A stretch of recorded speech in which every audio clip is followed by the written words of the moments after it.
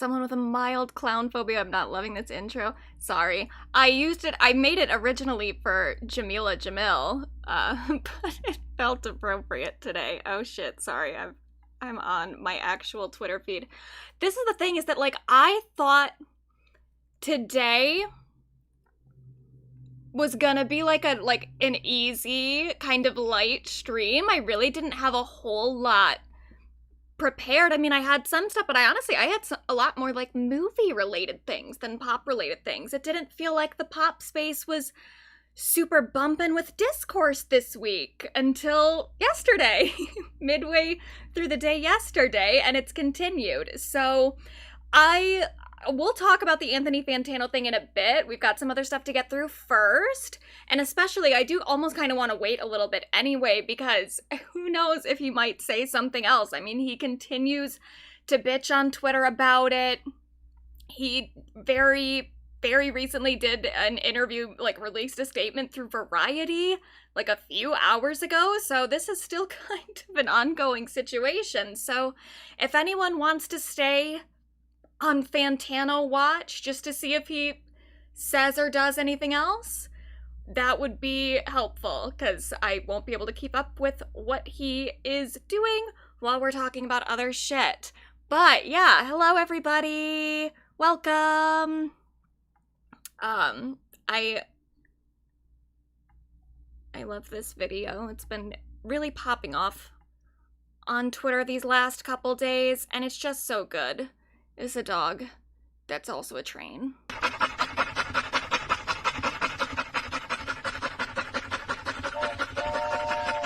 It's just so good. Sometimes the internet is really good. And there was another hit tweet this week too with another dog. Dogs are really, they're popping off on the timeline recently, but this is from the World Cup. Oh no, gray cardigan. Get it? Because it's a dog. It can't see in full color. I don't know if they actually see in black and white like people say they do. I feel like I've read mixed things, but it's very funny. Funny! I got like an email thing. Sometimes YouTube will send you like recommendations of like, this topic is really big right now. You should make content about this. And it told me to make soccer related content. So here it is. This is the soccer related, World Cup related thing. Is this dog, singularly. Now we do have some other sports themed thing. We're gonna go back to the Knicks game for a second. The Knicks championship. I didn't realize, I had seen something about him getting into hot water last week, but I didn't realize like the full conversation that was happening. But Elmo has really pissed a lot of people off. So he tweeted, Elmo hopes both teams have fun ahead of the Knicks game. I don't know if this is June 3rd, so this might have been like game 3 or 4 or something. I don't even remember if it was like the championship game. But people were not happy because Elmo is from New York. I understand doing this both teams thing if you're from somewhere else, but you're not, Elmo. You're from New York, and that should count for something. So a lot of New Yorkers were pissed off. People said, don't make us take this down, bro. This is from the NYC Department of Transportation, like their official account.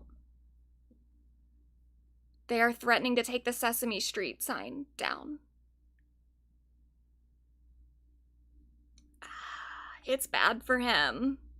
And while they were celebrating the Knicks win, they put his head on a spike and called him a traitor.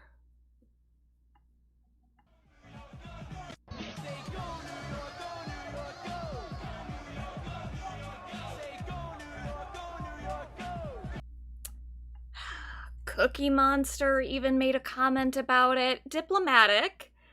But he said, Elmo teach me not to eat trophy. Me teach Elmo to pick a team. Fair. And then Elmo did say this, which I don't really even think really helped the situation at all. He said, "Nix, that last message, Elmo didn't mean to spur you on." I don't know that it's the time for puns, Elmo. I think you could maybe just apologize. Even toddlers, even male toddlers seem to have an issue with admitting their wrongdoings. Oh my god, this fucking gnat. God damn it. But then there were people, I mean, let's be honest, these are imposters. This is not the real Elmo. It is way too large, but people dressed in Elmo costumes trying to apologize on his behalf, which is admirable, you know? I mean, we do care about the, what is he? He's like 3.5. I think he turned 3.5 recently. And then one of the players even held a little Elmo with a sign that said, "Forgive me, please." So it seems like, you know, not a whole lot of bad blood between Elmo and the Knicks players themselves, but it's still, you don't need to sit on the fence like this, Elmo. And then he even did an interview with E! News where I don't know that he really helped himself. Oh, that's very difficult. Elmo has learned that Elmo should not pick favorites for online consumption. Yes. Elmo learned that. That was a new thing Elmo learned. And we learned that from Elmo. Yeah. You need to unlearn it, Elmo. I'm so sorry. You do have to unlearn it real fast. Excited for the whole team. Why is the World Cup important for all of us to experience? Well, Elmo really likes it because it brings the world together. Yeah. You know, it brings everybody together because we're all the same, you know? Oh, that's very difficult. I mean, I guess.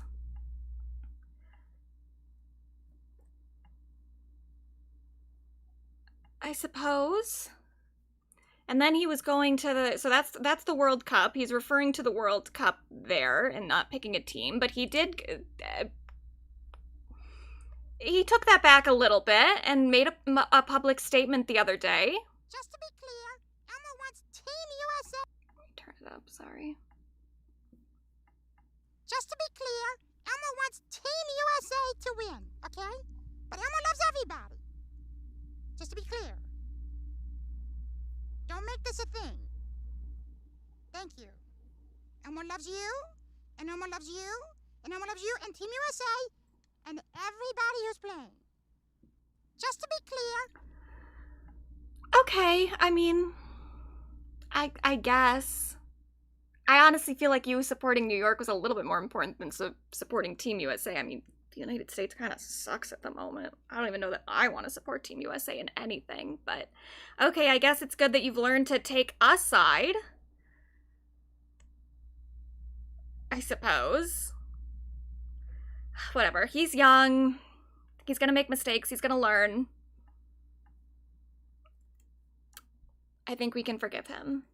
They are making a Sesame Street movie, though. It's apparently in development at Netflix. I don't know what the details of it are, because I know that at one point, and I think it was like prior to COVID, and I think this is what shut it down, but I think at one point, and I don't know, I guess we can click on here and see if it says, but at one point, I know that Bo Burnham was attached to a Sesame Street movie. I don't know if it was, oh, what the hell? I don't know if it was just to make the music or if it was like directing or something, but I don't believe that he's attached to this new Netflix. The movie brings Sesame Street fully into Netflix's arms, blah, blah, blah, blah. Who would acquire the movie rights? Been a year-long contest, blah, blah, blah, blah, blah. Universal proved a strong contender as it had the Daniels, the Everything Everywhere All at Once filmmaking team of Daniel Kwan and Daniel Scheinert, attached to produce, as well as Phil Lord and Chris Miller. Neither entity was attached to direct, sources stress. In the end, Netflix prevailed. It helped the Sesame Workshop also approved of Rybeck's approach to the material. No filmmaker is currently attached. So yeah, I don't know if Bo Burnham has anything to do with this. I think at one point Anne Hathaway was supposed to be in it, but then she got pregnant? I don't know. But now she's pregnant again, so clearly she's not going to be in this one either then. But I don't know.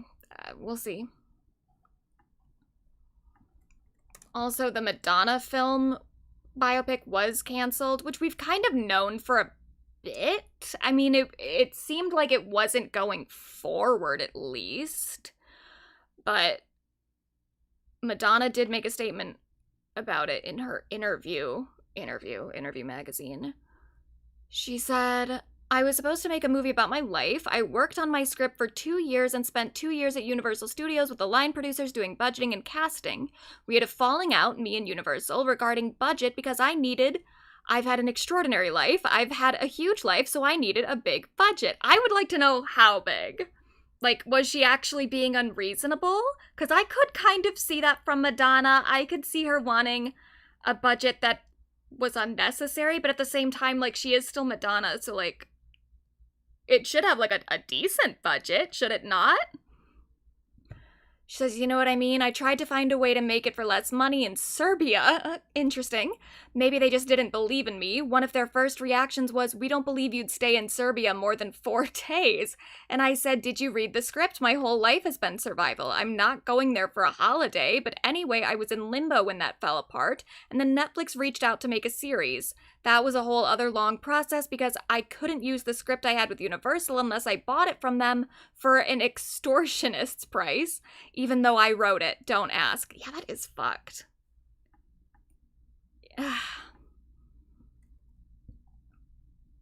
I mean, just do it. Like, just let her make whatever she wants. Who cares? You have the money.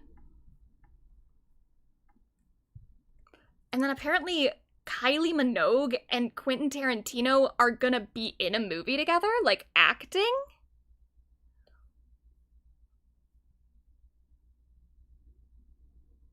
Okay.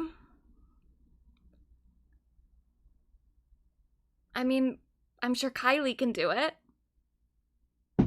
Him, I don't know.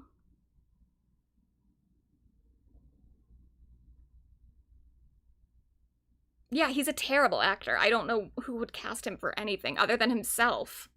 He's the only fucking director that really wants to work with him.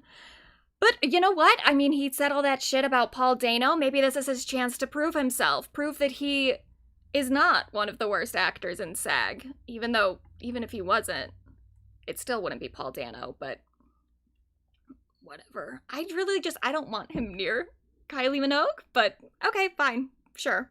Whatever. And then apparently the success of Backrooms, which I already knew was gonna be like influential, said that when the movie came out, thought that it would probably have a big impact throughout the entire film industry, especially like the horror film industry. But I didn't know, I guess I shouldn't be surprised, but I didn't think it would be like this. Backroom sends Hollywood running to Reddit for new ideas. Why? Like, I get that Backrooms kind of started as like a Reddit thing. But also, Kane Parsons got selected to direct the movie because of his own YouTube videos and stuff. Like, if you were gonna like search through any website, any social media site looking for ideas for a movie, I would think you would go to YouTube looking for talent, looking for people that have ideas and are already making stuff on their own and maybe would do well making things with a higher budget, like a Kane Parsons. You just want to go to Reddit and just get ideas for the story?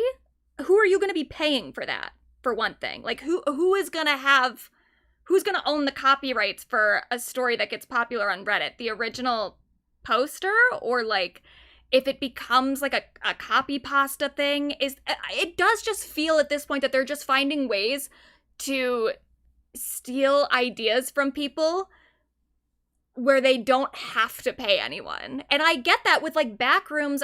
There's conversations about, like, the copyright, who owns the copyright of Backrooms, and I'm like, no one owns the fucking copyright of Backrooms. It's like an open source thing. Anyone can make a Backrooms movie, anyone can make a Backrooms story, like text story, video, photo, anything. Anyone can do anything with Backrooms. It's for everybody. Backrooms is for all of us. And I think that that's, like, fine. And that's something that I am hopeful about with the popularity of the movie that it is kind of an open source thing that everyone can dip their toes into. That's exciting. But you don't need to then just go searching for other things that you can take people's names off of or never have to attach a name to whatsoever because it's a story that you found on Reddit. You can just like find talented people on the internet and help them bring their vision to life without just stealing from internet memes. Weird. Weird as hell.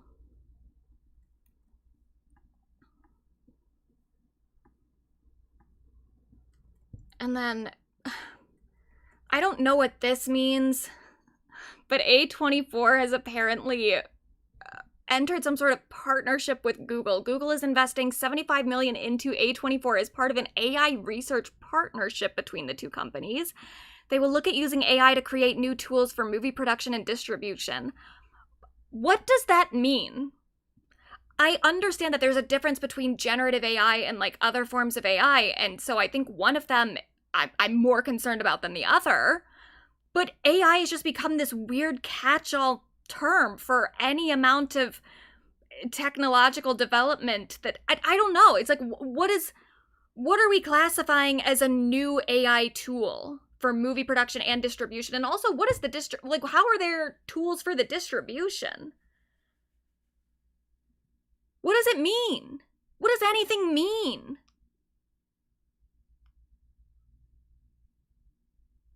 Oh my god. And again, with an internet thing taking off, or like an internet-based creator having their film reach mainstream success, the guy who directed Obsession, he's also like another YouTuber or something, or he made content for YouTube. He directed this movie, and it's like a low-budget movie that's doing pretty well, which happens with a lot of horror movies. I mean, horror movies, that's an entire genre that does pretty well with low budget, and that's why you get more creative ideas in horror a lot of the time, because they're not being made as like mass products for like mass distribution. Well, I mean, they kind of are, but they're not. They can be a little bit more homegrown. And so like, okay, yeah, cool. Love that people are taking notice of that like low budget horror is good. And creators from YouTube can do really cool stuff if given a slightly larger budget than what they are working with on YouTube. But again, we're taking a very weird lesson here. It says indie producers can still make movies like Obsession cheaply in the US by shooting non-union. The breakout horror hit filmed in LA for just $750,000, but as domestic production shows, IATSE has been pushing harder to flip non-union projects, driving up costs. The lesson we were taking from this should not have been let's do more non-union projects. Everything is bad. Everything is bad.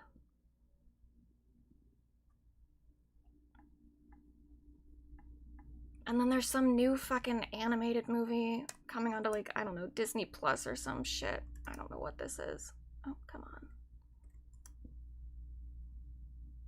Yeah, new Disney animated film, Hexed. And if you notice, all of the shots seem very like center focused, like pretty much everything happens in center frame.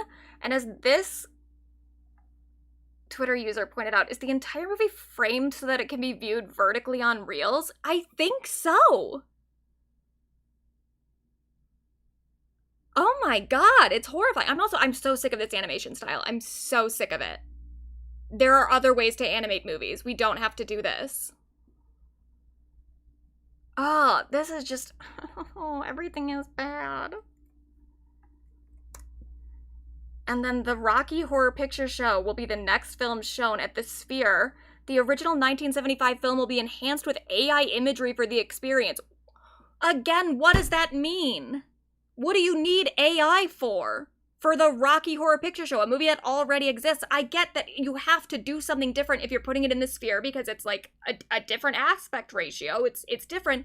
And I can almost understand that when they did it with The Wizard of Oz. I didn't think they should have used AI in the first place. I think they should have just had graphic designers creating the world around The Wizard of Oz, around like the film that you've already seen. Create, you know, put out, I don't know, more flowers or something on the sides. I don't know what the fuck they were doing. But okay, it kind of makes sense with the fact that, like, you're basically just... Like, it's just so much of The Wizard of Oz takes place outside. So it's like, okay, yeah, just put a sky up there. What are they going to do with Rocky Horror Picture Show?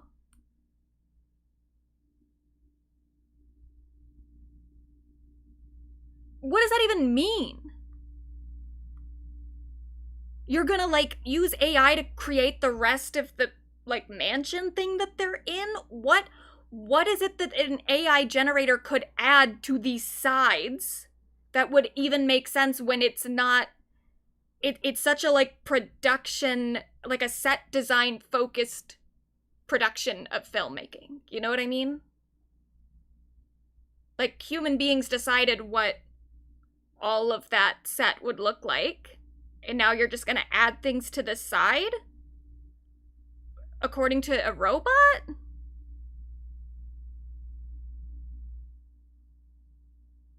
How?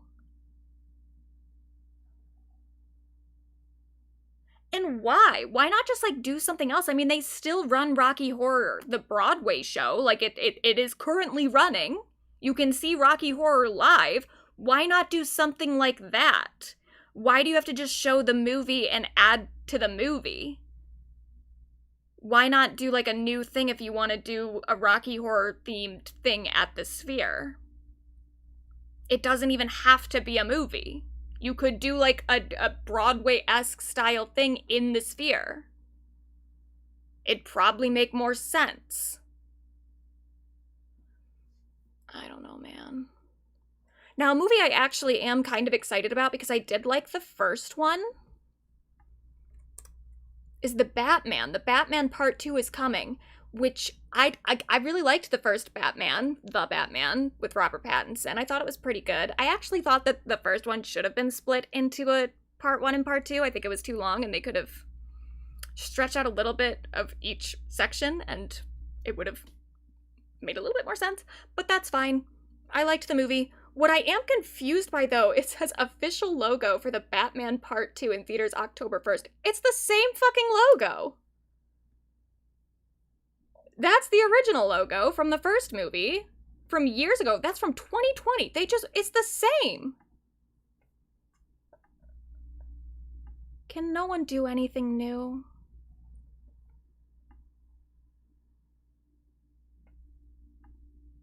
Like, what was even the point of revealing this? They just stuck a Part 2 onto the bottom. I'm interested in this, because I'm confused by it, but a Survivor animated movie is in the works with animals as the contestants? What? How do you turn a reality competition show into a movie? And why would the animals be there? What does that mean? In the movie, are they gonna be on a reality show?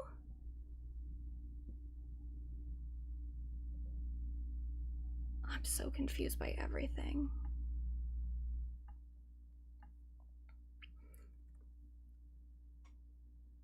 Yeah, anything but make the Madonna movie. Exactly. And George Lucas apparently is going to be in the Minions movie, Minions and Monsters, which that's just kind of fun. I guess it says he's a huge fan of the franchise. Boomers love the Minions. And you know what? I love that for them. Let them have that. It's better than their fascination with generative AI. Let them have the Minions.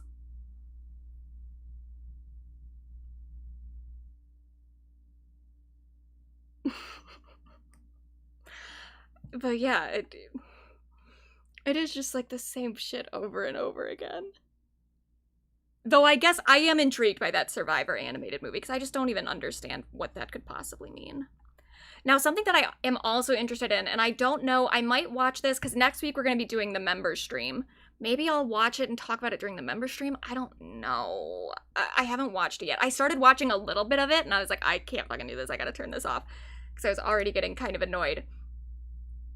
But TMZ released something with Fox. It's a celebrity crime scene. I guess it's going to be like a multi-part series, this is where I had to turn it off because I was like, what is that? Again, what does it even mean? They said that they recreated, here, maybe they say it in this preview here. This crime scene was clearly staged.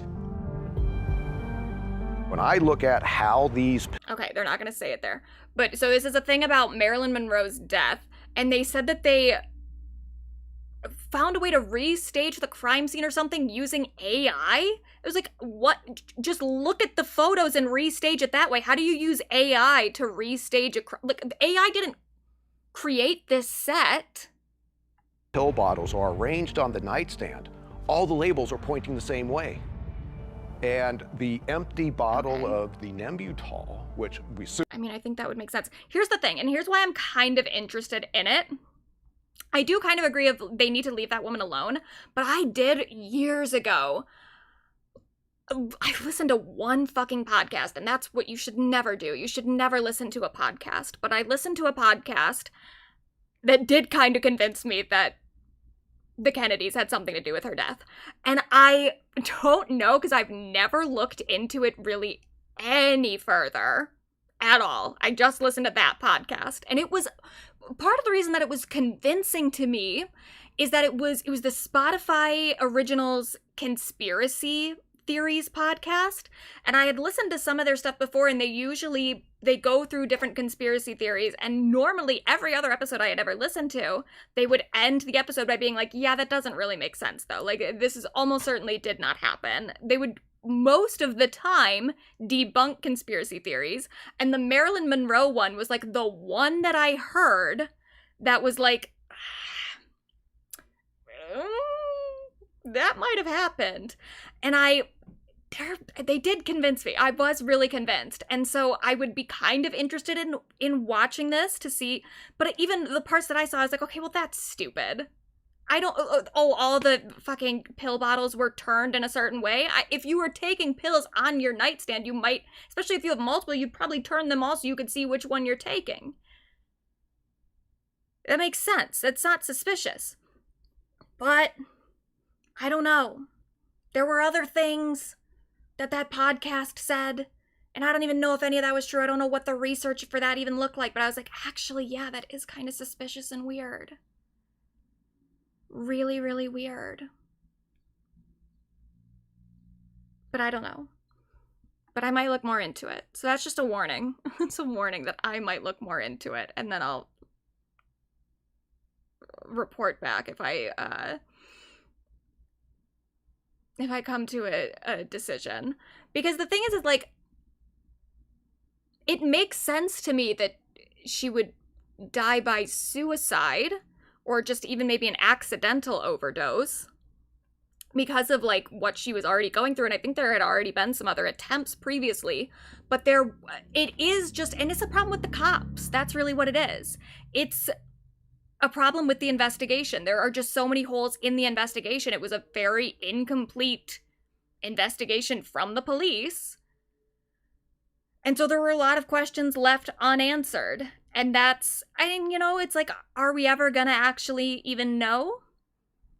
Especially this far out? Probably not. And I especially don't think that you can really use AI to solve the problem at all. I don't even know what that means. But the thing is like, if there was some sort of government conspiracy, I don't even know how much the rest of the government was involved, but like, if the Kennedys were involved in some way, then it's like, okay, well, that does actually have relevance to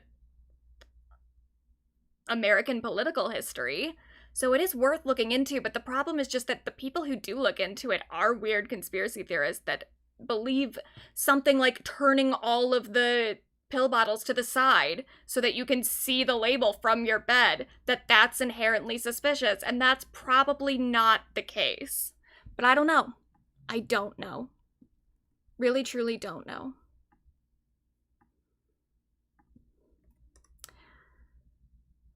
I'm also apprehensive about this new Spider-Man movie because I'm not a huge fan of these like new Marvel Studios Spider-Man movies. I love the Sam Raimi Spider-Man movies. I think they're some of the best movies ever made, especially Spider-Man 2. Spider-Man 2 is one of the best movies ever made. And I've never really been wowed by these newer ones or the Andrew Garfield ones either, but I do like Tom Holland.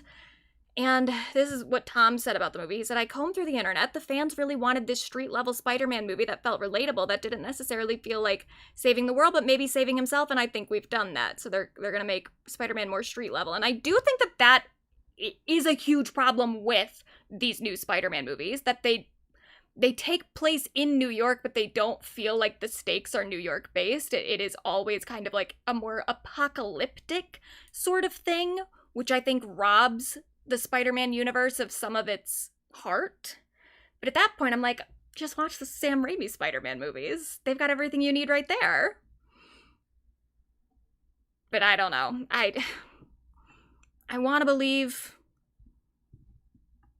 I'm never going to like it more than the Sam Raimi movies. That's just plainly true. But I want to believe that I could like it more than I currently do. That I could like this new movie more than the other ones in the series. I guess we'll just have to see. Maybe I won't even watch it. I haven't watched any of those Marvel movies for like years. Because who cares? But really, I'm only bringing that up just to say congratulations to Tom Holland and Zendaya. Tom did confirm that him and Zendaya are married.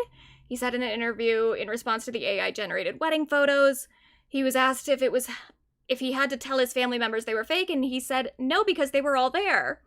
Aww.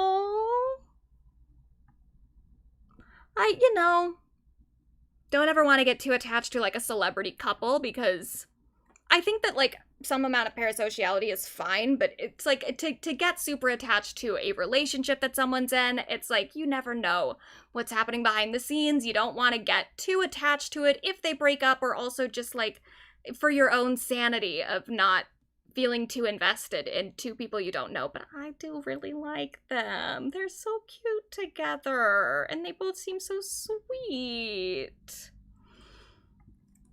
He said, so for me, I found my person. She's my best friend, and I'm the happiest I have ever been when I'm with her, but I have also never felt so supported and safe ever. Period. Oh, I love them. I hope they stay together forever. Forever and ever and ever. And Tom did speak out against AI. He said creativity is safe from AI because creativity has to do with the human experience. It's about emotions. It's about understanding one another. AI can sift through data, but it doesn't understand emotions. It doesn't understand the difference between being happy and being sad. The way artists paint, it's not about what they're copying. It's about expressing themselves. AI doesn't have a soul. So true, bestie. So true. And SZA also spoke out against something related to Diplo. I don't know what this is. This is the problem too, is like everyone has their own like AI companies and AI programs and shit now, and I don't even know what the fuck any of them actually do or why they've been invented. But so I guess Diplo has something called Suno AI, which is a music generator. And so SZA said, I don't know who needs to hear this, but Diplo has equity in Suno and is actively attempting to train it on the best and brightest black minds of writers and producers. We make up 13% of the American population, yet influence the world with our sound and perspective. I ain't heard a white AI song yet. We have no protection in legislature, medical, or creative. The easiest to steal from. She said, just checked, and Music AI has trained off 238 of my songs. I'm certain some unreleased. If you're a musician and you support this degenerate shit, you're disgusting, and there's nothing you could ever say to make me, there's nothing you could ever say to me to make this okay. I hope you have the life you deserve. Diplo just kind of sucks in general. He's a gross person. Period. But I didn't even... What the hell is Suno AI? And how is it getting access to her unreleased music? Is it like actually... D'Angelo has a video on it, very infuriating. Ooh, how long is it? D'Angelo.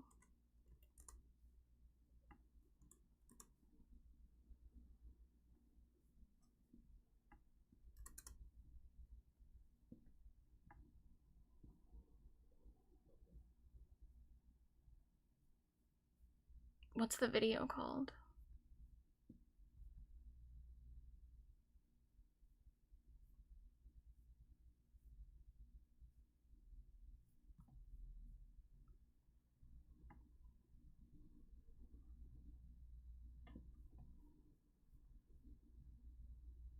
I don't know. But yeah, whatever it is. Fuck Diplo.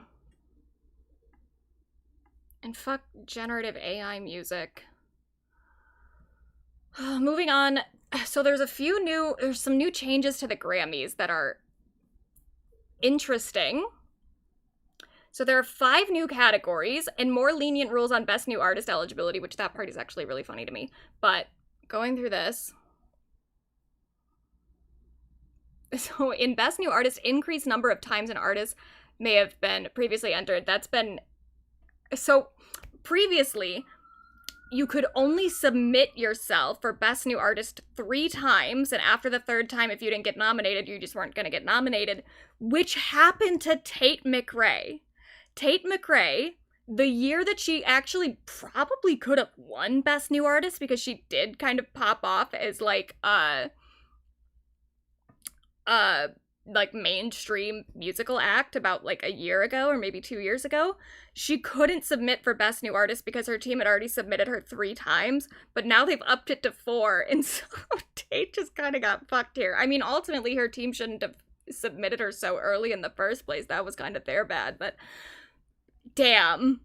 Now she's already been nominated for other Grammys, so she can't be nominated for Best New Artist.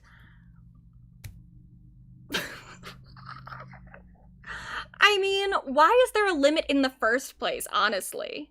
Especially when they can give Best New Artist to people that have been in the music industry for like years and years and years that just haven't had like a big mainstream breakthrough. If you can be fairly established and then get a nomination, like Sabrina Carpenter. Sabrina Carpenter had what, like 6 albums before she got nominated for Best New Artist? If that can happen, why is there a limit on the amount that you can submit yourself? The whole thing seems a little silly. But yeah, poor Tate. If only they had waited. But here's the big stuff. So there were new categories added. First, there was Best Asian Pop Music Performance, which is in the pop and dance electronic field. So it says this category recognizes excellence in Asian pop music performances originating from or widely recognized within Asian markets, including but not limited to K-pop, J-pop, and C-pop, with meaningful use of one or more Asian languages. Awards are presented to the performing artists. This joins a growing number of categories that have the name of a geographic region embedded into their name. Others are Best Musica, Mexicana Album, and Best African Music Performance. So Harvey Mason Jr., who I think is like the president or something, says, Asian pop music is one of the most significant and sustained forces in the global music industry. Its impact is well established, and it continues to grow and shape music culture around the world. There's so much music coming out of that region between J-pop and Mandopop and K-pop, and I'm so excited to recognize its impact in next year's show. As Asian pop's influence has continued to grow within our process, our members and trustees felt this was the right moment to create a category that was more accurately reflects the genre's scale, artistry, and global impact. With an integrated approach to music, performance, and presentation, Asian pop is distinct in its musical identity. As we move forward, we can continue to explore additional ways of recognizing even more creators within the broader Asian music community.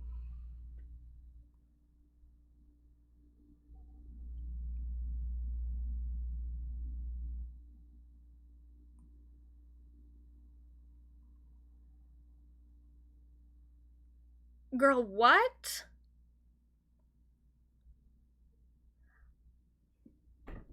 I kind of understand in a way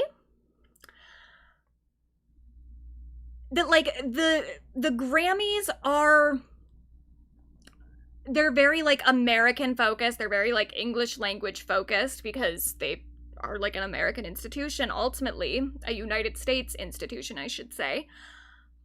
So I kind of understand maybe having some categories to recognize music outside of what's popular in, like, Western American culture or whatever. But if the whole thing is that you want the Asian music to be recognized because of its growing impact, shouldn't it just be integrated into the other existing categories? Like, I feel like you could only really get away with having these extra categories that are specific by region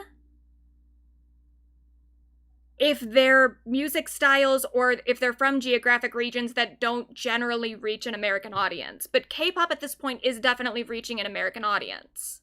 So why do you even need to do this? It really does just feel like they are segregating the Asian pop stars away from every other pop star, which is very strange. And especially to say, too, Asian pop is distinct in its musical identity. Kind of, but I would say that it takes a lot from American music, especially Black American music. And it takes a lot from, like, American pop, so I don't think it's, like, so distinct that it needs its own category. But then at that point, so many of the other albums and the other songs and stuff that get nominated in just the general pop categories, those are also distinct in genre, you know? Like, there's really no reason that certain pop songs should all be categorized together just because they all happen to speak the same language. I think that you could actually find a way to create, because this is my thing too, and I'm very against, like, the gendered categories at the Oscars and shit, because I just think it is a way to, like, segregate people based on gender. And I get the argument that's like, oh, well, then women would never receive awards if we didn't have specific woman categories. And to that I would say, okay, well, then why don't we do that with all the categories then? Why don't we do that with, like, editing? Why don't we do that with directing? Why don't we do that with writing? Why do we only do it with actors? That already feels very weird.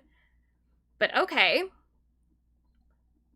At that point, I think that if we're so concerned about people not getting awards based on their identities in whatever way, whether it's the language they speak, whether it's their gender, whatever, I feel like a way that we could probably be a little bit more inclusive is to just have more categories, period, that don't have to be specifically related to gender or nationality, but just related to, like, genre or related to specific types of accomplishments within that specific genre or that specific skill or whatever, you know? We could have more categories without making it a gendered thing, without making it a nationality thing, without making it a language thing. This is just very odd. It's so odd to take music that is gaining prominence in Western American culture and then decide that it can't be integrated into everything else, that it needs its own category, that it has to be separate just because it's gaining prominence. That's just weird. And they're doing the same shit with Latin, with the best Latin song. And they're crediting this to, like, Bad Bunny winning the Grammy for Album of the Year. Like, what? He won Album of the Year already. He already was rewarded for the accomplishment. Why would we need more categories that specifically segregate his music and other artists who also speak Spanish? Why would we need categories, more categories to segregate them off from the rest of the music industry? Why does that make sense if he already was mainstream enough to win Album of the Year? And I get that there was already like a Latin album or whatever, and they're just adding the category for song, but it's still like, well, what? Those can still all be nominated in Song of the Year and Record of the Year and Pop Song and in whatever. They don't need their own categories. If they're popular, they're popular.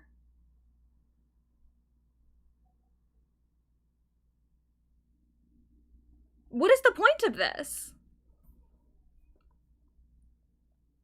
And best R&B collaboration for a duo or group performance, which, okay, fine. I think that's crazy that there wasn't already that. That's also, when we're when we're sectioning off these different genres, R&B makes sense as its own genre, but it is so clear that they are just putting Black artists into the R&B category, or into the R&B, or even worse, the urban category, which is an insane thing to call any category. Urban? Do you call country rural? Are all white people put into the fucking rural category? No. And how is it that so many Black artists that make standard pop music keep getting put into the urban category? We know why. But okay, R&B, that makes sense as its own genre. What's insane to me is the fact that during the last Grammy ceremony, they had the R&B categories given during the pre-show. They weren't even on like the normal show. Maybe they had like one R&B category, but a vast majority of the R&B categories were shown during the pre-show. As if R&B isn't one of the biggest and most influential categories in music. What's so ironic too is like they gave the awards during the pre-show, and yet so many of the performers were R&B artists. So they want to benefit from R&B artists. They want them on the stage. They want them performing because they know that people are going to tune in for those performances, but they don't want to give them awards on the main show. So how has it even taken this long for us to have a best R&B collaboration or duo/group performance? And is this just going to be put on the pre-show too, like everything else? And then best traditional pop vocal performance. I thought we already had that. I could have sworn we already had that. Best traditional folk album. Okay, fine, sure. I would have thought we already had that too, but okay. And rule change launched a looser alternative further. I don't care about that. I mean, I'm sure it's important. It probably actually affects a lot of stuff, but I don't care to learn about it right now. But I do want to pull up this old Tyler, the Creator clip from years ago. That whenever we, and I mean guys that look like me, do anything that's genre bending or that's anything, they always put it in a rap or urban category, which is, and I don't like that urban word. It's just a politically correct way to say the N-word to me. So when I hear that, I'm just like, why can't we just be in pop? Why can't it just, you know what I mean? So I felt like half of me feels like the rap nomination was a backhanded compliment. Like, oh, my little cousin wants to play the game. Let's give him the unplugged controller so he could shut up and feel good about it. That's what it felt like a bit. But another half of me is very grateful that the art that I made could be acknowledged on a level like this when I don't do the radio stuff. I'm not played in Target. I'm in a whole different world than what a lot of people here listen to. So I'm grateful and like, it sucks that. Yeah, and that's the position that the artists get put into, is like, you are supposed to be grateful because it is the Grammys. It is this like huge cultural thing. And yet they are segregating you off from the main categories and from categories that are even just appropriate for you to be in.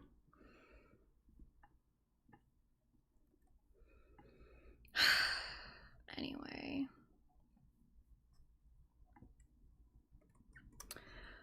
Role Model is apparently the first artist to use the Spotify reserved feature.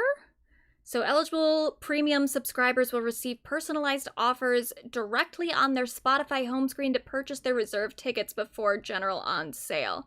So I don't know if we have any like role model stands in the chat, but like I'm still just very curious as to how this gets rolled out. Like how much do you have to stream them? How often do you have to stream them?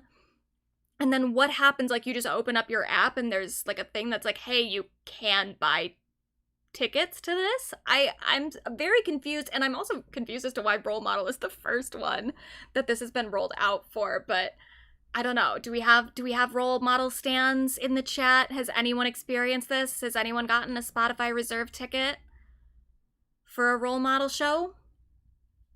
I'm on the fence about it because I do think that it's a better way to like ensure that fans get first access to tickets, which has become a huge problem with all the fucking scalpers on these different websites, including like I think Ticketmaster has their own fucking bots that are basically just scalping themselves so that they can charge more for the tickets. So that's good, but it does feel a little bit like a way for artists to up their own streams. I saw this from the from Gaga Daily. It says Spotify has started rolling out Reserved, a new feature that gives an artist's most dedicated fans early access to tickets based on their listening activity. Stream Lady Gaga, your future self will thank you. Yeah, I mean, it is just a way for you to promote streaming on Spotify, period. And Spotify's not a great company anyway, but none of them really are. But Spotify is especially kind of bad, but it also is just like the cheapest. So, you know, is this just another way for people to get their streaming numbers up? Possibly, but I guess it is maybe a better system than what we're currently working with, but I don't know, like, how many do these go out for? Especially when it comes to these, like, big artists.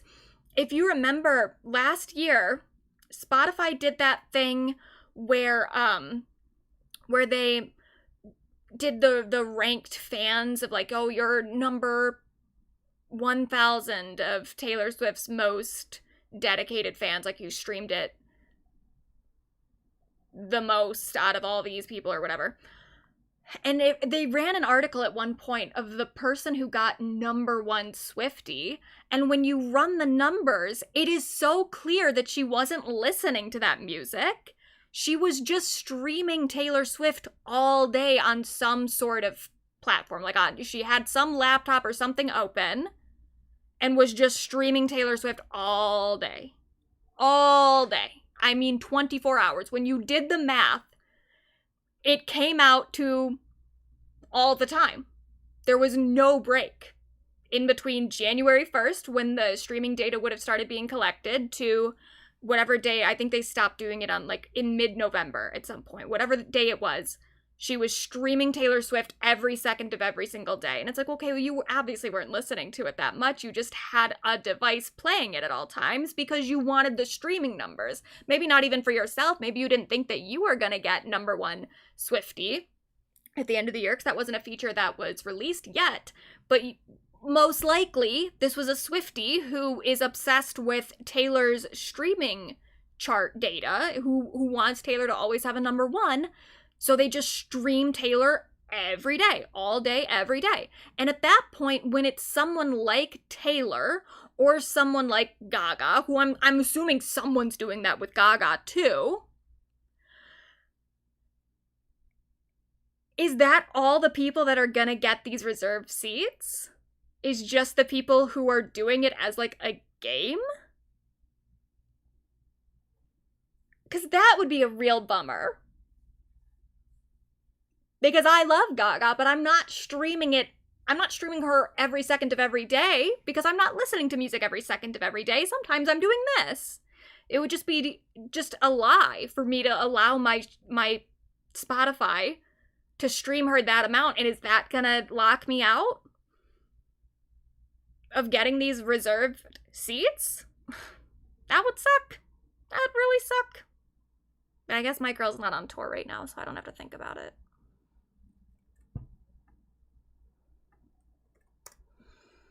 Bad Bunny has become the first ever Latin artist to gross $1 billion from tour ticket revenue. Congratulations to him. It is apparently the highest grossing tour to not play in the US.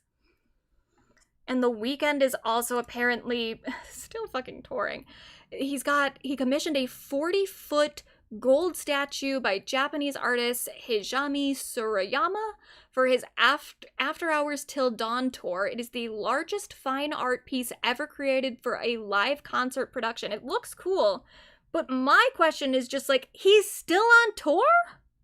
This specific tour? I saw this tour in like 2022. I saw this fucking tour that he is currently on. And I know that he's changed the set list. I know that he's added a whole bunch of stuff.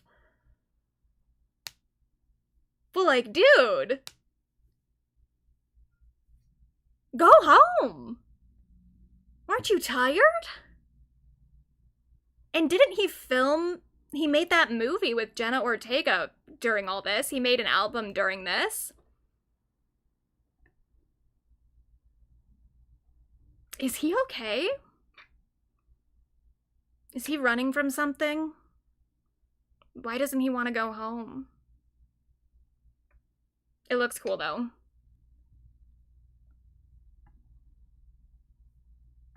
I don't know exactly what it does, but it looks cool. Speaking of looking cool, here's Doja Cat, just looking cool. I'm so obsessed with all of her tour outfits.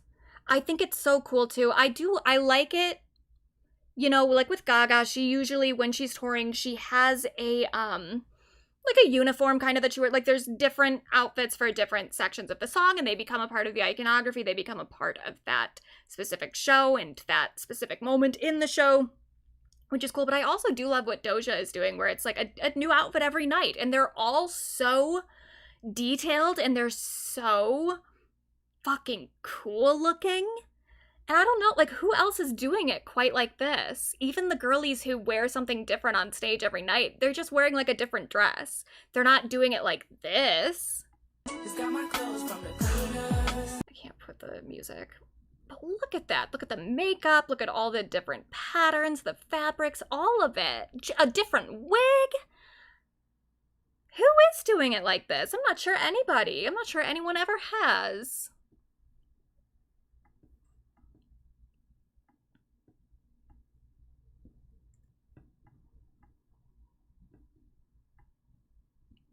Now, another live music discussion before we get to talking about her later and her unfortunate part in this Anthony Fantano drama. Olivia Rodrigo talked about her experience with people at the barricades at some festivals. I have been to certain concerts and certain festivals where people wear diapers so that they can be front row of the show. And that's been an experience as a performer that I've smelled and experienced. That is insane behavior! I have been to certain... She also goes on, I couldn't find the full clip, but she does go on at one point to say, like, all the people at the New York Times ball drop, they're wearing diapers because they have to be out in New York City next to where the ball drops for hours upon hours, and you don't want to lose your spot.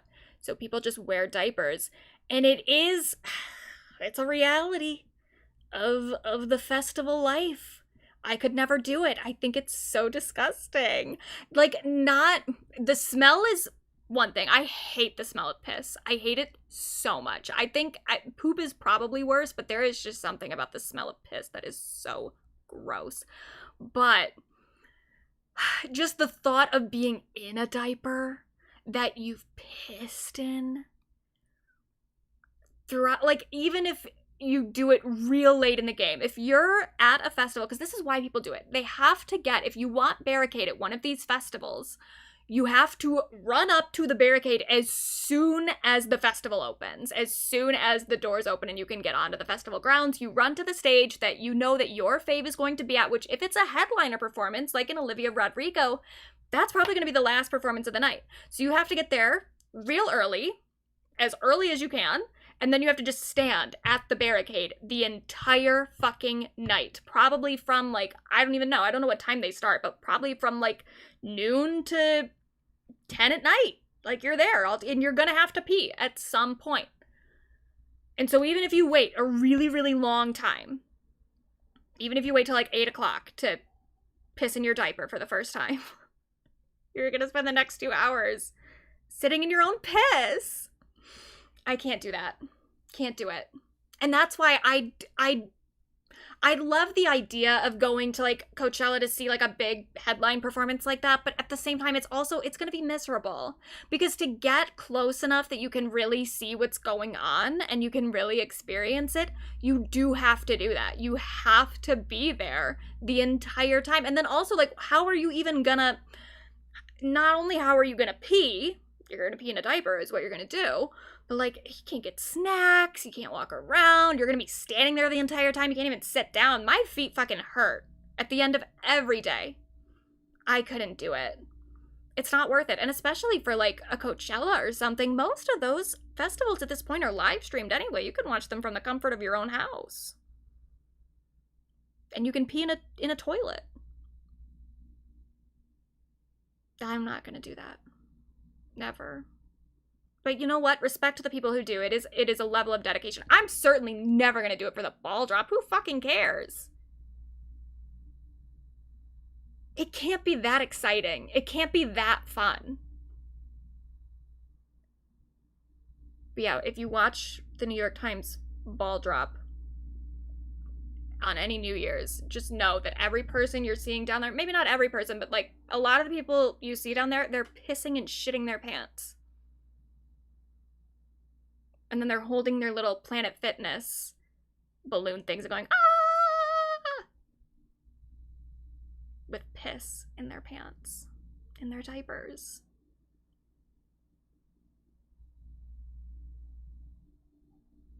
Couldn't be me.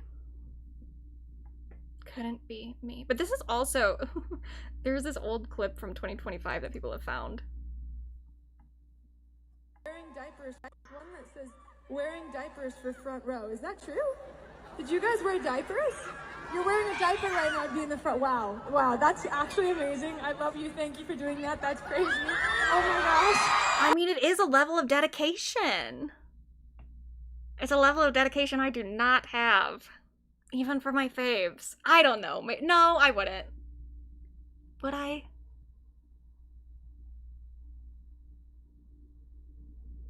I don't know. Probably not. No, I wouldn't. Maybe. Probably not. But speaking of festivals and speaking of Olivia, this got announced today, which is super exciting. She is launching her own little festival. She said, truly never felt more excited to share a piece of news with you all. I've had a dream of doing this festival for years, and I am so ecstatic it's finally coming true. Daisy Chain Fields features an all-woman lineup, and 100% of the net proceeds will go to charities dedicated to advancing and advocating for women and girls. The lineup is truly insane and full of my heroes and friends. I firmly believe that joy, community, and music can be the drivers of meaningful change, and I'm hopeful this festival will be just that. I absolutely cannot wait to scream and dance and sing with you guys August 29th. This is in Los Angeles. Or Irvine, California. I don't know. Is that close to Los Angeles? I have no idea. But we've got Bikini Kill, Chappell Roan, Die Spitz, Doechii, Eli Garbage, Cat's Eye, Mitski, Not for Radio, Olivia Rodrigo. I love that she didn't like, I would have put my name up real big. But she's just right there in the middle. So humble. Quiet Light, Rachel Chinoriri. I don't know who that is. Apologies if I am almost certainly pronouncing that name incorrectly. Santa Gold, The Breeders, and special guests Karen O, Sarah McLachlan, and Stevie Nicks. Oh, I love it. That's so cute. I hope there's a live stream.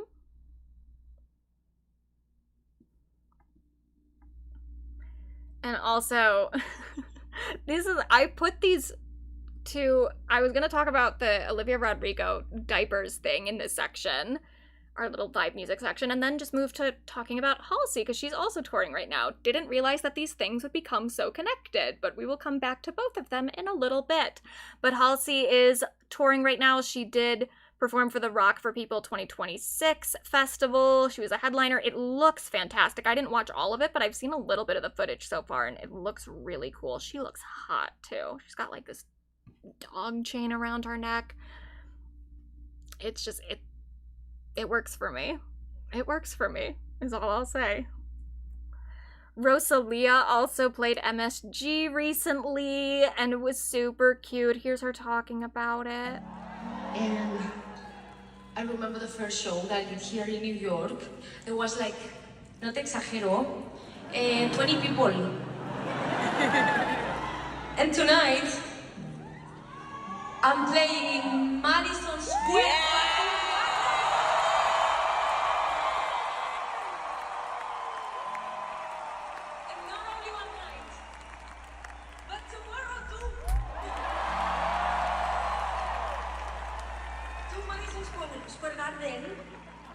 It's a big deal for me. It's crazy.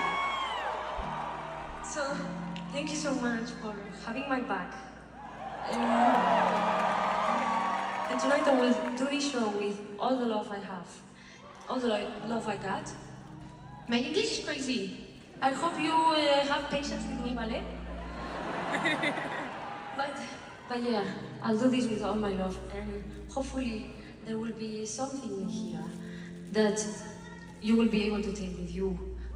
And honestly, nothing will make me happier. This is what, como que le da sentido a lo que hago. This is what makes it make sense.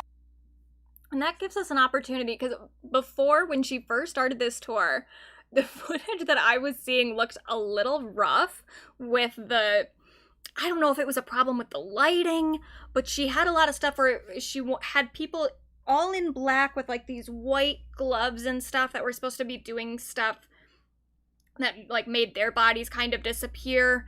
And it just looked a little, it didn't look like how I think she imagined it would look on some of those first shows. Maybe it was the lighting, or maybe it was even just a camera angle thing. I'm not quite sure, but I've seen more footage from the tour since then that looks way cooler. So like, just so we can all be clear of like what it does look like at this current moment, at least according to this camera footage, this is the tour now. Like, that looks really cool. But the other footage I saw before, it's like you could see all the people just standing there.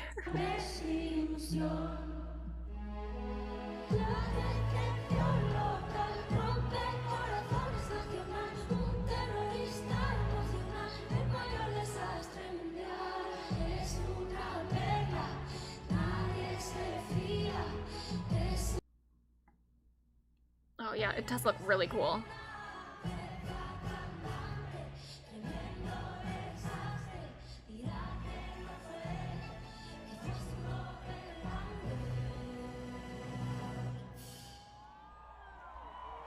So yeah, at some point, I guess they fixed the lighting or whatever the problem was in those first few shows.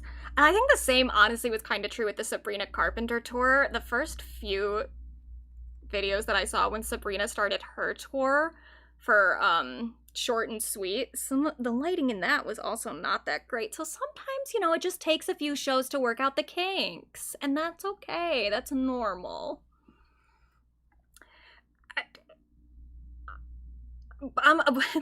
Someone else had a live performance recently that I will say nice things about, because I do think that she's a very good live performer and she does a lot of cool things with her props, but then I will also not have very kind things to say afterwards. So, you know, let's soak in the niceness for a second. Here's Katy Perry inside a giant plastic water bottle. I don't know what, I didn't know she was like on tour or anything, or if this was just like a one-off festival date or something, but it does look cool. I'm gonna give her that. It does look really cool.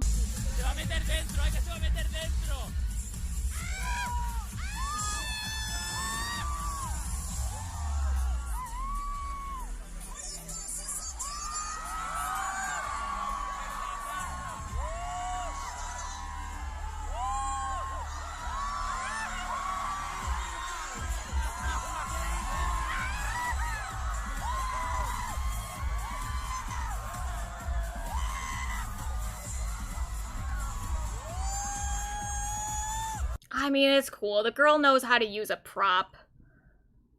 But this did give people an opportunity to get some interesting shots.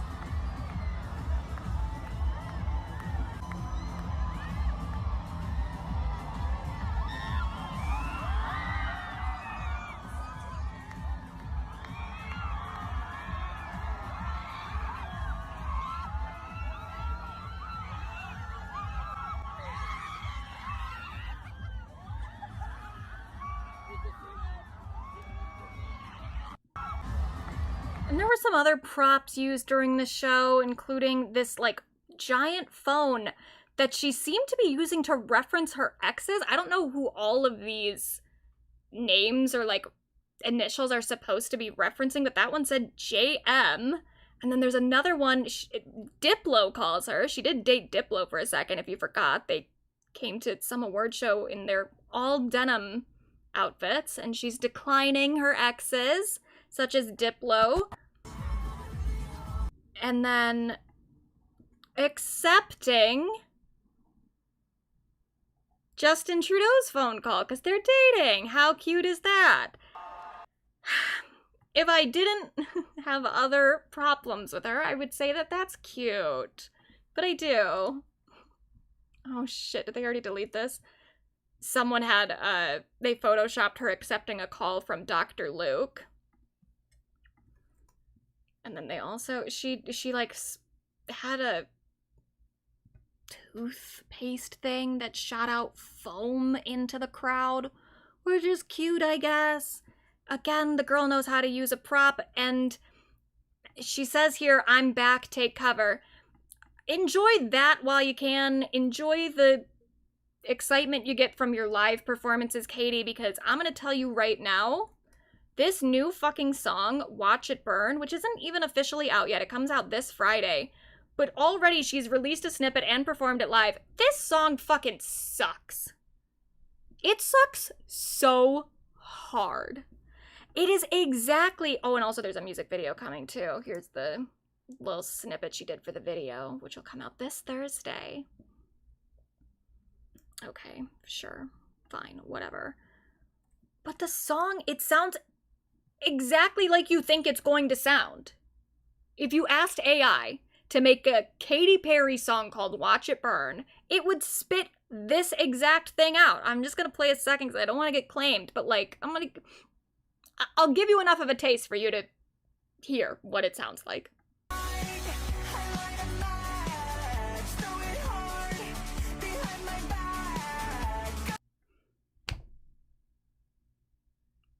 Her and Lizzo, they just refuse. They refuse to evolve past this one type of song, this like empowerment anthem thing, and at least, I gotta say, at least Lizzo's empowerment anthems just kind of sound better. This has a sound that is so dated. It sounds like it's from 2015. And maybe, perhaps this is a coincidence, but it does feel a little telling that, like, both of them are flopping because they cannot update their musical output to the current moment, and they can't take any sort of hint from their audience about what it is people are actually looking for in a new release. They cannot evolve. They refuse to evolve. They have refused to, like, read the room and read the moment. Maybe it's a coincidence that they also both have sexual harassment allegations against them. It's like they genuinely both cannot adjust their behavior to what is happening around them.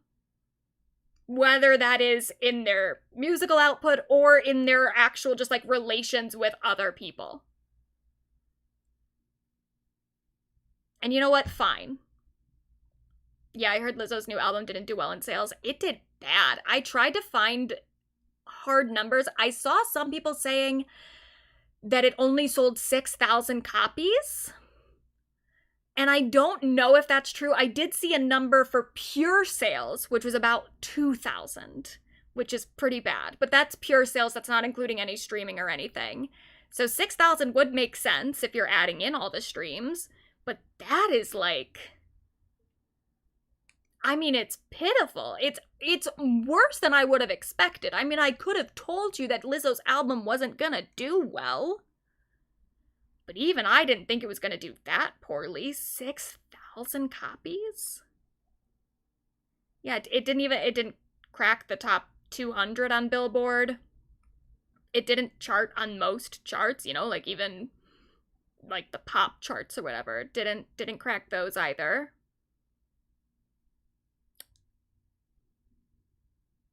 Don't know how to help. I don't really want to help because I also think that they've both done very immoral things in terms of their treatment of other people. But it is just very odd to watch these two women who were incredibly successful and who I do think are talented in their ways, just not being able to adjust their output to the moment. I don't know what their problem is. Genuinely, I don't know what their issue is. And I thought this was funny. The way she sings "Light a Cigarette" has undone 100 years of making smoking look cool. The most effective anti-smoking campaign ever. I am no longer fiending for a smoke. I am finally free. Thank you, Katy Perry. That's nice. Katy is undoing all the harm that people think Charlie is doing as a shill for the tobacco company, for big tobacco. And this person says she genuinely just doesn't have it anymore. This is so uninspired and bland. Yeah, she doesn't. And I even, for a while, even after Witness I do think had some better songs on it than people gave it credit for. I think Roulette is a really good song. I think Roulette is one of her best songs, to be honest with you. And then there were a few songs. I want to say there was maybe like 1 or 2 songs on Smile that I liked. And then I really didn't listen to the newer one at all. Whatever that was even called, I don't even remember. It was a number or something. But like for a minute I was like, look, she had a flop album. Maybe she can come back. She can reestablish herself. I don't think she can. I think this is it. I think this is as good as it's gonna get from Katy. That's my final declaration. She doesn't have it anymore. She's done. But someone who's not done. Miss Ariana Grande. Her and Taylor Swift are now the 2 most streamed female artists of all time on Apple Music. And the Swifties have been kind of pissing me off lately. So if I have Apple Music still, because I had that trial when the Mayhem Requiem thing happened. If my trial is still going when the album comes out, when Ariana's album comes out, I'm gonna help. I'm gonna get Ariana ahead of Taylor. Just kidding. I think that'd be kind of impossible. But look at this list. They're the only 2 women in the top 20 on Apple Music, which is crazy because who is listening to men? Sometimes I forget because I'm so like in a bubble of like pop stars that I forget that men are actually doing incredibly well. And for what? Like, what are they doing? What effort are they putting in? The Weeknd, and no offense to The Weeknd, he's a talented guy, but like he's been on the same tour for 3 album cycles.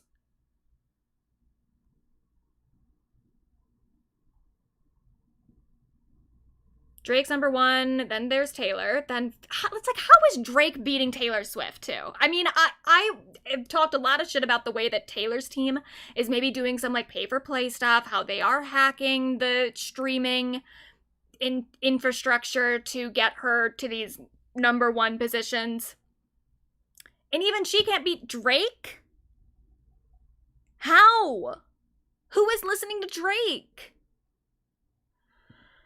And then Young Boy, Never Broke Again. Bad Bunny, that one's fine. That can stay. That's deserved. Lil Baby, The Weeknd, Morgan Wallen, Kanye West, Still, Post Malone, Travis Scott, and then Ariana, and then Chris Brown, Kendrick Lamar, I'll allow that one too, Lil Durk, Gunna, Rod Wave, Ed Sheeran, Justin Bieber, all right, fine. And then Eminem, which Eminem, to me, I'm like, okay, this is most stream artists of all time, I could almost make sense of that, except for the fact that Eminem's peak was not during the streaming era. How did he pull this far ahead when he hasn't released a good album in like 15 years? This is the state of the music industry. And this is the thing too.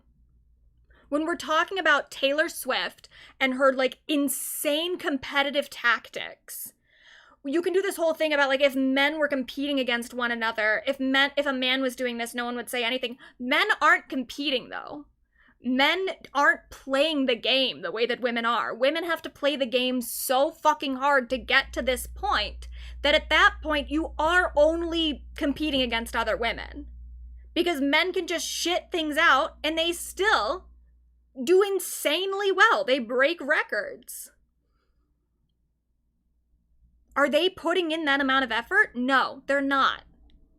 They are just frankly not.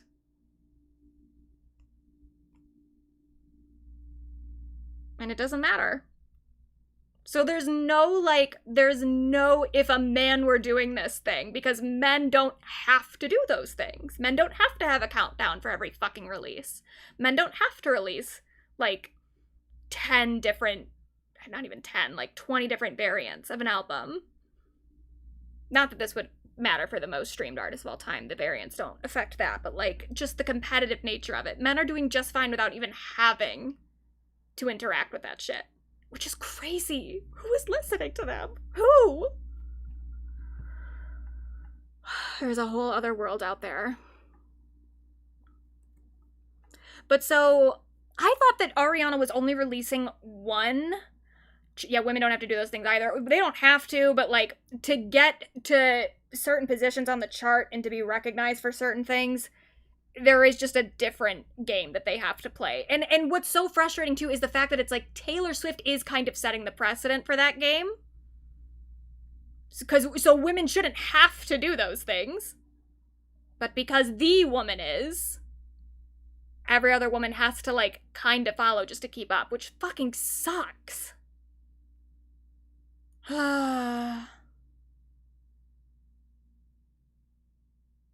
Anyway, but so Ariana, I thought was releasing like one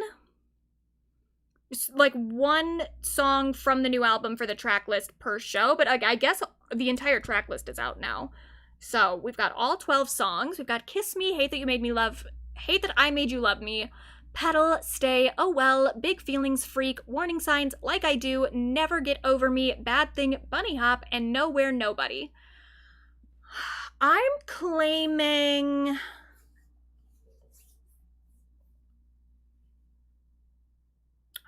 Bad Thing, Bunny Hop. I think that's gonna be my song. Yeah. I'm going Bad Thing, Bunny Hop. Don't let me down that one.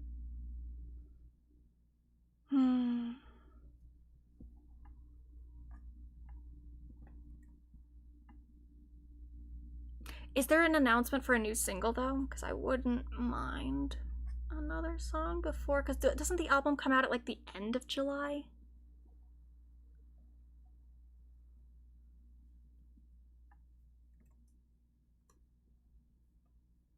FKA Twigs has also released a new single with Lil Yachty. I'll play like a second of it.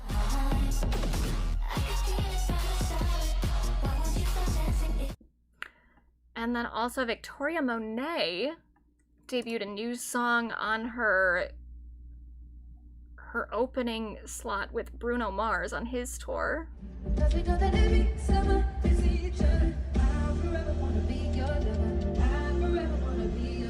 So looking forward to that. Also BB Rexa, I didn't realize that her album was already out, but it is. Oh shit. It's gotten one review so far, but I went to my friend's house and he already had the vinyl sitting on his shelf. I was like, oh, I didn't even know that was out already, but there it is, if you're interested. And a new announcement for a new album that just happened today. Miss Carly Rae Jepsen It's a double album, which she really always does kind of release a double album when you think about it. She just usually doesn't do it at once. So now we're getting it all at once. But it's a double album, day and night. It arrives September 18th. And she says the new single will be out this Friday, which is so exciting. It has 24 tracks on it. We are being fucking fed. It's like she just doesn't stop giving. I was even thinking, I was like, you know, she releases so often, but it's been a minute since she's released an album, like a few years. That's somewhat abnormal for her because she's just so consistent. But, you know, she had a baby, she got married, the girl's taking a break, let her live. But she was making 24 songs. Oh, what an angel. She gives and she gives. Slater is also releasing a brother album, she said, for Worst Girl in America. She says, I'm kind of over the era culture. I want to live here for a little longer, so I'm making an Inverse album. Love that. Oh my god. Oh my god. So good. I hope that comes out immediately. I want it right now. Also, okay, I saw this earlier and I don't know what the fuck this even means.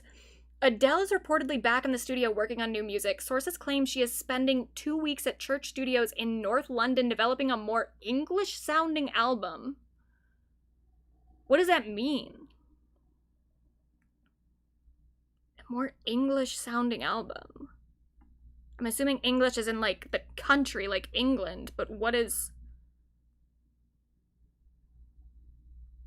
What? Maybe when I listen to it, I'll be like, oh my god, this is British as fuck. Maybe I'll understand when I hear it.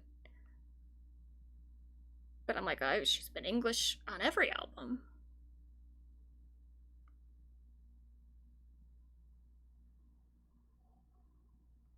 I don't know.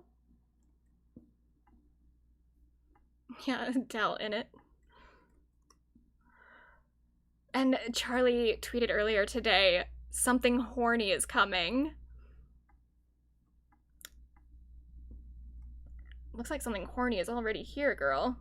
She looks good. It's giving very, like, Desperate Housewives. It's giving kind of like one of the Desperate Housewives promos that they would do, like, before the show even came out, where it was super, like, mysterious and they're in, like, the supermarket and looking sexy and being odd.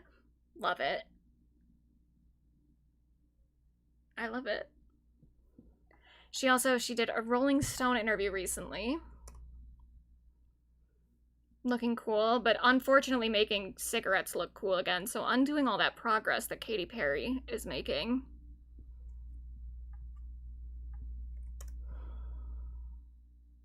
But some of the, like, little excerpts from the interview crack me up. When I tell Charlie that it sonically reminds me of The Strokes, she stares blankly at me. Cool, she says, followed by nothing else. She unfortunately did say in the interview that she is in the worst place she's ever been in mentally. She says, I have actually been a lot more offline. I don't really look as much anymore. It's just better for my brain. I know people probably won't believe me because I am inherently, at least in the past, a very online artist. But I recently have been really struggling with my mental health to the point where, if I'm being real, I'm in the worst place mentally that I've been in my life. That sucks, girl. But I bet the album's gonna be so fucking good. And then she said of Maddie Healy,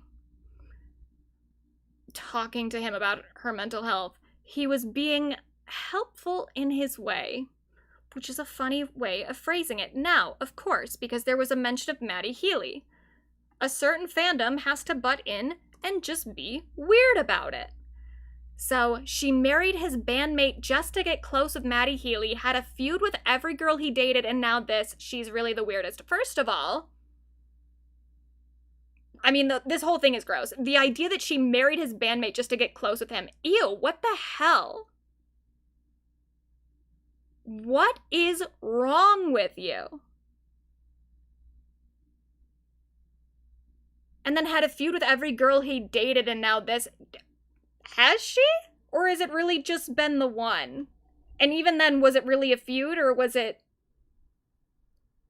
something a little bit more complicated that then got escalated into a feud by someone who didn't seem to understand the song that she wrote.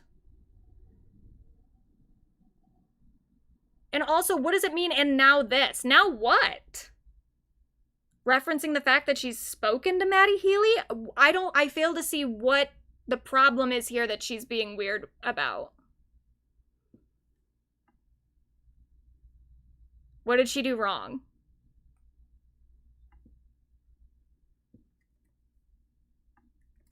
And then I saw a lot of tweets like this. So does this make her a Nazi, or is guilty by association only for certain artists? Girl, it was primarily your fandom that was upset.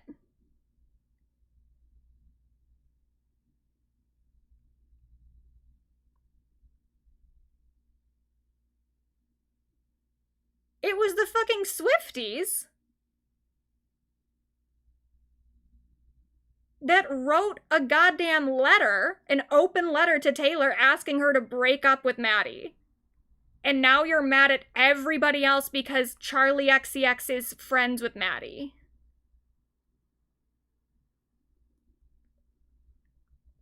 Yeah, she had beef with Twigs and Taylor, but who else? But even with Twigs, it's like, was that even full beef? Did that extend that far? Because didn't they both work on the Mother Mary movie together? So even then, it's like whatever little thing the two of them had seemed to have gotten patched up at some point. So it was kind of just Taylor.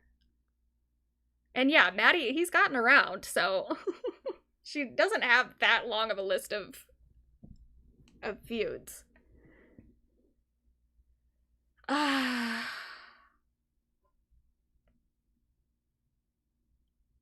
Just fucking weird. And I also, you can make criticisms of Maddie Healy, absolutely. He's done some weird shit, but to imply that he's an actual Nazi is just absurd. And again, it was mostly the Swifties that were upset about it in the first place. That was like an internal thing that y'all were having. That was a family matter as far as I'm concerned. Now you're mad at everybody else because you have a dysfunctional family? But it's still not even the weirdest thing that came out of this Rolling Stone interview. So Emily Ratajkowski said something during the interview, like she was also quoted, and she's talking about Brat, and she said, it's a woman who's contemplating motherhood while still doing coke and dancing on tables. It's genius. So, of course, because there was a mention of motherhood here, everyone has to start policing that and commenting on it and acting like Charlie was actually, like, doing coke while pregnant?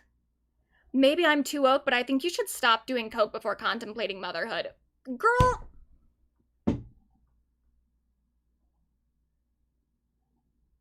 She didn't say she was planning to have a baby. She didn't say, oh, she was doing coke while going off of her birth control and trying for a kid. She said contemplating motherhood, which if you listen to the album is literally just Charlie wondering, should I have a baby at some point? Is it gonna be too late at some point? That's it. She is just contemplating. She's just thinking about it. Literally just thinking about it. You're not allowed to do drugs when you're thinking about something.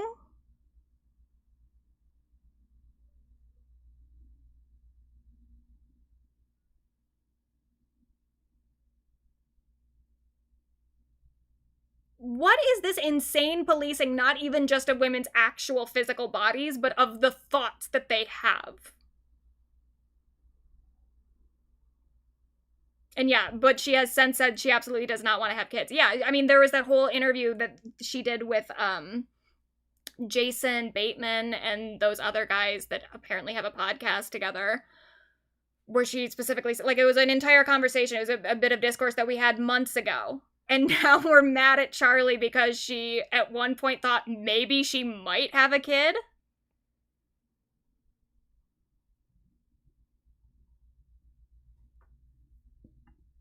And I'm not even kidding when I say that this it wasn't just like a few people tweeting about this. I saw almost every single response that I saw to this specific Emily Ratajkowski quote.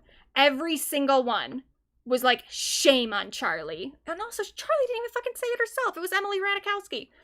Cocaine is bad for your health in general, but please don't do cocaine if you're family planning. Cocaine in early pregnancy is associated with a higher risk of urogenital birth defects. Don't let these weirdos influence you to harm yourself and your babies.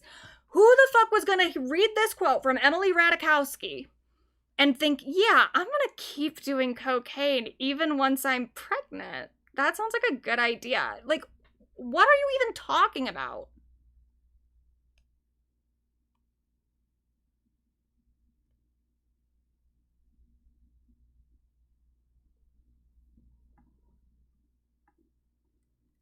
And then it wasn't even just Charlie. Now there's someone who actually is pregnant who has had her pregnancy become a bit of discourse. So Anne Hathaway is now pregnant with her third child with Adam Shulman. Didn't know she was married. Didn't know she had 2 kids. Love that for her, though. I love that I didn't know that, because she's just serious. She's a serious actress, and I didn't need to know those things about her. And yet she could be in like 5 different movies. How is she in that many different movies when she's dealing with 2 kids already? She's incredible.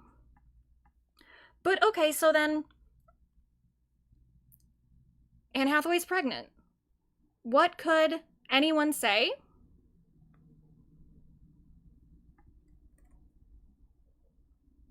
that would be so absurd? Can we not normalize having kids at 40? My parents had me at 40, and my Oma will never know the adult version of me. All right, well, maybe she was better off. Sorry.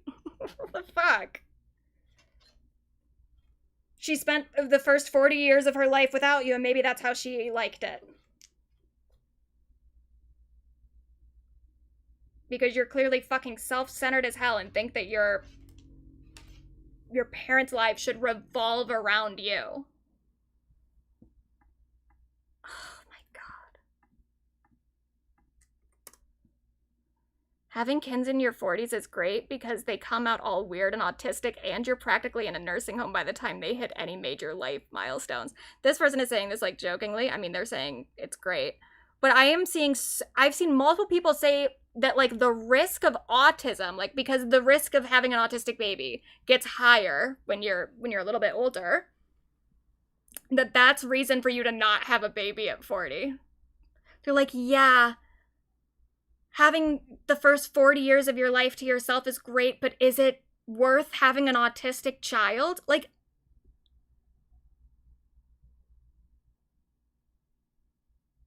so you're misogynistic and ableist? Women have to have their kids young because their entire lives should revolve around their children. They should be there for every single milestone. And also they should be afraid of having an autistic baby.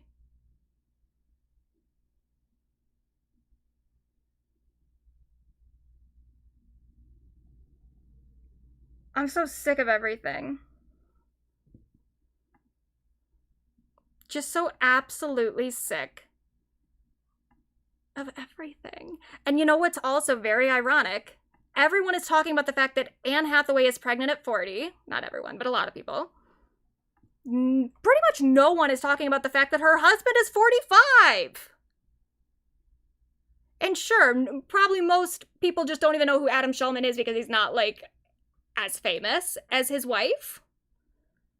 But the idea that we are so concerned with Anne not being around for every milestone of her child's life, whereas her husband can be 5 years older, and as this person points out, he will presumably have even less time with his kids and grandkids, given that women live longer. Yeah, statistically, he's more likely to die sooner anyway. But we're okay with that. I've never fucking heard anyone say this shit about a man. And men have kids up until they're like 70s. Which feels so weird. It's like, why is that even biologically possible?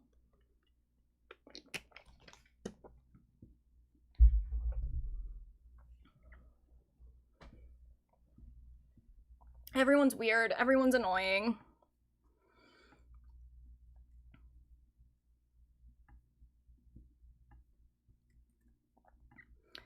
Which brings us to our next segment, our apparently main story.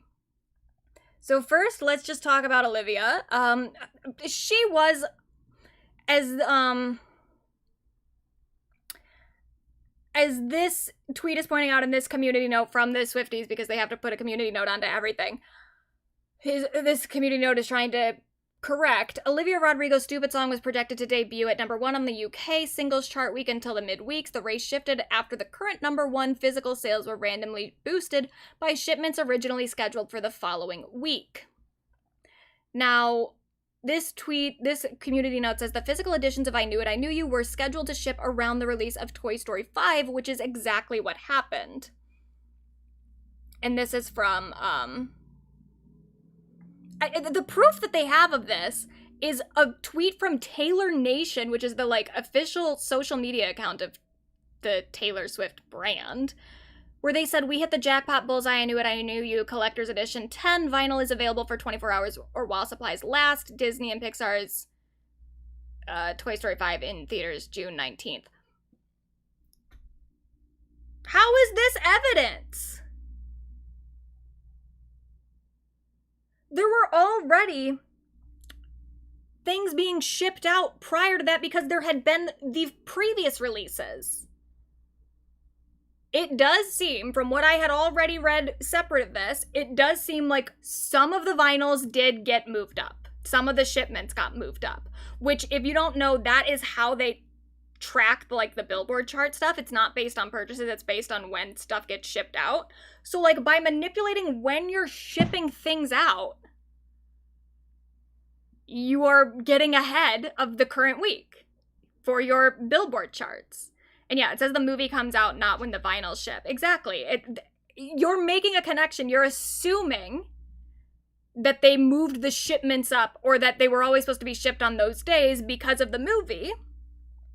But that's not necessarily the case. It seems like the shipments did get moved up because this is an additional vinyl from the vinyls that had already been being sold. This was a newer one that got an exceptionally early shipment, which happened to be in the UK and happened to be on the week that Olivia was about to go #1. I mean, the whole thing does seem really suspicious at this point. And I had kind of defended it before with Tortured Poets when there was a new release every fucking week, because I was like, at that point, when we're saying that Taylor is trying to block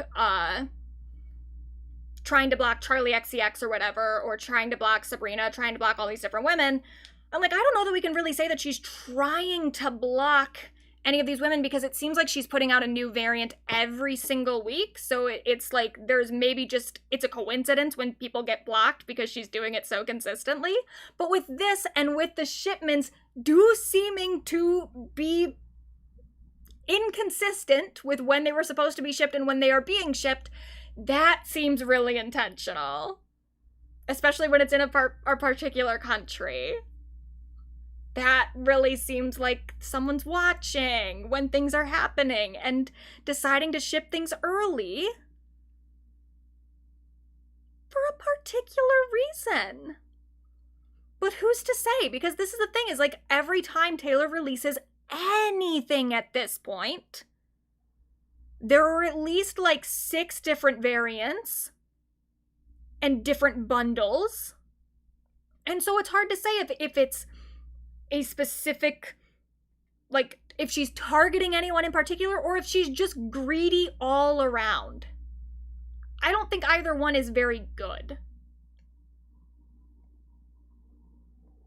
Yeah, and non-Olivia chart accounts mention the early shipping too. Yeah, that's the thing. It's like I read about it from multiple places. The only thing contradicting it is this tweet from Taylor Nation, which doesn't actually contradict it. But this is how the fucking Swifties work now. They will take any amount of evidence that they have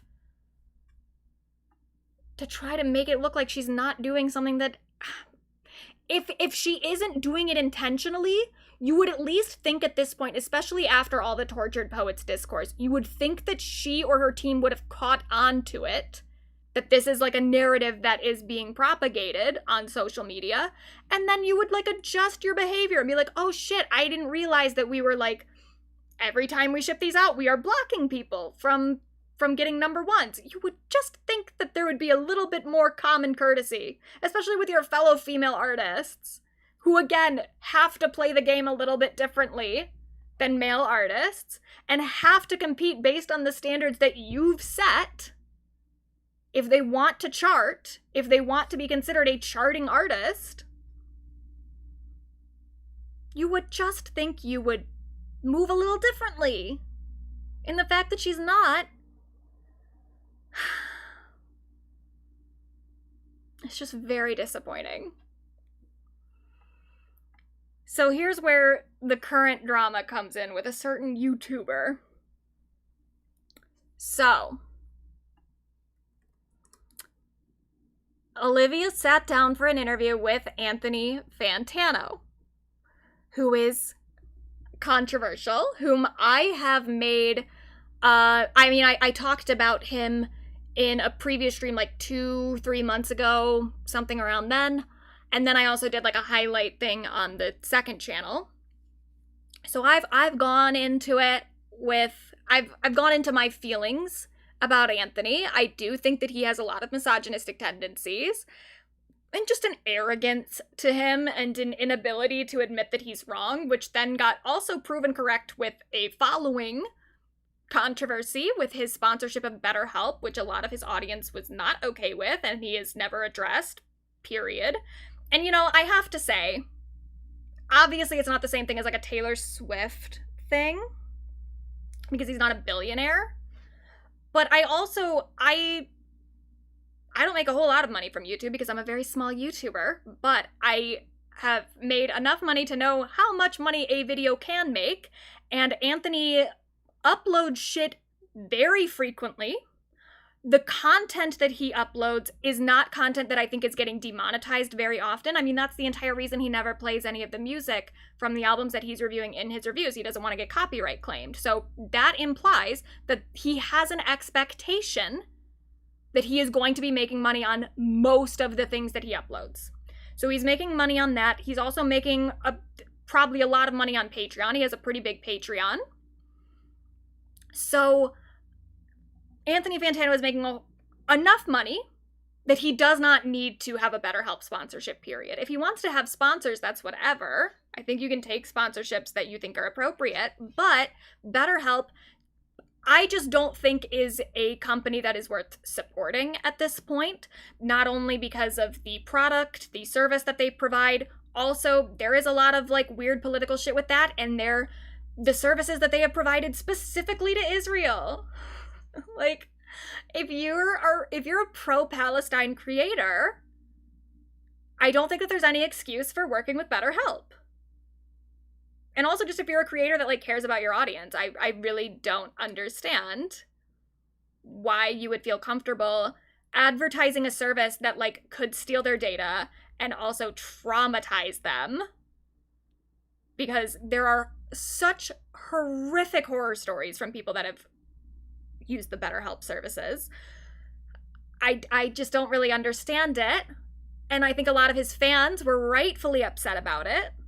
And he did not respond at all. And that has been his go-to for everything. And that is a lot of what I talked about the last time that I talked about Anthony Fantano, is just the fact that when he gets valid criticism, he just ignores it. He ignores it, or he tries to like turn it into like a straw man thing. He cherry picks the points that he thinks he can win on. He cherry picks the arguments that are flattering to him, and that's all that he will address. And then he just kind of like moves on and acts like nothing happened. And it's annoying. It's very annoying, especially when it comes to his misogyny. So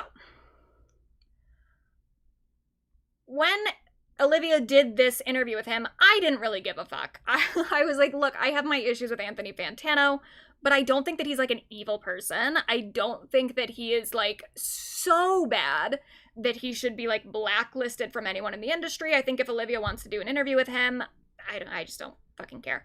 But a lot of Swifties, of course, had to make this a huge thing because of Olivia, because of like this feud that Olivia is not participating in, but also not like quashing rumors of, which neither is Taylor, but especially with Anthony, because, and I showed this last week, he had made some content that was very pro Olivia in the context of an alleged feud with Taylor Swift, which I showed in the last stream. I agreed with the points that he was making. And again, like, even with my criticisms of him, I have been willing to say when I think he made a good point. I have been willing to show him on this stream when I think that he is on the right side of something. So, I'm not gonna fault Olivia for doing this interview, even though I will say that my feelings on Anthony have changed in the last 6 hours, really. Since the Variety thing came out, my opinions on how harmless Anthony is developing. So I would say at this point, if Olivia does an interview with him, I would find it a little annoying. But am I retroactively annoyed at her? No, I'm not. But this had to become a thing in the Swiftie convo first. That was kind of the first little wave of backlash. This person says, you can't make this up. It's just so predictable. And of course, every time I'm seeing a tweet like this of shaming Olivia for even being on his channel, I go to that person's account. They're a Swiftie. Almost every single time. This one says shameless and gross. Oh, and this is also the person that was, I think, upset at Charlie. So yeah, this person is just a Swiftie. Fantano has spent weeks talking nonstop about the credits dispute and disparaging Taylor, and then all of a sudden lands an interview with Olivia, which is by far the biggest of his career. He's not a podcaster who interviews celebrities. He's a blogger who occasionally interviews Z-listers. No A-lister will go anywhere near him. But Olivia is there today and has been a really big fan of his for a while. This is so painfully shameless and gross, I'm honestly floored. Okay, but he was right about the credits dispute. That's the thing, is that, like, even if that was the motive for Olivia to go onto his channel, I'm not gonna fault her for that because he was right. He was right about that one thing. And also, I don't know what the timeline is of the interview taking place in the first place. So I don't know if that video of him talking about the credits dispute even happened before Olivia went to do the interview. Like, that could have been afterward. But I don't know. Maybe other people know when the interview was filmed. I don't remember. I remember him saying in the interview that he reached out to her when the new album came out. But I still, like, the timeline to me isn't so specific that I think you can say for sure that she agreed to it after he released that video. But even if she did, even if that was the reason she had, who cares? She has every right to be pissed about what Taylor pretty clearly did, or something that Taylor had a part in.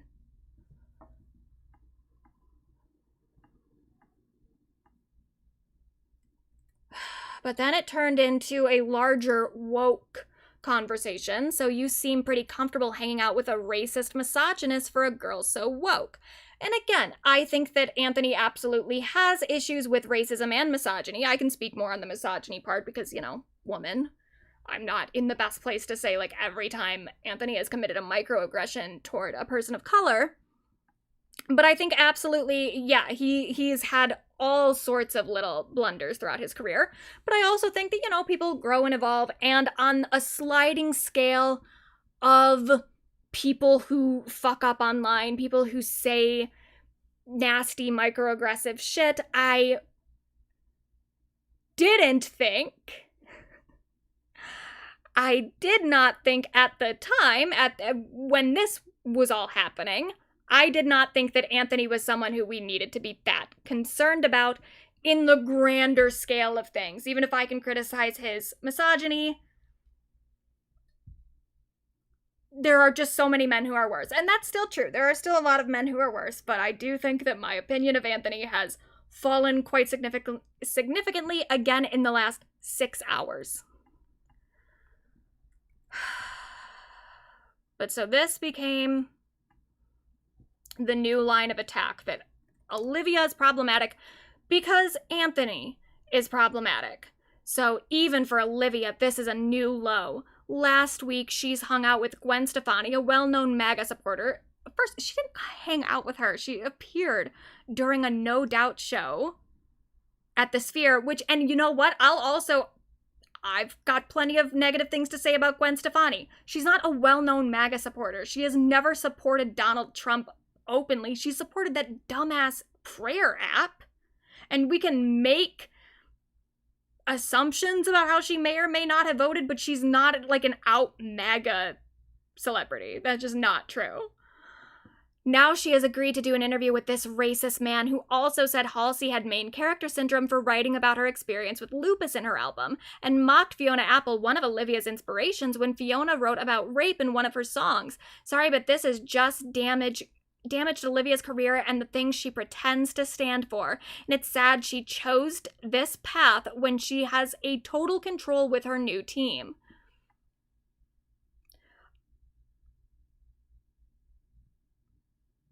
Are we really just assuming that Olivia has seen every single thing that this man has ever done? She's watched every single interview. She's up to date on every bit of activity of Anthony Fantano.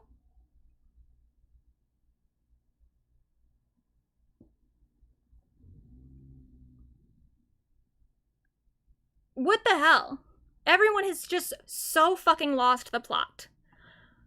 But because so many people want to attack Olivia Rodrigo for doing an interview with someone that can absolutely be linked to various problematic behaviors throughout his time on the internet, because they want to attack Olivia, they will bring up every single thing that Anthony has ever said and done as a way to paint her as a hypocrite for her own political ideals, which is so exhausting too. I mean, they always do this shit with Billie Eilish, where like she criticizes billionaires, but then also happened to work with a billionaire on her movie. And so it's like, oh, okay, she wasn't serious about that. That's the hard part about having any political ideals, having any values, is that everyone can always point out that you're a hypocrite because you happen to interact with a world that doesn't always align with your values, because that's how the world works. Sometimes you talk to people who don't do things that you agree with.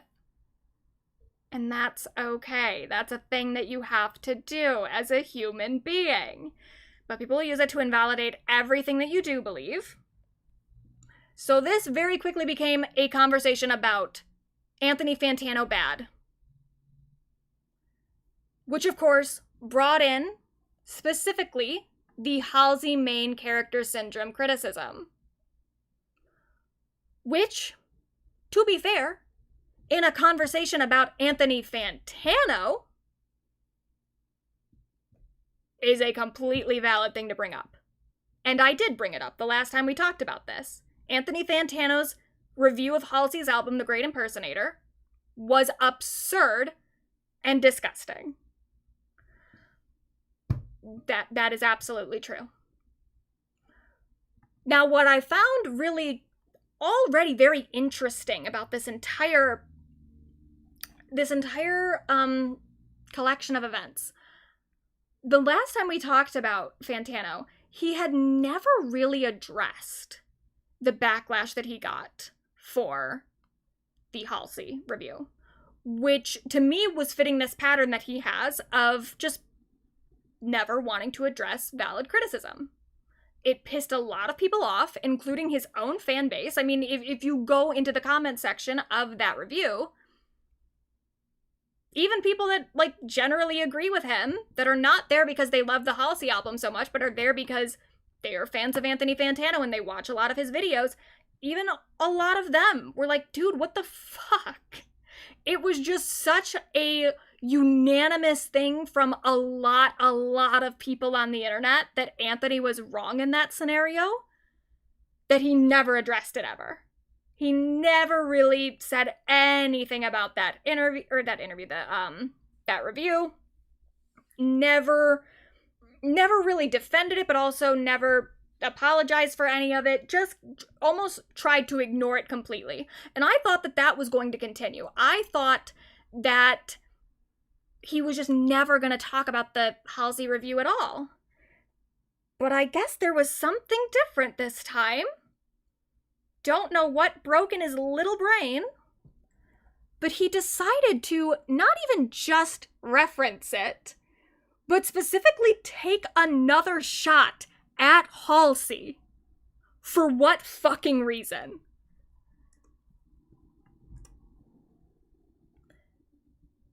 This person wrote, I don't really agree with how Fantano approached some aspects of his Halsey review, but I can't understand how there's still discourse about it all this time later. Like, it's not like it's some great album. How are people still hung up over it? Which, first of all, I'll say, people weren't that upset about him not liking the album or even being that defensive about the album as a piece of work. People were upset about it because of the misogyny.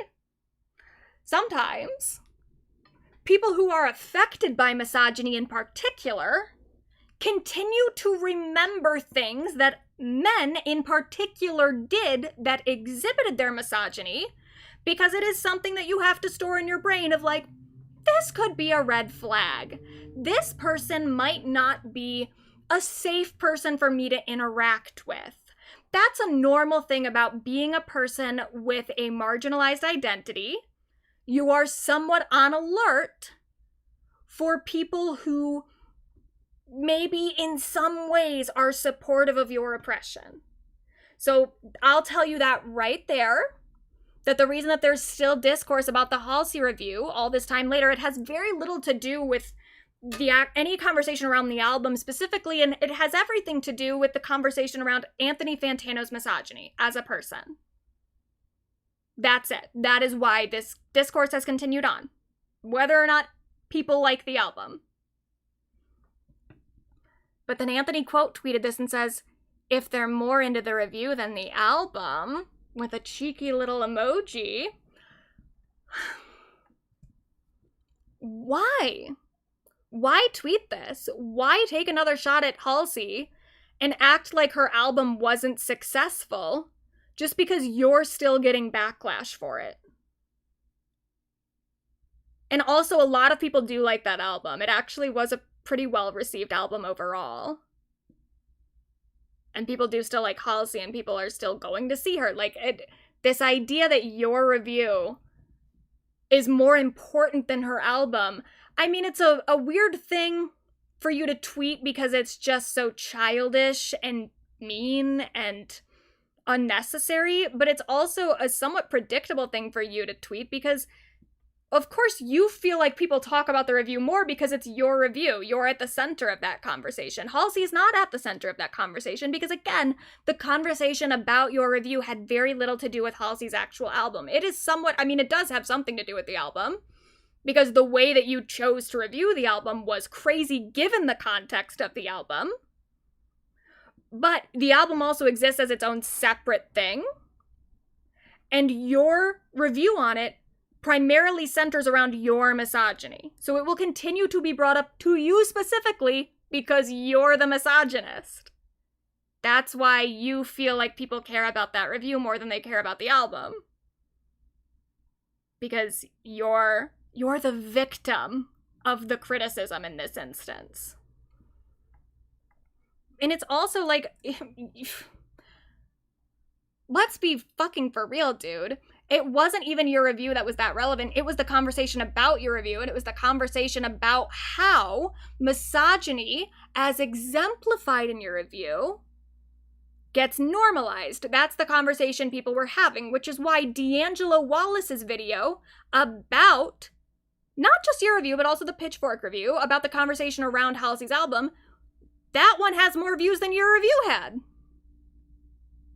So even if we're doing this relevancy thing here, as this person says, I would just like to make it known that a commentary video that partially covers his review was more relevant than his review. Yeah, dude. It's not all about you. It's not because your review is actually just that intriguing. It's about what your review represents in a larger conversation. But so Halsey, for the first time ever, after his tweet, decided to comment on the situation. She said, "I'm certain my least memorable song will be remembered more fondly and for more time than anything you will ever do with your life will be." Now, I'll push back on that. I do think that Anthony is like a very influential creator in terms of music criticism on the internet and like music criticism in the YouTube era. A lot of critics who operate online will cite him as like an influence, so I'll say that for him. I don't think that he's gonna be an unforgettable person. I think that he does have a large amount of impact. Maybe not as much as he thinks he does. But everything she says after this point is 100% correct. "Everything you say is more whiny and edgy than I was at any point on that album." Yeah. "But at least I had the excuse of going through chemo."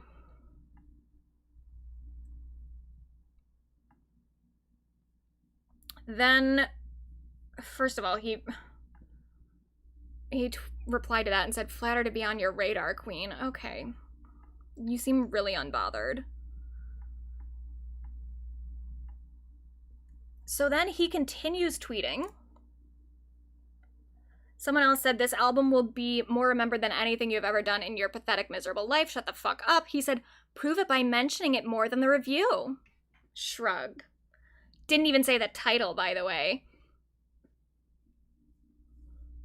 They're not having a conversation really about the album, though, Anthony. They're having a conversation about you, and you can't just assume that this person has never talked about that album in a different context. Because you don't know them. He is so whiny and pathetic. Then he said, so this person also completely correct, and this person is completely reasonable, "Not wanting to get into Stan Wars at all, but Fantano's great impersonator review was so out of touch. But the worst part is him doubling down on where he was objectively wrong to get back at Taylor fans and bringing more hate on Halsey for no reason. This doesn't mean I think he's evil or a misogynist or anything, but it's so disrespectful to lobby more attacks at a woman who did nothing wrong because you misunderstood her record. You don't have to like the music, but he completely missed what the album was so obviously saying and called it main character syndrome when she was talking about having fucking cancer. Not only that, but every time he doubles down, it lobbies more hate at Halsey. I don't think he hates her, but he has a platform and he needs to be more responsible with it." So he responded to this person and said, "I'm sorry, but I'm tired of pretending like the album was good and pretending like the lead single wasn't in reference to the egoism I was criticizing. Nobody has to agree, but acting like I'm the most evil person alive over disliking an album is a performance in stupidity." Can you read, Anthony? Genuinely, can you read? They said specifically, you don't have to like the music. They also said, "This doesn't mean I think he's evil or a misogynist or anything." And you immediately went to, "I'm sick of pretending the album was good and pretending like the lead single wasn't in reference to the egoism. Acting like I'm the most evil person alive over disliking an album is a performance in stupidity." Who did that, Anthony? Who did it? Who? Genuinely, who are you talking to? You're shadowboxing. When you do it in your videos and you just talk about it in these really vague terms, it can maybe almost sound convincing to people, but when you're replying to someone specifically who didn't say any of the things that you are arguing with, you are just completely outing yourself as an idiot. As an idiot who wants an excuse to be misogynistic and will not take any criticism that points out what you're doing.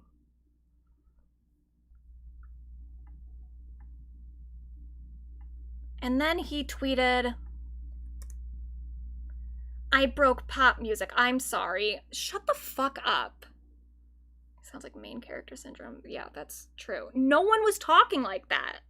You're the one that's like catastrophizing this and acting like everyone was being so much more dramatic than they actually were. They just said that your review was misogynistic, and now you're going online to be like, "Oh, sorry, I broke pop music." So then Halsey tweeted a few more things. She says, "Who cares he gave a bad review? I care that a pay-for-clicks reaction YouTuber can facade as a pro-critic and say it's main character syndrome for an artist to lament her medical suffering on an album surprise about her own life. He's a raised by 4chan edgelord bully. Yuck. Yeah, kinda true.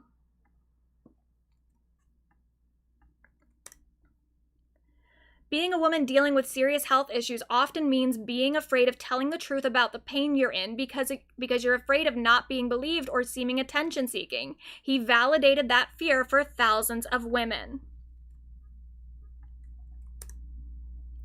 That's all, and good luck to this man.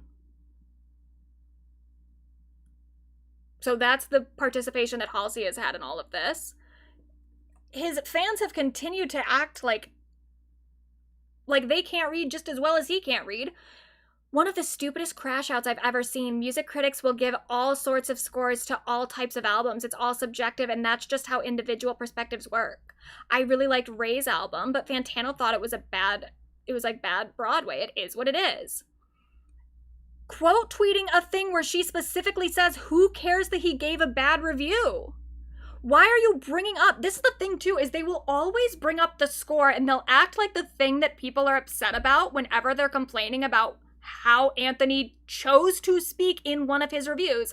They'll act like everyone was just upset that he gave the album a low score. Like, this person clearly is upset that he actually did give Ray a low score, or they're like not upset but they disagreed with his score, and they're equating those two things. That's not what anyone was talking about. Halsey never mentioned the score he gave her. No one really did. Everyone brought up the main character syndrome thing. Barely anyone who is seriously engaging with a conversation brought up the fact that he gave it a 1 out of 10, which, to be clear, actually is a fucking insane review.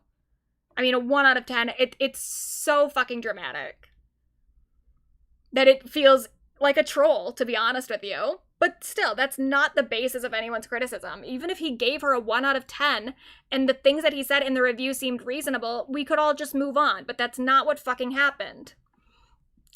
Anthony then continued to crash out.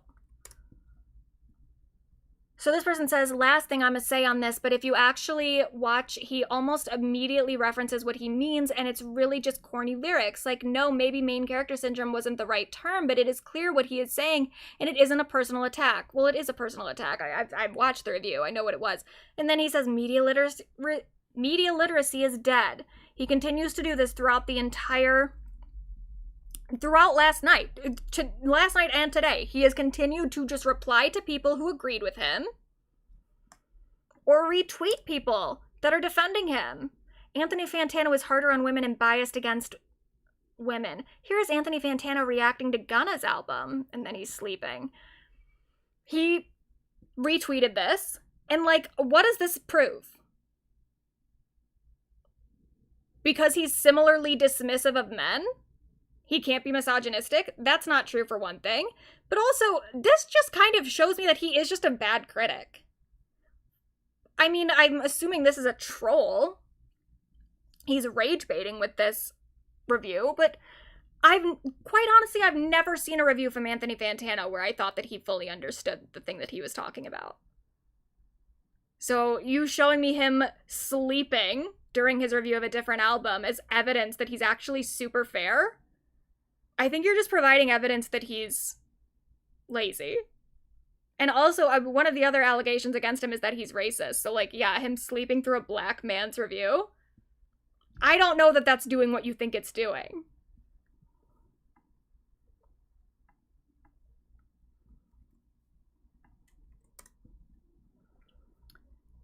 Then, so a lot of these were posting the video of the review, which has since been taken down. I actually don't know. Oh, there it is, actually. Here, let's play it for a second so we can all be clear on what he said during the review. And to be honest, I don't even think that this is the worst part of the review. I think that this small little clip is a little bit more flattering to him than if you watch the full review in its entirety. Needing to kill her ego because may in fact kill her. She was not kidding, because this entire record has the worst case of main character syndrome I've heard on any pop album in 2024. Not only due to the fact that this record subjects listeners to multiple indulgent cuts that sound like messy demos and just would not make it onto a more respectable release that was actually well conceptualized, most notably the draft track of Life of the Spider. So yeah, it's that, and also all of the lyrics on this record where it seems like Halsey is just hell-bent on making sure the audience knows just how dark and tortured and edgy she is. Well, they say all dogs go to heaven. Well, what about a bitch? What about an evil girl left lying in a ditch? Jesus Christ. Again, it feels like she's bringing back so many ideas and elements from just very angsty rock music that came out of the 90s and 2000s, but she is not allowing us to remember the stuff that made that music great or what made it popular in the first place. She's only holding on to the stuff that kind of ended up being its downfall, the elements of it that aged the worst. Halsey doesn't really seem interested in these styles of music for their aesthetics or what made them creative. Really, she only seems to be using them as a means of laundering untold amounts of just, again, childish angst and expecting us to sit here and wonder at it. You know, just marvel at how mediocre it is at genre switching and making songs that sound absolutely nothing like the artists that supposedly inspired them. Yeah, this album was a really tough listen and frankly in some pockets laughable, which is why I'm feeling a light to decent 1. So, like, there are things in there that I think are kind of fair.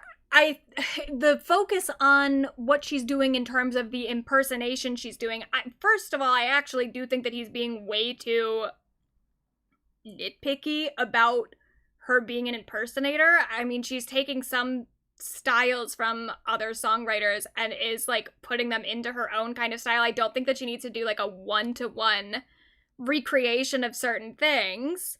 So just this idea that she didn't replicate these other things well enough, to me, is just a lazy critique because I don't know why you would want her to do that. But okay, fine. If that's the issue that you have with the album, that's kind of fair to say that you don't like the... You thought that it was like a juvenile recreation of some of these other music styles and some of these other artists' work. Sure, fine. But then there's the other stuff in there about the main character syndrome, about the edginess, about the dark lyrics, and you're perfectly welcome to think that some of these lyrics are, like, cringy. I think that when you're reading lyrics like that out loud, they're always gonna sound cringier than they would put with, like, a melody and put into a song. So I think that's a little hacky, to be honest, as a critic, to just, like, read them out loud and be like, whoa, don't these sound stupid? But okay, fine, whatever, you're entitled to think that the lyrics are cringe, but then the shit about her childish angst is just kind of insane when you're talking about the larger existential angst that she felt as a person who was possibly not going to exist. Like, that is what the album is about. It is about her having this lupus diagnosis and thinking that she was on her last days. She thought that the album was going to be released posthumously because she thought she was going to die before it actually got, like, fully mastered and everything. And that is a context he never mentions in the entire review, which is why I would say that even pulling out these 2 minutes is a little bit more flattering to the review in its entirety than if you watch the entire thing. And especially, like, right before this moment, he's comparing her to like a manic pixie dream girl and the Delaney TikToks where she's, like, doing a kind of manic pixie dream girl thing. So that stuff I think is a little bit worse than even what's being shown here. But to never in the entire review interact with the fact that this entire album is from the perspective of a person dealing with their mortality, to never interact with that and to paint their lyrics as just angsty and main character syndrome, it is dismissive to the actual experience that Halsey is relaying that you never once fucking mention. You just treat her as like a child being over dramatic about something rather than an adult woman dealing with the fact that she might be dying. It is just insane. It is an insane way to portray her lyrics in that album. And you can absolutely say, you can factor in, you're like, oh, look, I know that this is an album about her, like, mortality, but I just don't think that these lyrics work really well. I think that maybe they're a little crazy. Like, you can say all that. And you don't have to say that the album is full of childish angst and that she has main character syndrome. Of course she has fucking main character syndrome. It's her album. She is the main character. It's a solo album. What music are you listening to where the narrator of the songs has, like, what? An omniscient third-person perspective? What are you looking for? But okay. So that's the clip that he is now referencing here when someone says, I high-key don't even understand what was so offensive. And I think, honestly, the thing that you would have to understand why it's so offensive is the fact that he is talking about someone who is writing about their own impending death, which you wouldn't know if you only watched his review and you had no other context for it. It is less offensive if you don't know what the album is talking about. And he just wrote, that's 'cause you're normal. And then somebody else said, all the discourse is just proving Fantano's the review is talked about more than the album point, right, LMAO? And he wrote, I mean, are you 14? I mean, this is so much more childish than anything on that album. This is pathetic. You're a grown-ass man.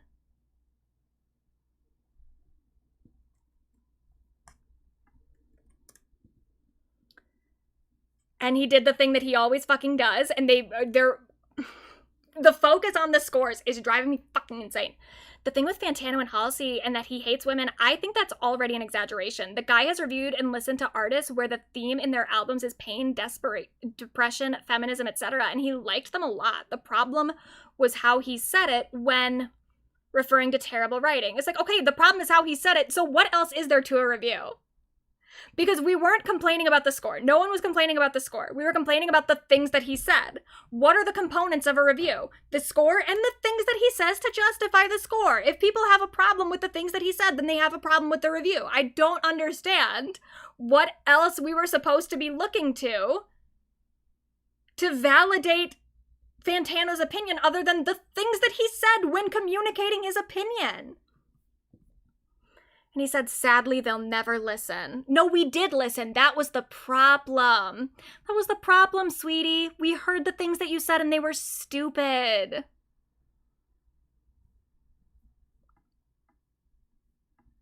And then they posted the clip again and he said, me being based.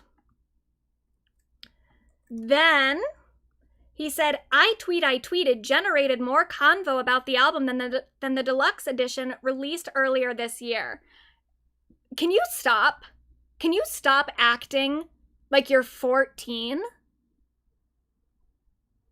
How old are you? You're like fucking 40, dude. You're old as shit.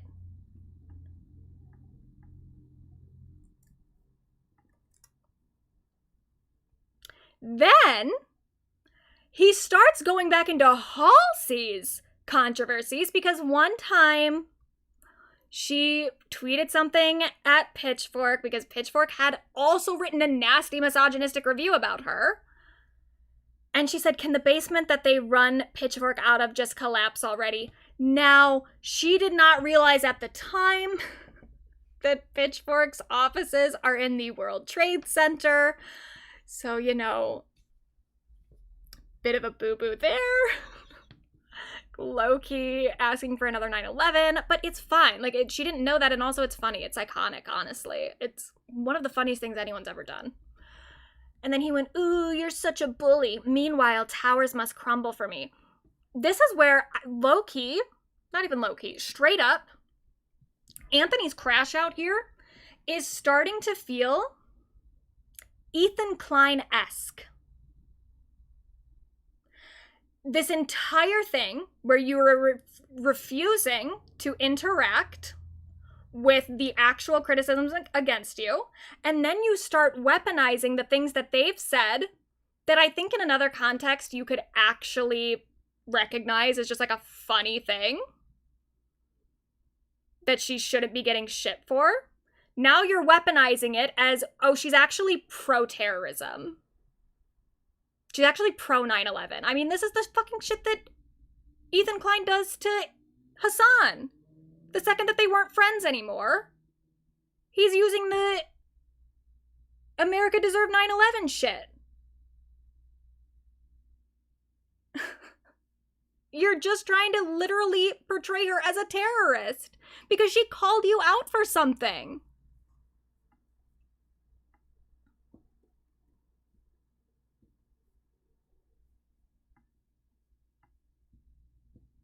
And as this person said, oh fuck, damn it, they deleted. But they said, like, notice how Halsey dipped almost immediately. She tweeted a few things and left the conversation already. Fantano is continuing to crash out on his Twitter.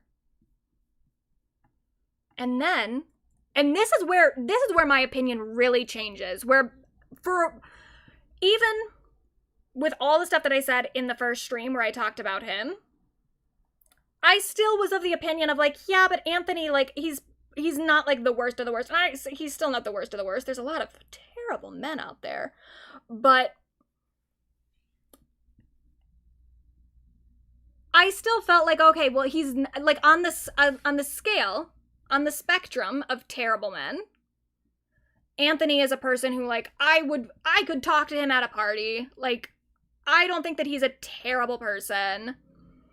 He's whatever. He's just like, he has a lot of misogynistic tendencies that he is not confronting in himself, that he is deflecting from, similar to plenty of other men, plenty of other otherwise progressive men. He did an interview then with, not an interview, but he gave a statement to Variety that has caused my opinion of him to drop drastically to the point that I no longer consider Anthony Fantano a person that I would ever feel safe in a room with. Because straight up, the statements that he gave to Variety are Darvo. They just are. He is gaslighting anyone criticizing him. So here's the Variety statement.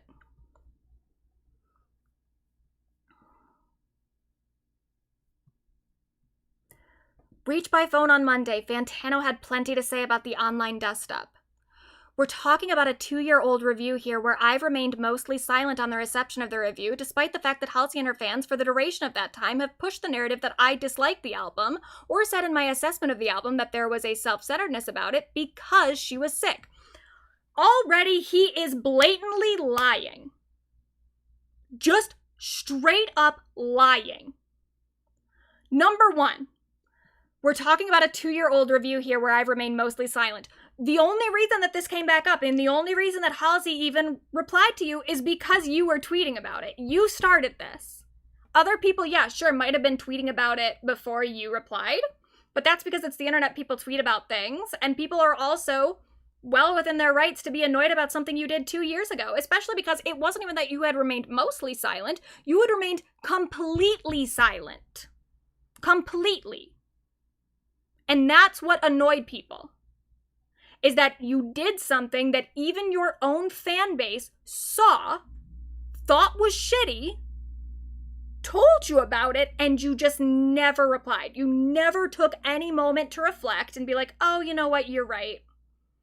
That was shitty of me. Or like, at the very least, you could just say like, oh, I phrased that badly. I apologize for that. I shouldn't have said main character syndrome. I should have said something else. You never did that.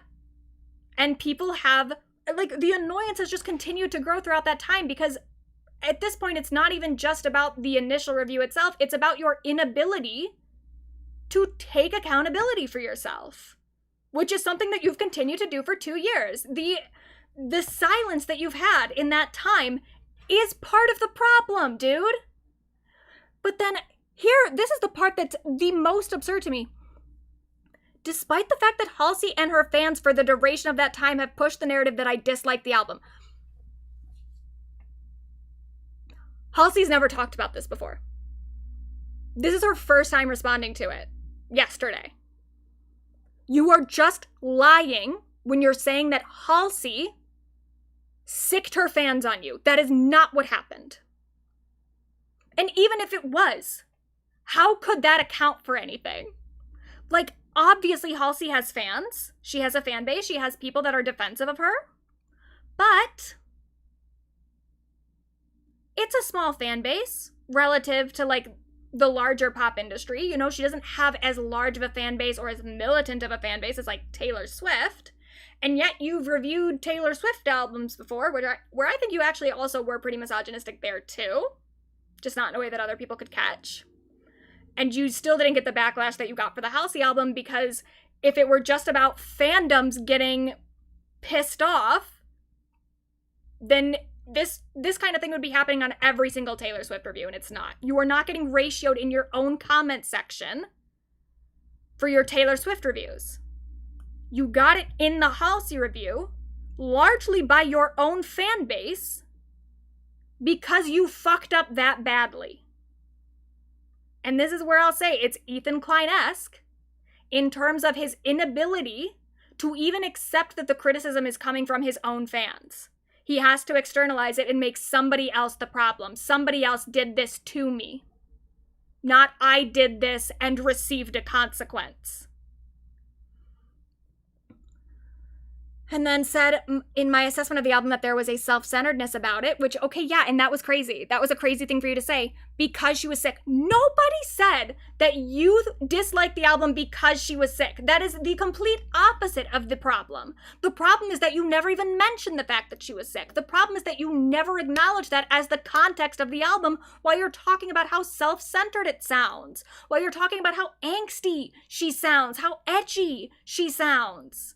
That's the issue, is that you never even considered the sickness as being a part of the story the album is telling. You completely ignored that part. So no, nobody was making the argument that you hated the album because she's sick. That I specifically attacked this album and tore it apart because there's some cartoonishly evil characteristic about me that somehow just singled this album out because of who she is or the illness that she suffered during that time in her life that inspired the record, which couldn't be further from the truth. Who was saying that? Who was saying that, Anthony? Who said that? Nobody.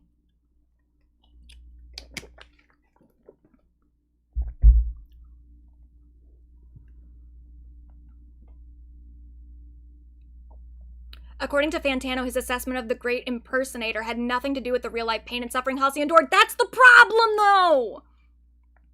Because that's so important to the context of the album. That's important to the context of the lyrics that you're reading and making fun of. So yeah, that's the issue, is that your review had nothing to do with the real-life pain and suffering Halsey was expressing on that record that you were talking about. That's like saying that it's like never mentioning the fucking ship sinking in Titanic in your review of Titanic. And then getting mad and being like, look, everyone's just mad at me because they think I hated the movie because all those people died on the Titanic. But my review actually didn't talk about people dying on the Titanic at all. It's like, well, yeah. That's what the movie was about, though, was it not?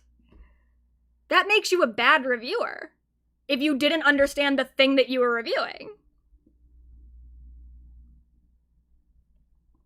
And it had everything to do with how bad I feel her various takes on impersonations, or takes on inspirations that she tries to pull from and impersonate are, and how weak the songwriting is. That's fine. You can say all that. You can say that you didn't like the takes on her inspirations or the impersonations. That's fine. If that was all the review was, that would have been okay. That really would have been okay. But also your commentary on how weak the songwriting is so built in your misunderstanding of what she's even singing about in the first place. So, even then, if you really had like a legitimate reason for thinking that the songwriting was that weak, that didn't amount to she's angsty, then sure, fine. But that's not what you said. He also wants everyone to know that despite what Halsey's fans may think of him, he's not the devil. What? This isn't Halsey's fans. This is what I'm so fucking sick of. They did the same shit with Amber Heard too. If you were defending Amber Heard at all during the Depp v. Heard trial, you were immediately dismissed as an Amber Heard stan. Because that is the only way that people have to dismiss women who are making valid criticisms at this point.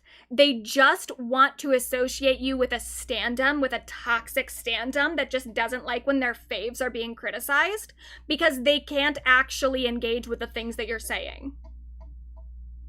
And it doesn't even make sense. It didn't make sense with Amber Heard. It doesn't make sense with Halsey, because Amber Heard, the whole thing that people were saying about Amber Heard simultaneously, as they're accusing every person defending Amber Heard as an Amber Heard stan, they're saying that Amber Heard doesn't have any stans. Amber Heard is like an unknown actress who wouldn't have had any career without Johnny Depp.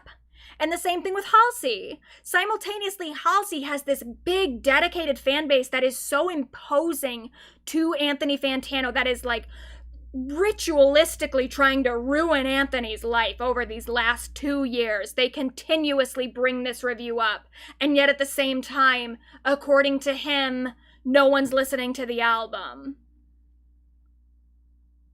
Does she have a big stan base or does she not? And also, again, it's so fucking obvious that most of the people talking about this are not Halsey stans. They're just people that think that you were kind of out of pocket with the things that you said about her.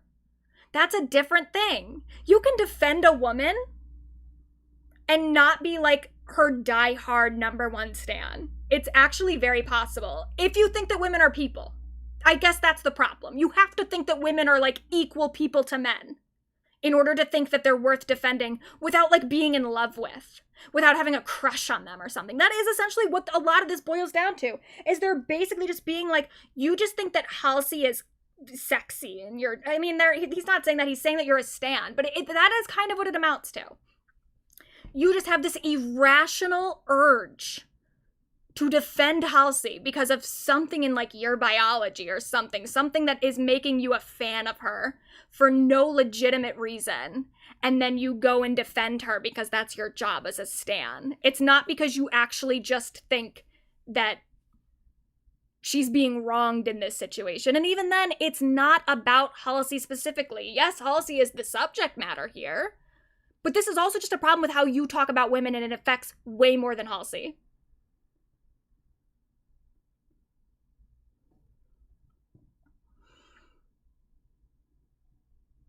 And also, despite what Halsey fans think of him, he's not the devil. No one thought you were the devil. No one thought you were that fucking important, dude.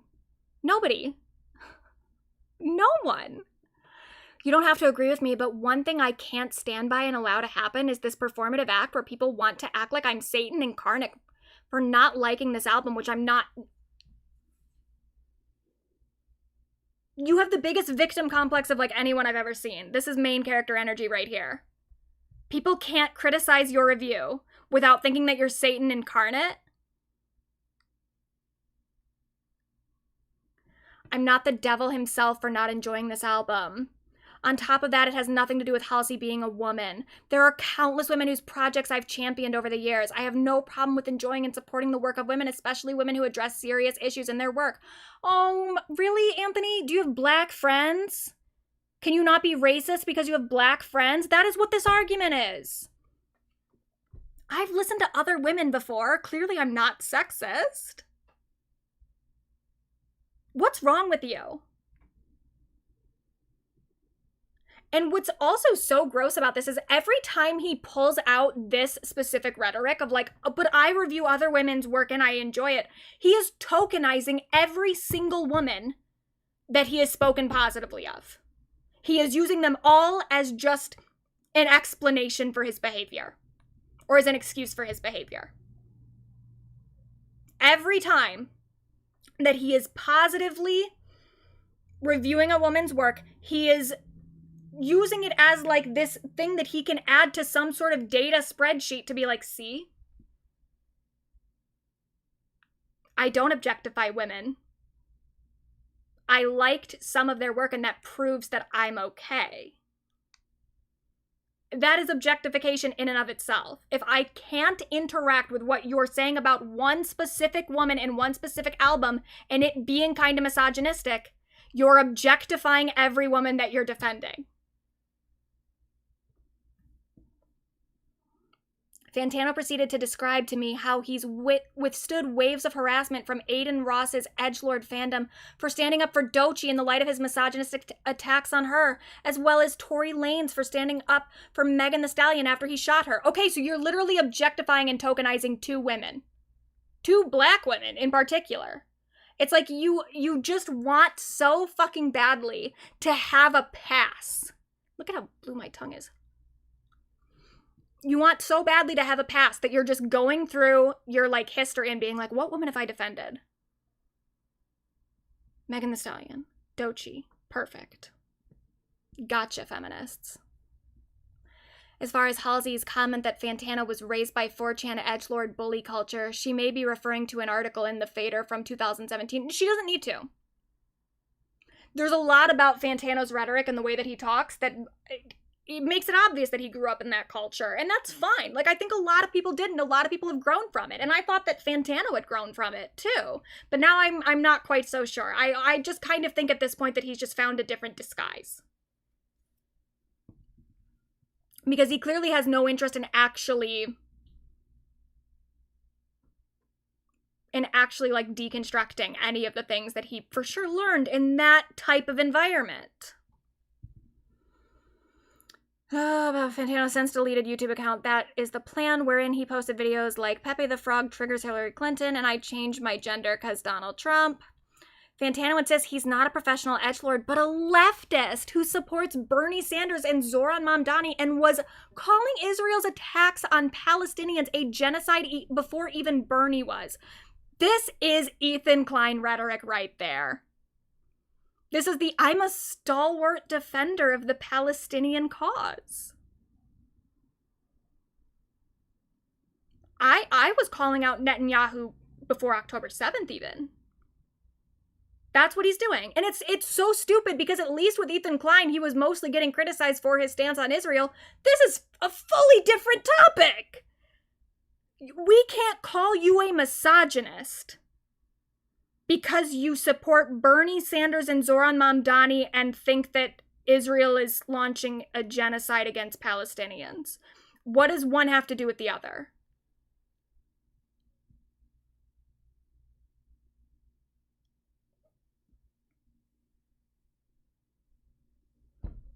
Is everything a token to you, even your support for Palestinians? I can't criticize your misogyny because you support Palestine?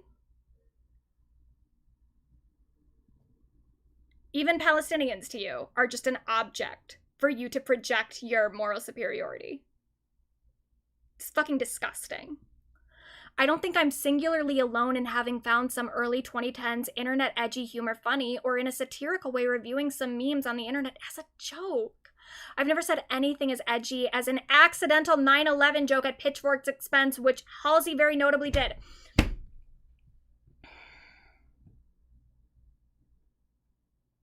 She didn't even know at the time that Pitchfork was operating out of the World Trade Center. And even if she did, who fucking cares? It was a joke. And like, really, you've never said anything as edgy as an accidental 9/11 joke at Pitchfork's expense. That's the worst thing that anyone's ever done? That's worse than any joke you've ever made? You made a fucking... Even prior to Halsey, the Halsey situation, this week, You replied to a tweet about a rape, like a graphic, not like super graphic, but like a specific description of a rape in a tweet, and then made a grooming joke in the replies. I think that was actually worse than what Halsey did, to be honest. By a lot. Let me see if I can find that tweet. Here, let me find it separative.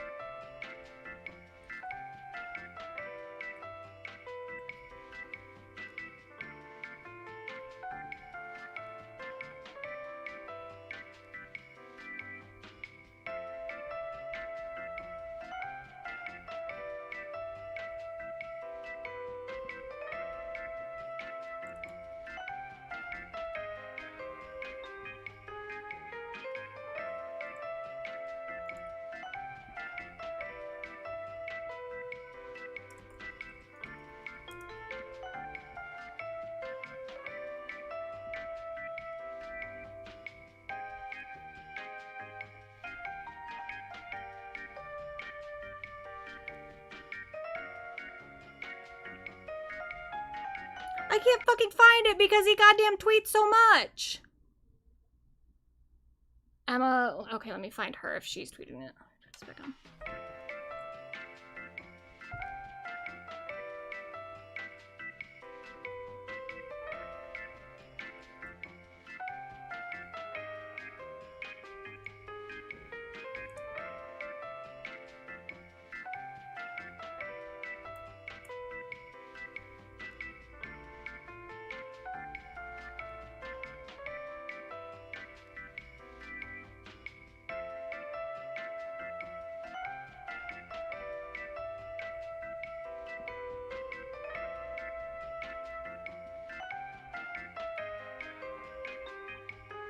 What's Emma's handle?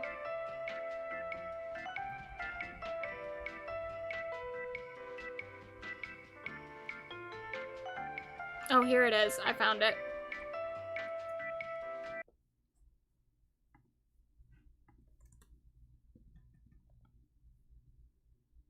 Oh, okay, actually, it wasn't as recent. I thought it was from more recently. This is from 2024. But Metro Boomin is being sued by a woman who alleges he raped her in 2016 after she blacked out in his studio. She claims the incident led to a pregnancy, which she later terminated. He said, Metro Groomin'? Is that much better than the Halsey tweet about Pitchfork? I don't think so. Especially because you fucking knew exactly what you were doing here. Halsey didn't even know that Pitchfork was in the World Trade Center. Fucking crazy, dude. Yes, after Pitchfork gave Halsey's 2020 album Manic a 6.5 out of 10, the singer tweeted, yeah, who cares? Who cares? In Halsey's defense, Fantano is an internet provocateur whose initial tweet that people were more into the review than the album appeared to set the musician off, and his reviews can come off as patronizing. But Fantano feels that Halsey is dead wrong when it comes to his own legacy. I don't have to prove my track record to Halsey, he maintains. I have been the most relevant and impactful music critic of any generation for over 10 years now. You can't really debate that. There's no music critic better than me who's had more impact than me for as long as I have consistently. And if I die tomorrow, no one's gonna outdo that run. Wow. Talk about main character syndrome. He's fucking delusional. Yes, you're important, Anthony, especially in the modern YouTube world of music criticism, but let's be completely fucking honest. If it hadn't been you, it probably would have been someone else. And maybe we'd be in a better spot today if you hadn't been the person that so many people were taking inspiration from. If it had been a critic that was a little bit more thoughtful and actually, like, put more effort into their reviews, maybe the state of online music criticism would be in a better spot currently. You were just at the beginning. You were just at the start of YouTube becoming a place where stuff like this could exist. You got lucky. And I'm not going to say you're not talented at all. You're talented enough. And when it comes to men, that's not saying a whole lot, as we've seen.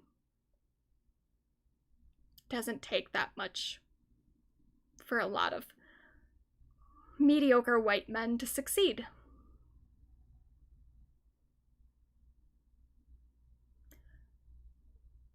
I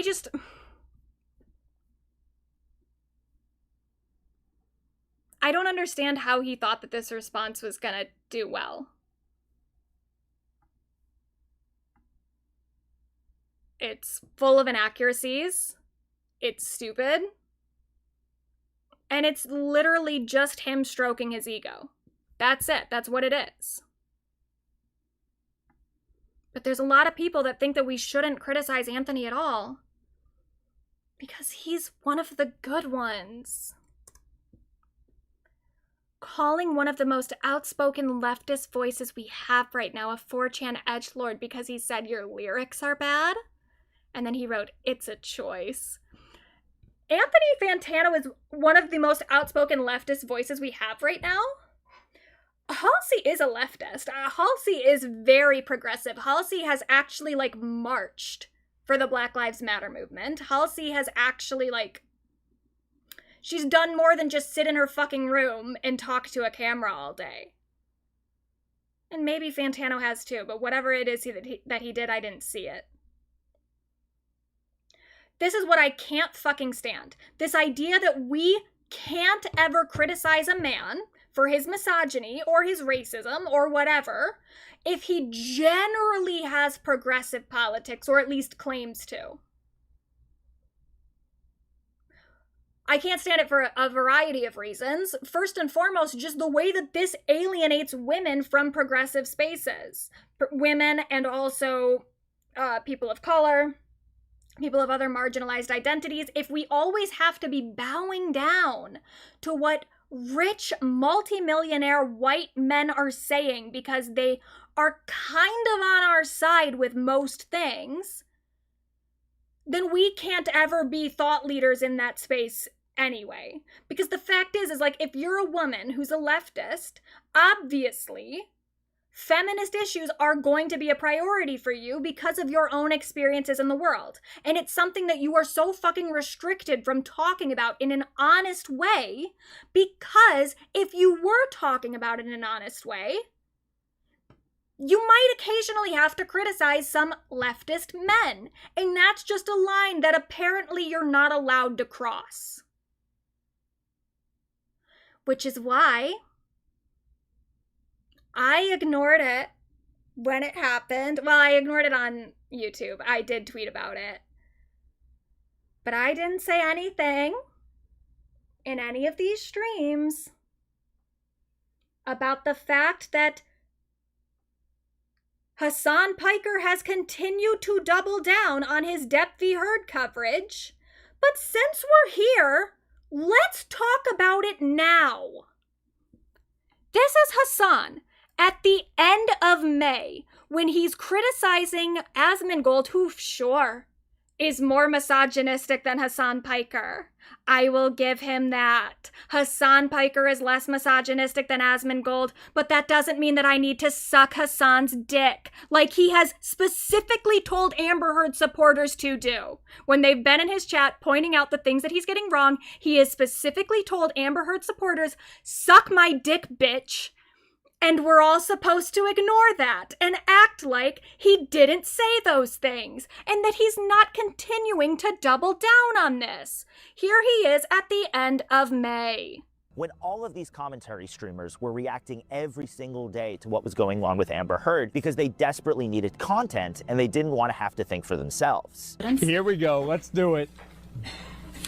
Oh my God. I caught the most strays out of this, even though I had the most balanced take where I was just like, I don't like either party involved here. And everybody still yells at me when virtually every content creator in the entire internet was primarily on Johnny Depp's side. And once again, the one that was like, I don't like either of these people. I think they're both weird. Every person was like, you're the reason. And they will. Now they'll latch onto it and they'll yell at me even further. It's crazy. See, people still do it. Nah, you were wrong on that one. Sorry. Okay, Amber Heard is the victim here. Yes, she is. Johnny Depp is bad. I don't even like Johnny Depp. I hate Johnny Depp.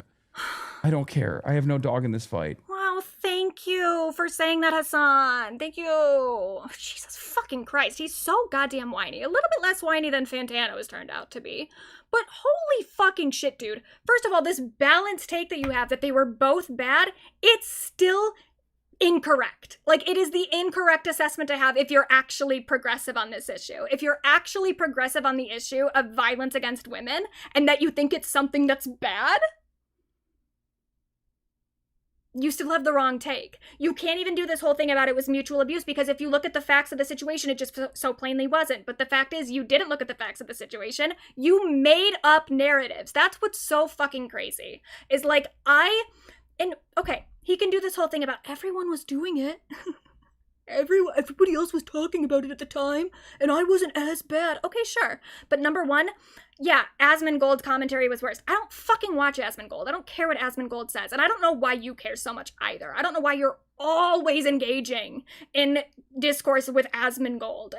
You do this whole thing about how certain topics you don't need to talk about, like the Amber Heard Johnny Depp thing. You don't need to interrogate your position on that because it was just a stupid celebrity thing. It doesn't matter. And yet you take everything that Asmongold does so fucking seriously. Not everything he does. For sure, Asmongold is more obsessed with you than you are with him, but you still take him so seriously in a way that you don't take other aspects of popular culture, because Asmongold is a part of male popular culture. He is a part of a male-dominated streaming culture on Twitch, which is a platform you refuse to leave. You refuse to even dual stream on YouTube because you think that the audience you're getting on Twitch is the mainstream audience when it's not. Objectively not. But you don't want to go onto YouTube because if you actually had like a mainstream audience on YouTube, if you had a prominent following on YouTube, it would be a following that was not as male. And that's not what you're looking for. So clearly, that's why you're so obsessed with like, I was better than the other dudes, because those are the only opinions you fucking care about. Evidently, historically, those are the only opinions you care about.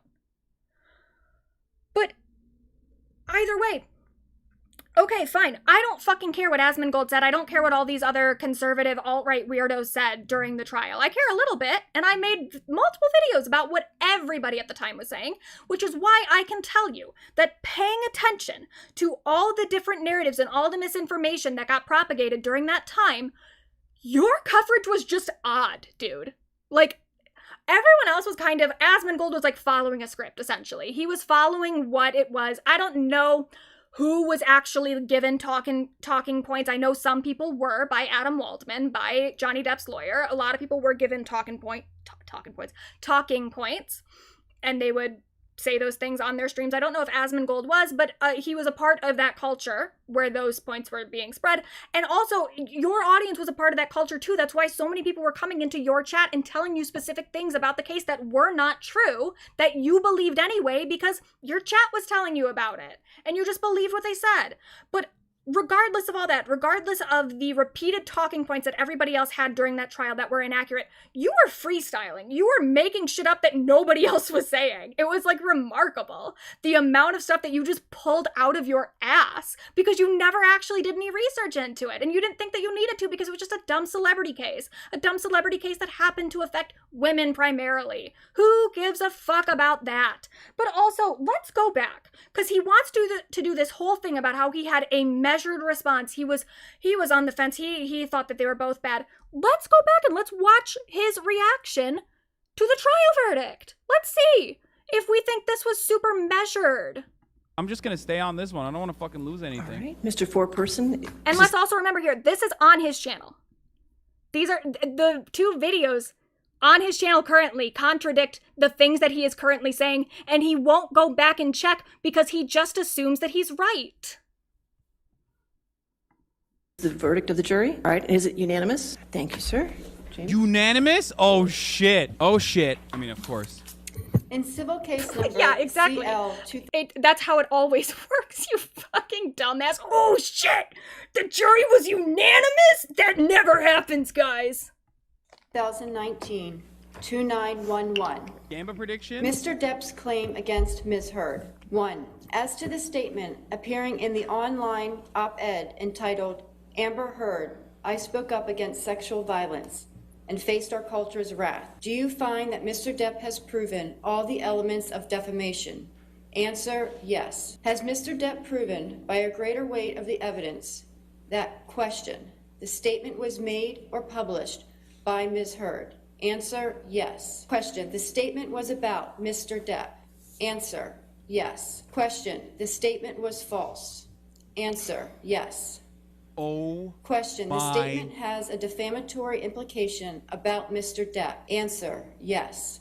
Oh my god. The internet is going to be fucking was designed insane. and intended by Ms. Heard?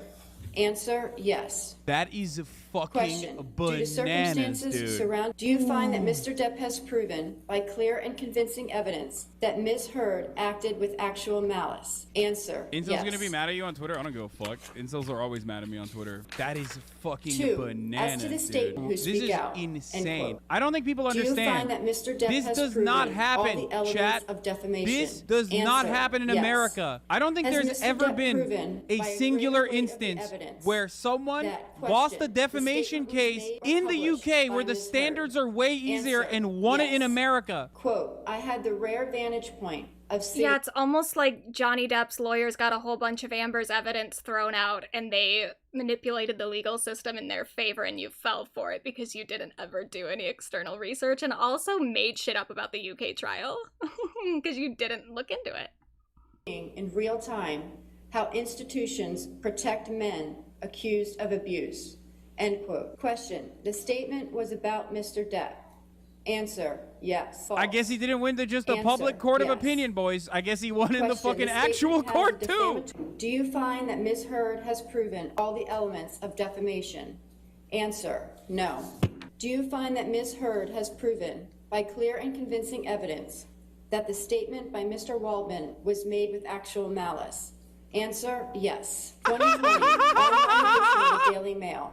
We've reached the beginning. As against John C. Depp II, we, the jury, award compensatory damages in the amount of $2 million.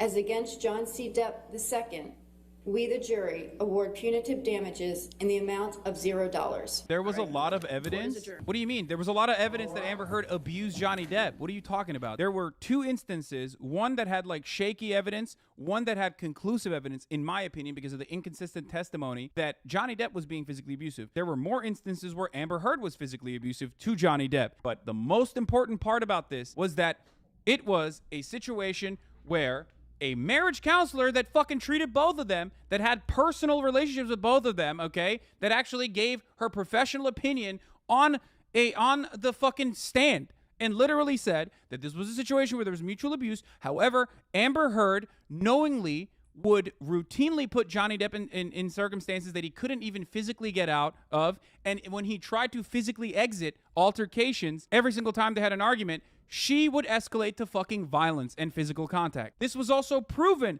by Amber Heard. This was proven by Amber Heard in a phone conversation with Johnny Depp, where Amber Heard literally said, I only hit you. I didn't slap. It wasn't like that big of a slap. It wasn't a punch. It was just a little hit. Who's going to believe you? Who's going to believe you, Johnny? This was my fucking take from day one. But a lot of you refuse to comprehend fucking nuance. And I also told you that Johnny Depp, which, by the way, I still do think is a weirdo fucking theater kid, for the record. Like, that's the thing. His criticisms of Johnny Depp is he just doesn't like the guy. That's his balanced take. Amber Heard escalated the violence. Amber Heard physically abused Johnny Depp. But Johnny Depp's a weird theater kid. That's the balanced take. He's also wrong here. He is just wrong. The marriage counselor that he's talking about, and this is where I will cut him a little bit of slack here in that this trial was incredibly manipulative, and there was a lot that got thrown out that absolutely shouldn't have been. No reason that it should have been. But the therapist that he's talking about was the second therapist. They had a different couples therapist first who unambiguously said Johnny Depp is the abusive one. Amber Heard is a victim. Johnny didn't like that, so he fired that therapist and got a second one. All of the therapists, let's keep in mind, are paid for by Johnny Depp. All of them, including Amber's personal therapist. Hired and paid by Johnny Depp at Johnny Depp's discretion. All of Amber's her entire medical team paid for and hired by Johnny Depp, a part of Johnny Depp's medical team, a part of his team of doctors. This brilliant leftist couldn't see any of that, couldn't see the power dynamic of the fact that everything in Amber Heard's life was being paid for by Johnny Depp. And even still, Johnny was complaining about the fact that her therapist that he paid for and hired was trying to kind of save her and telling her hey, this doesn't seem like a healthy situation. You might maybe need to leave. He got pissed about that. There's fucking text messages between him and his doctor being like, what the hell? Why is Cowan telling Amber that I'm a bad person? That's not what I hired him to do. You don't know any of that because you didn't look into it. And also the audio recording that he's referring to, that's an edited audio clip. The full transcript you can find online, but they never played the full the full audio clip during the trial. And also, it wasn't even really during the trial that audio started to circulate. That got edited and sent to different YouTubers and different content creators and bloggers and shit prior to when the trial even started, by Adam Waldman, by Johnny's attorney, who is not, Has Hassan Piker even heard the name Adam Waldman in his fucking life? Probably not, because he didn't watch the entirety of the trial, even though Adam Waldman did testify during the trial, but he wasn't Johnny's attorney during the trial itself, because he got thrown off the case by the judge for the amount of shit that he was leaking. The amount that he was colluding with fucking content creators. Does Hassan Piker know any of that? Probably not. Because he doesn't know anything. And he absolutely did take Johnny Depp's side more than he took Amber's. And even if he didn't, it was still the wrong take. It was still fucking wrong. And here's the thing, is that Hassan is surrounded by people that know better. And that was no more obvious than recently when it got brought up in front of him, but not to him. Years ago, how did you recognize how conservative Gen Z was? I think it was Amber Heard.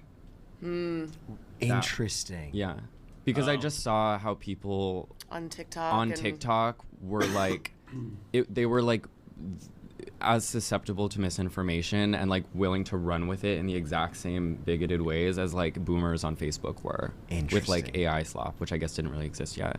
There's but also pure. How did you? And then he tries to change the subject. And what I would like to know is why no one around him ever wants to bring the issue to him. The evidence of how bad his coverage is just so out there. It's on his fucking YouTube channel right now. And maybe Matt Bernstein and Carolyn Kwan, maybe they have no idea of how bad his coverage was.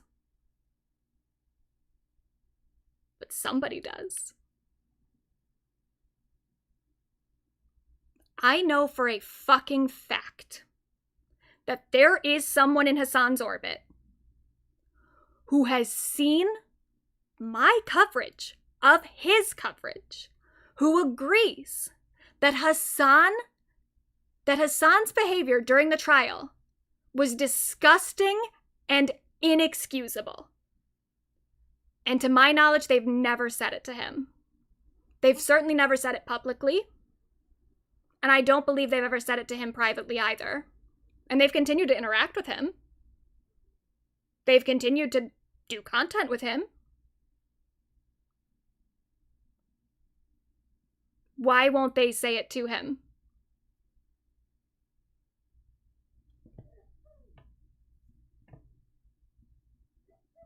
This person in particular, quite frankly, I just think is kind of a clout chaser, so I think that's why. But I also think that it is very clear at this point that Hassan has not made himself a person that women feel comfortable confronting him about his misogyny. And maybe that's and maybe it's not.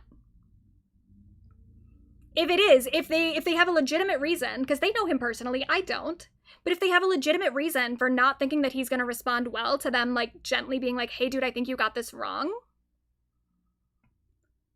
I don't know why they're still hanging out with him in the first place. I don't know why they're continuing to platform him, especially as a woman. I don't know why you would continue platforming. Not that you need to platform him. He's got a bigger fucking audience than anyone else does, but why you would continue supporting someone who you think would respond poorly to you confronting them on their misogyny. I just don't get it. I don't get it at all. And I do think that really, maybe I have more faith in him than he deserves. Maybe he will. I mean, I had more faith in Anthony Fantano prior to that fucking Variety article. But I do believe that the reason Hassan is so hesitant to confront the Depp v. Heard coverage, number one, he just doesn't think it's important because he doesn't think that things that affect women primarily is important, which is an issue in and of itself.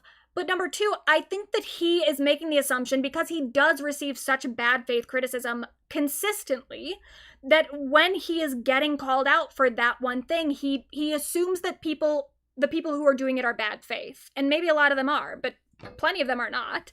And that's why I'm like, I don't get why the people around him that do know better, why they won't talk to him about it personally, because I feel like if it was from someone that he knew, that he had faith wasn't just doing it to attack him, I feel like he would be more responsive to the criticism.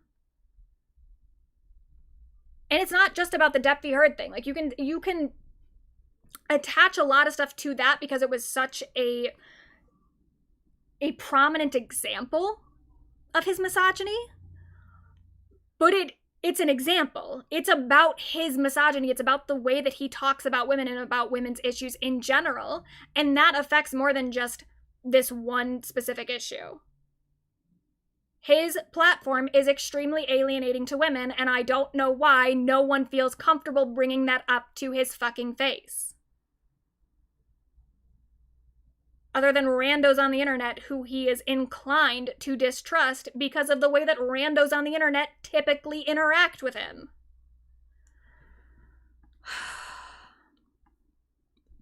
So that's what I have to say about that. I will not stop criticizing men's misogyny just because they happen to be leftists. Even if I think they're more believable leftists than Anthony Fantano, who at this point I'm a little bit more suspicious of. But whatever. I'm gonna get back to more important things, which is celebrities. So, as a way to calm down and feel nice, and not be so pissed off, here's Lil Nas X and his update after his time in mental health treatment following his arrest from a few months ago. Hey. I really wanted to talk to you guys. Man, it was like, it's no way I'm gonna be able to make this like not awkward, because it's really awkward for me. But I wrote down a few notes so I can at least like make sure I say the things that I do want to say.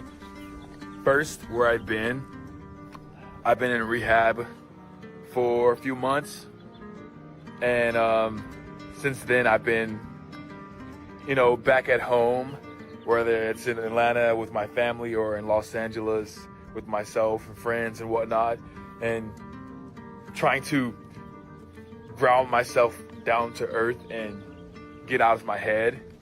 I have a therapist now and a psychiatrist, which has been really helpful.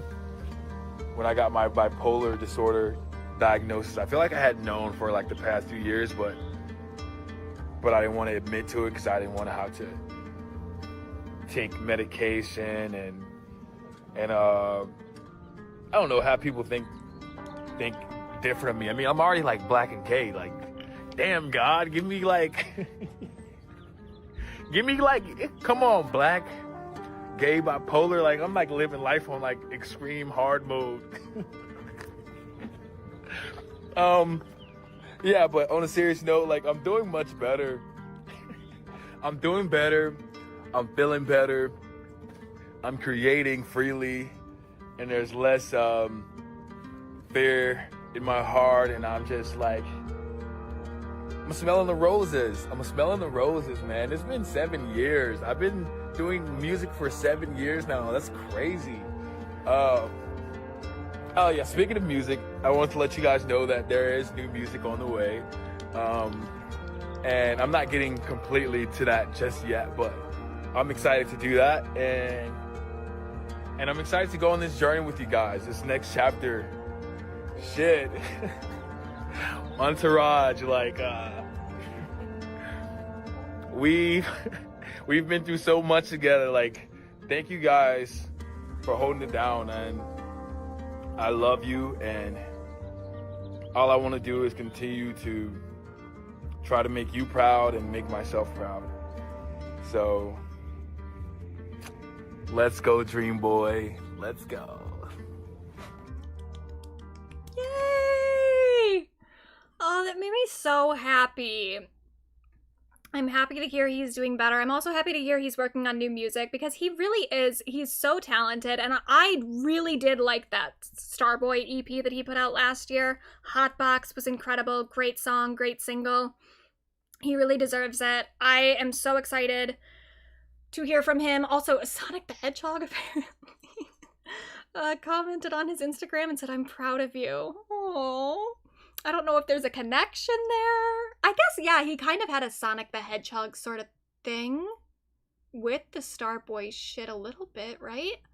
Is that what that's from? I'm proud of you too, Lil Nas. And I'm so happy that you're coming back. He also posted earlier today a TikTok that says, "So I kind of decided to keep chasing my dreams despite all of life's unexpected twists." Or setbacks. It looks like that's a translation. Oh, so cute. Let me play a second of the audio.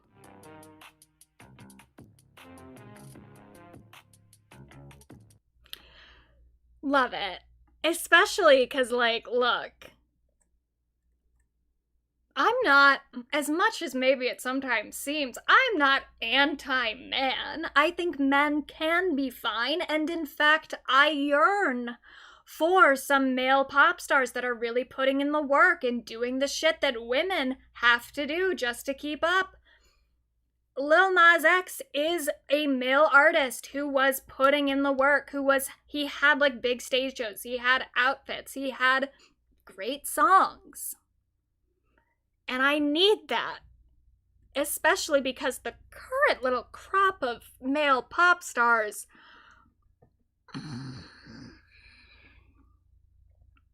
look, I've said plenty of things about Somber. I've said I don't think that his songwriting is as confessional as certain people have implied that it is.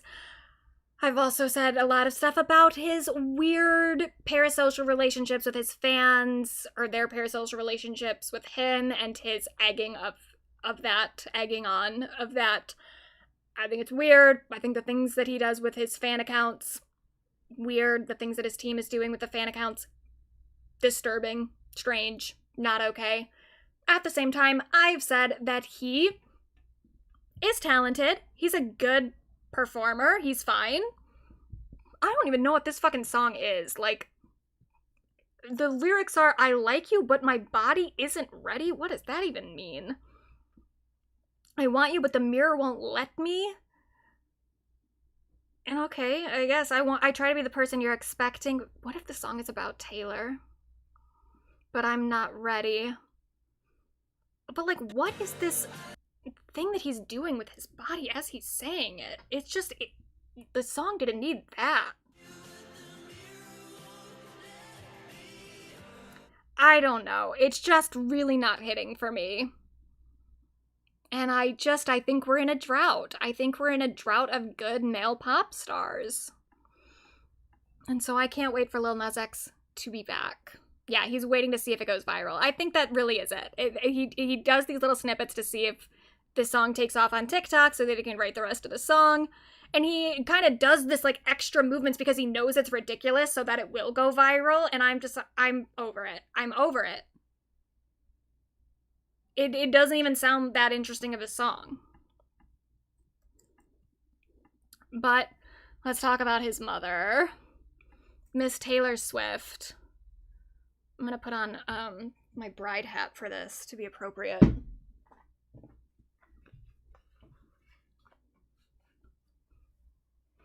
So first of all, I just want to show this little video. I'm going to put different music on it because it's Forever Young, and that's definitely going to get copyright claimed. But I did just think this was funny, the comparison of Lady Gaga throughout the years to Taylor. Just to like see, and obviously when you're using Lady Gaga, gonna be a stark difference given that her whole thing is transforming her appearance. But it really does hit you seeing this contrast, how much Taylor Swift has just not changed her look very much. I mean, she's gotten a little more like naturally blonde. She's kind of got more of a dirty blonde thing now. There was a minute where it was a little bit more like bleach and really light, but still, it's always this kind of like natural girl next door look throughout her whole fucking life, since 19 years old to right fucking now.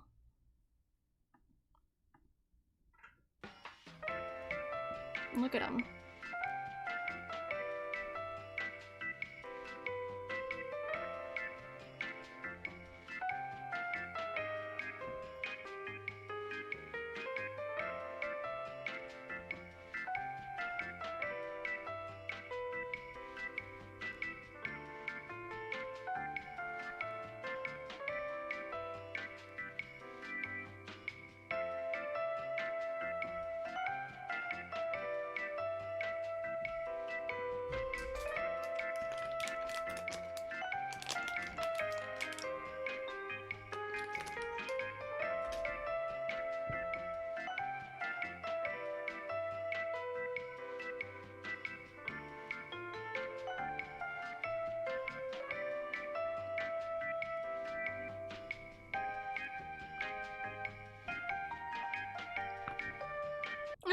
She does look cute. Like, I like this hairstyle right there. But it's the same thing, girl. Don't you want to do something new? Aren't you sick of being the same thing over and over again? That's the thing, I tweeted at one point, like, her bangs, her refusal to get rid of the bangs is a sign of her arrested development, and I got Swifties, of course, pissed about it. And being like, since when is having bangs something that only children can do? Adult women can't have bangs? It's like, no, of course they can. And if she had not had bangs the entire time and then debuted with these bangs right here, I'd be like, oh, wow, look at how cute those bangs are. Those look really good on her. I wouldn't have any issue with it. But it's just like, it's the sameness. Just over and over again. It's like she has a brand that she can't part from. It's just, I don't know, man. It's just kind of sad to me. It's just in context of everything else. And the fact that, like, there are other signs of her arrested development beyond the bangs. The bangs are just a symbol for me. But they look cute. Like, I don't think she's ever looked bad. She's a beautiful girl. She's a beautiful girl. But can we try something new? Okay, so I don't really understand this shit. Metallica guitarist Kirk Hammett wore a Taylor Swift Taylor Swift, sorry, I feel like I really can't talk today. Taylor Swift is a CIA PSYOP shirt at a recent gig. A PSYOP for what? Like, what's she doing?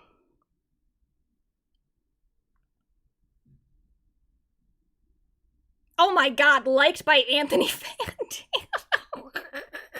Of course. I didn't even realize. But I don't even understand. People keep saying stuff like this. I also saw people in the comment section from the video that I uploaded about her, like, origin story. I saw people saying that she's a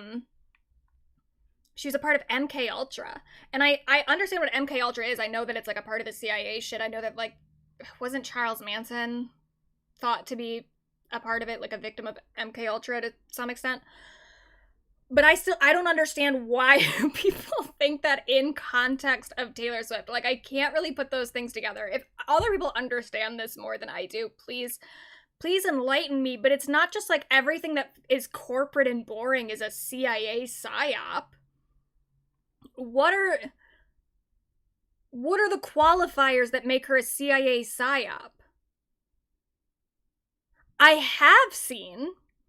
I've gotten it really into, like, I haven't gotten, like, super into it, but every once in a while, there's a particular creator on here, I don't even remember what the username is, but there's a person who has a channel on YouTube who does a lot of, like, Taylor Swift conspiracy stuff, and, like, she believes it.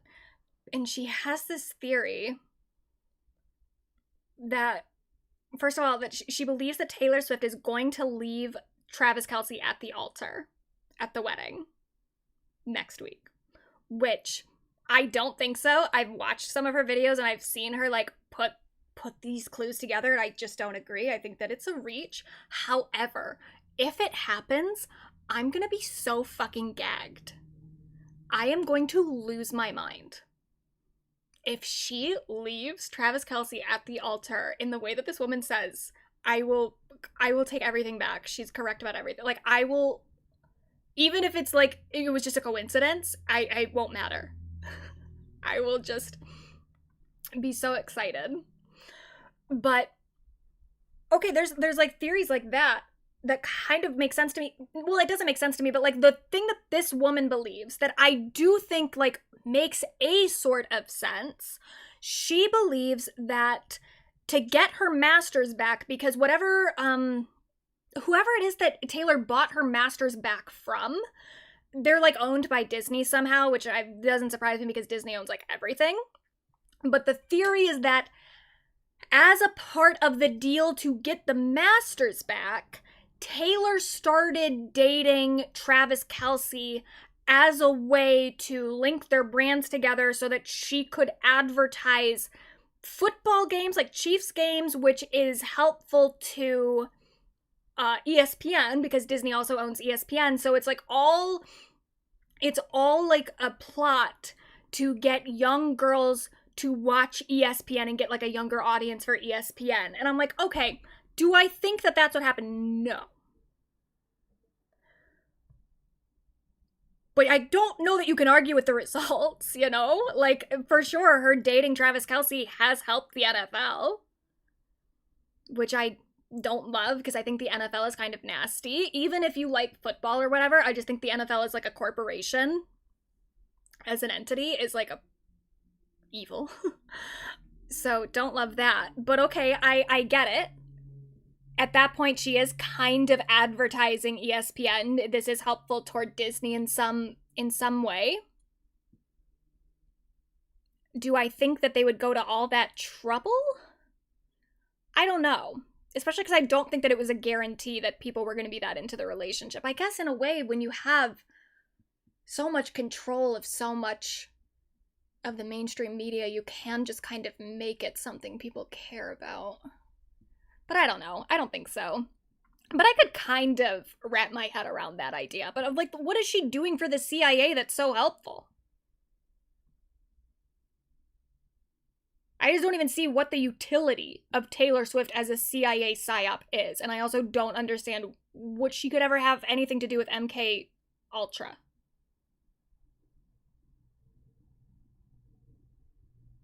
I don't get it. Men are weird.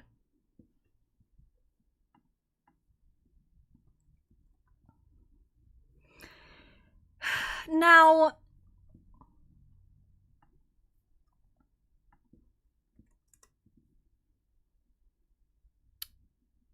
it does seem like I knew it, I knew you. It seems like this is a part of an Oscar campaign.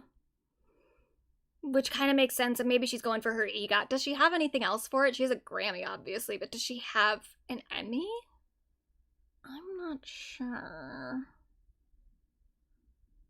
But, okay, it looks like she's going for her first Oscar. There's a lot of indication that there's some Oscar campaigning happening here with this song coming out. But then also her song instantly got added at all 157 stations that report to Mediabase's country chart. Something that's only occurred 3 times before and never for a female artist. Now, there are some rumors that her and her mother had like a dinner or something with a whole bunch of country radio program directors. I don't know if that's true. That's just something that I've seen on social media. I don't know if there's any evidence for it whatsoever. But does she have a Tony? She couldn't. I don't think so. There's nothing that she could have done that would earn her a Tony. But I feel like the Tony thing, why I'm asking if she has an Emmy, because I feel like that's at least the first step for her. To at least get an Emmy, because she could probably at least get a song onto a soundtrack. That'd just be easier, you know? I feel like the Tony for an artist like this is the last thing you go for. But I guess, yeah, you can start with an Oscar, I suppose. Or start with, you get your Grammy and then I guess go for the Oscar and then the Emmy? I don't know. And then eventually get the Tony? She has to want the EGOT. Because, oh, she has an Emmy? What does she have? For what? She won it in 2015? For what would she do? Oh, one of her film concerts? Okay, that makes sense. Is it for, like, Reputation or something? Because it was on Netflix? Oh, no, in 2015 that would have made sense. For, yeah, some other concert, I guess. But, anyway. The reason that this country station thing is important, not just for I keep saying if I knew you. I knew it, I knew you. It's important for that, because it's a country song for the Toy Story movie. But something that I forgot about up until pretty recently, because here's the thing, is like, what's happening currently is a little overbearing.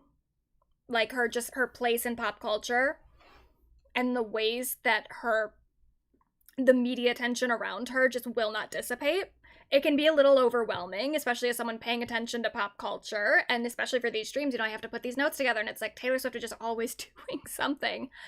I forgot about the fact that, like, we're really not going to get a break. Because even now, yeah, she's doing the Toy Story movie. Yeah, she did the Songwriter Hall of Fame speech. Yeah, she did, I don't know, she appeared at some award show not that long ago. Like, she's still continued to be pretty public, but she hasn't released any new music, really, other than the soundtrack. She did release some music videos from Life of a Showgirl, but no new music.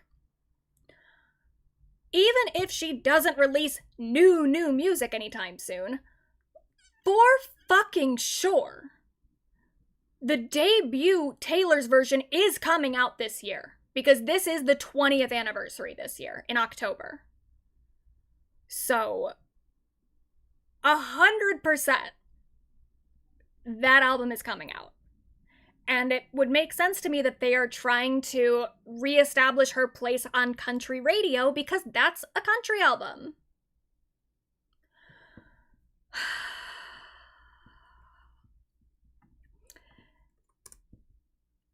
And I saw this the other day. This just kind of made me chuckle. It says Taylor Swift debuted in the music industry 20 years ago. This is her. So, if you remember last week talking about Scott Swift and his email, when he mentioned the ducks and him having to pick 15,000 ducks out of a pond or a lake or whatever, that is when this photo was taken. So, for this photo, 20 years ago, Scott Swift is off somewhere getting 15,000 rubber ducks out of a pond. Just a fun little fact. Is she still doing Taylor's versions? She's doing that one. She had 2 albums left when she got her master's back. She had Reputation and the debut. Reputation she never finished. She did a few songs. but she I don't know if she's even really planning on releasing those few songs she did, but she said that she couldn't get the album right. Like, she just never liked it as much as she did the original, which in that, I'm like, she says this thing of, if it's not as good, I'm not going to put it out. There are tracks on 1989 that I refuse to believe she thinks the Taylor's version is superior to the original. I refuse to believe it, especially Style. There's no fucking way she thinks Style is better. Just no way. It's objectively worse. But whatever. So Reputation, she's not going to be releasing, but she did say in that announcement that she had finished the debut and that she was going to wait for, like, the most opportune time to release that. And the time that makes the most sense is the anniversary. So she's been sitting on the debut Taylor's version this whole time, and she will probably be releasing that on the 20th anniversary, which is in October. But I don't know. It's like, and this is what's so sad about it too, is that I really would, when Fearless came out, the Taylor's version, it really was fun to, like, hear this, like, grown-up Taylor singing the Taylor's versions of the songs that she wrote when she was, like, 15, 16, 17, whatever the fuck. It was kind of nice to hear these older songs in this new context. And also, like, Fearless was, that's the thing too, is like the quality of the Taylor's versions really did dip. I mean, Fearless was great. Red was great. The Speak Now was actually decent. I did actually really like some of the Taylor's, like, the vault songs from the Speak Now Taylor's version. I really liked the one that she did the video for, with Taylor Lautner. What was that one? Oh, I Can See You. That one was good. I think that was I think that was honestly probably my favorite vault track, other than obviously All Too Well 10-minute version. And then 1989 was just a fucking disaster. It was awful. It was terrible. It was bad. So at this point, do I even think that the Taylor Swift debut, Taylor's version, do I think that that's going to be up to the standards as the original, is like the first Taylor's versions? I don't know. I'd like to believe so. But even then, even if I like it, even if I think that it's good and it helps me go back through her origins and have more appreciation for it, because I just wasn't on board at the time that the country albums came out. Even if that album, like, allows me to go back, it's like I'm just so tired at this point. I'm so fatigued by the constant releases, the constant promotion, the constant countdowns. The fact that she might be having her wedding at Madison Square Garden, like, it's just so exhausting that I don't even think that I'm going to appreciate the debut Taylor's version as much as I would have if it had come out of just a few years earlier. If she had put all those Taylor's versions out more back to back. At this point, it just feels like, give it a rest, girl. And that's such a shame. And I feel that way too about any new album from her. At this point, even if it's good, I just don't think I want to hear it right now. Because the whole thing is starting to just feel so corporate and greedy. And I don't want my music consumption to feel like it has that background to it. Of course, it always is going to, because the music business is a business. There's always going to be some capitalistic motive behind every release of every pop star's album, but, like, it is just feeling so front and center in Taylor's releases at this point that it makes it hard for me to even feel like I can have a connection with whatever she releases next. There's a possibility that I would have liked the Toy Story song more if it hadn't come out right now. And also,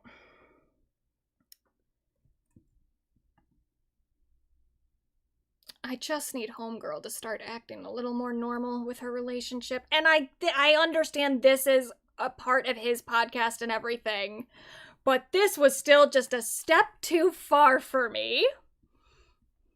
If it's an airplane and it's going, Zoom. Meow. And it's landing. That one's for you, It Brandon. landed safely. That one's for you, Brandon. I love Indian food now. Well, what if it's an airplane and it's going? I get it. I guess there's a joke on the New Heights podcast that he is like a picky eater, but Taylor is helping him diversify his palate. And so someone on the podcast said something about like, oh, when she does the airplane noises, and it's like, oh, okay, funny. He's a child. But I don't know that you need to lean into the joke, girl. I just don't love seeing one of the most powerful women in the world playing into the idea that her boyfriend or her fiance is a fucking child who needs to be fed with an airplane noise. And I think if it weren't for everything else, I would feel more okay about it, but it's just, it's everything added up. Just get up. Get up, girl. At least she didn't mama bird it. I think I would have been more interested in that, because that would have been weird and interesting. I'd have been like, oh, wow. Who did that? Someone did that with their child. It was the girl from Clueless. The main girl. She, like, said once that she, like, baby bird feeds her children. She, like, chews the food and then, ew. God, that's so gross. But if Taylor did that with Travis, I'd be like, you know what? Let her get her freak on. But this is just annoying.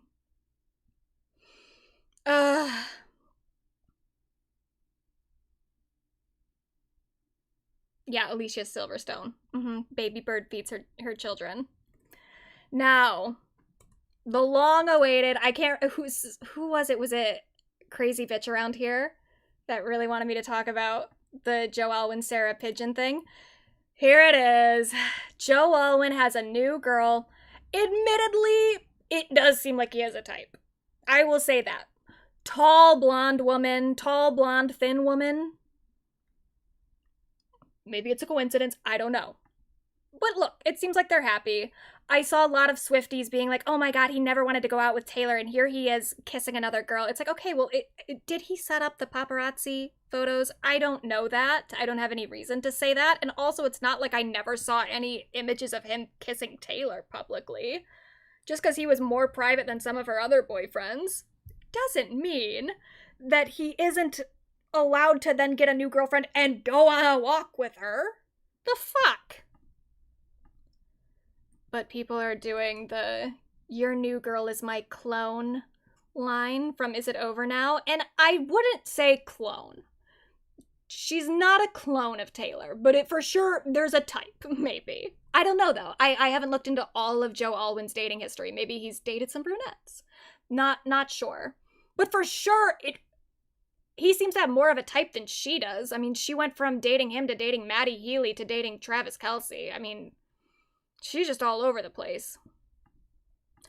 But then so around the time that this was happening, Sarah Pigeon was getting shit on for a moment during her, like, actors on actors thing, and a whole bunch of Swifties started piling onto this too. And I thought this whole controversy was so fucking stupid. She admits that she, like, didn't know who Jimmy Stewart was. Let's play it. Jimmy Stewart. I know. Should I know that? Let me tell you, Jimmy Stewart. Yeah, yes. Yeah. It's a Wonderful Life is one of my favorite movies. I've seen It's a Wonderful Life. Exactly. See, exactly. He's one of my favorite actors. Something I'm very embarrassed about is my lack of names. Yeah, that's fine. I'm finding as I'm getting older. I'm 29 years old, but my recollection of names and even what happens in films sometimes Really? Yeah, I'm what do you think? Is it because do you think you're just very present and when it's happening, or like, and it goes away? I think it's even like watching plays. It'll be, I think it's maybe about the experience that I'm having, and then everything, all the other details are just so when we walk out of here, will you remember my name? No, I'll totally, I'll remember your name, but I will be like, I don't know what we talked about. I have no idea what we talked about. Yeah. But also maybe it's because you're so present. Jimmy Stewart. I know. People were making a big deal about this, the fact that she didn't immediately recognize Jimmy Stewart's name, and people were like, as an actress, that's just insane. He was so influential. It's like, okay, well, half of you probably didn't know who fucking Jimmy Stewart was at the time, and also, who cares? You can be an actor without even being that knowledgeable about previous actors. It's a skill that you can learn with or without a whole lot of knowledge about film. I don't care. I just don't care. And I don't think anyone who was complaining about this did either. The whole thing felt very performative, but I had already seen this kind of going around before the Joe Alwyn stuff, but then once that hit, it was like immediately the Swifties jumped onto it. And I'm like, okay.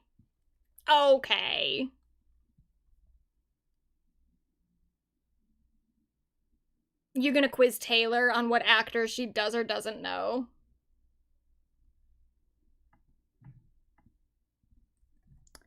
But the big news really is the fact that right after Joe was seen with another woman, Taylor apparently went to the recording studio, went to Electric Lady Studio in, what is it? Is it in New York? And stayed there for 8 hours. It says Taylor Swift, an engaged woman, was seen mad as fuck entering the studio after Joe Alwyn appeared with his new girlfriend in the city she lives in. Mind you, she recorded a song for a movie without people seeing her in the studio. She wants everyone to know where she is now. Now, the Swifties are already adding a fucking community note to this, saying Taylor was simply walking into Electric Lady Studio to attend Rachel Antonoff's birthday because this tweet says so. Taylor Swift spotted at Electric Lady Studios last night. A source tells us there was a birthday party being held there where guests were heard singing Happy Birthday Rachel, but no confirmation if that's why Taylor was at the studios. So already, even the tweet that they are linking to doesn't decisively say that that's why she was there. But also, why aren't there paparazzi photos of anybody else? Maybe there are. Maybe it's just the fact that she's so fucking famous that this is the only stuff that's spreading. But I don't have any confirmation that anybody else was in that studio. And I don't know. Maybe she was there for a birthday party. Maybe she was there to record something. Maybe she was recording an album. Maybe she was recording a new song. I did see this. I don't know if this is true. This is another just rumor, but it says, oh, of course, and there's a community note on that too. Take with a grain of salt, Taylor Swift might have been making a wedding single. Taylor is creating a beautiful love song for her future husband. She has been writing it for the past few weeks. She's very excited about it. The source added, adding that it is a sweet ballad that will have a hypnotic chorus. The lyrics will be about what makes their relationship click and will hint at the special private moments they have had together. Now, this, because it's the Daily, you're just linking to something about the Daily Mail being an unreliable source. Yeah, we know. It's a fucking tabloid. It's just a rumor. Why do they always do this? It's like they're addicted to writing community notes. Is this even bad? Do you even need to, defend her against this? I think it's weird if she were releasing the song, because it does say single. If this is true and she's releasing a single for her wedding, that's insane. If she's just writing the song for him, that she'll maybe perform at the wedding privately, or just give to him on a CD, I don't know. I mean, maybe that could be sweet. I hope that if this is the case, if that's what she was in that studio doing, I just hope she keeps it to her fucking self. I hope that whatever song she wrote is just for Travis and nobody else has to hear it, and it's just something for the two of them. Because you know what? That's nice. If you're a songwriter and you're getting married, I could understand maybe writing a song for your honey as a gift. That'd be sweet. This is my hope currently. My hope is that this is what she was doing. However, it is possible that this is what she was doing and she is going to release it. It's also possible that she's writing an entire new album. And I need that to not fucking happen. And if it does happen, just wait. Just don't release it right away. And that's what I'm worried about. She's going to release it right away. And it's like, girl, just give it a fucking minute. Just wait a minute. Releasing a wedding single would actually be hilarious, though. I mean, a lot of it would be hilarious. Even the having a wedding at Madison Square Garden is hilarious. It's funny. But as someone who does feel semi-invested in Taylor Swift long-term, who does think that she's a very talented writer and who does want her career to flourish as that, as like a singer-songwriter, not as this like capitalist trad wife robot, I don't know. It's like the spectacle of it is still so fun. But the damage that it's doing to the idea of Taylor Swift as an artist at a certain point feels almost irreparable. And I think that's a real shame. And it's also just like, it makes me sad. It makes me sad for her that she's this addicted to attention, truly. I don't think that there's anything wrong with wanting attention. There's nothing wrong with wanting to be a bigger celebrity. I mean, at a certain point, maybe there is, and I think we're at that point with her. But it's just so, like, her entire life has been this.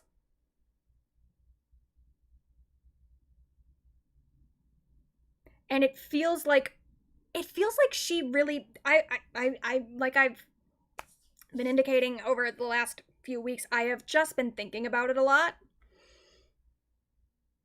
Not even the last few weeks, probably the last few months. I just have been thinking about Taylor Swift and her like relationship to fame and everything a lot. And what I think has kind of happened, I think that she really was, when you saw like the Miss Americana documentary in like, what was it, 2018, 2019, a little bit before the pandemic, it seemed like she was becoming more self-aware there and more aware of her problem with like people pleasing, more aware of her problem with like needing validation and needing attention. She was becoming self-aware in that way. Then COVID happened. She wrote these albums that she wrote just kind of in the isolation of her house. And she said at the time, and I guess you can believe her or not believe her, but she did say at that time that like she wasn't even making it with the thought of it being like an album that would be released or whatever. She was just making it. And I do kind of think that that's what happened. I think that she was just kind of fucking bored in COVID, in lockdown, like we all were. And she made the album in her own house, in her own like bedroom essentially. And then it was just sort of like a free expression for her that happened to become extremely successful, and I think changed her career in a way where she started to get validated by people that previously would have been dismissive of her. And I think that piggybacking off of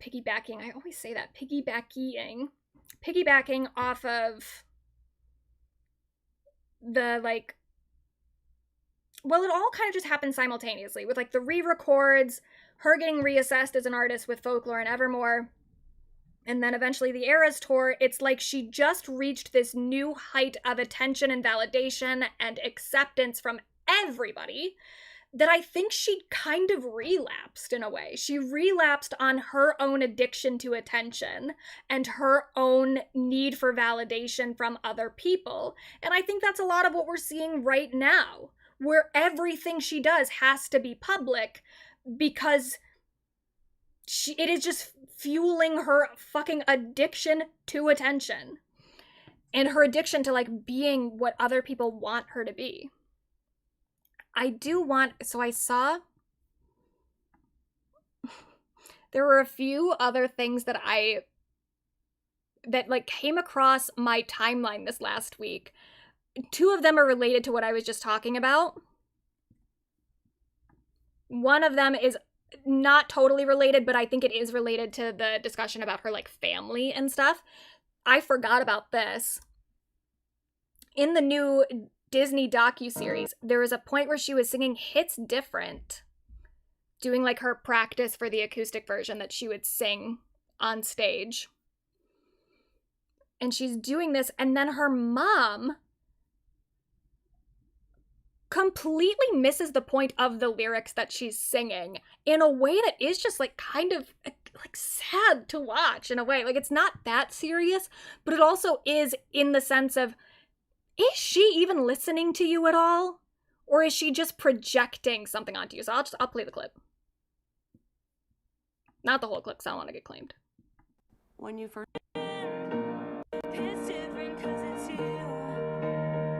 You know, it really kind of tells you. And for reference, Hits Different is a song that is very clearly about a breakup, most likely the breakup with Joe Alwyn. It's hits different as in, I've been able to get over breakups before, but it hits different because this one is you. It's a breakup song. It's a sad song. And here's what Andrea says.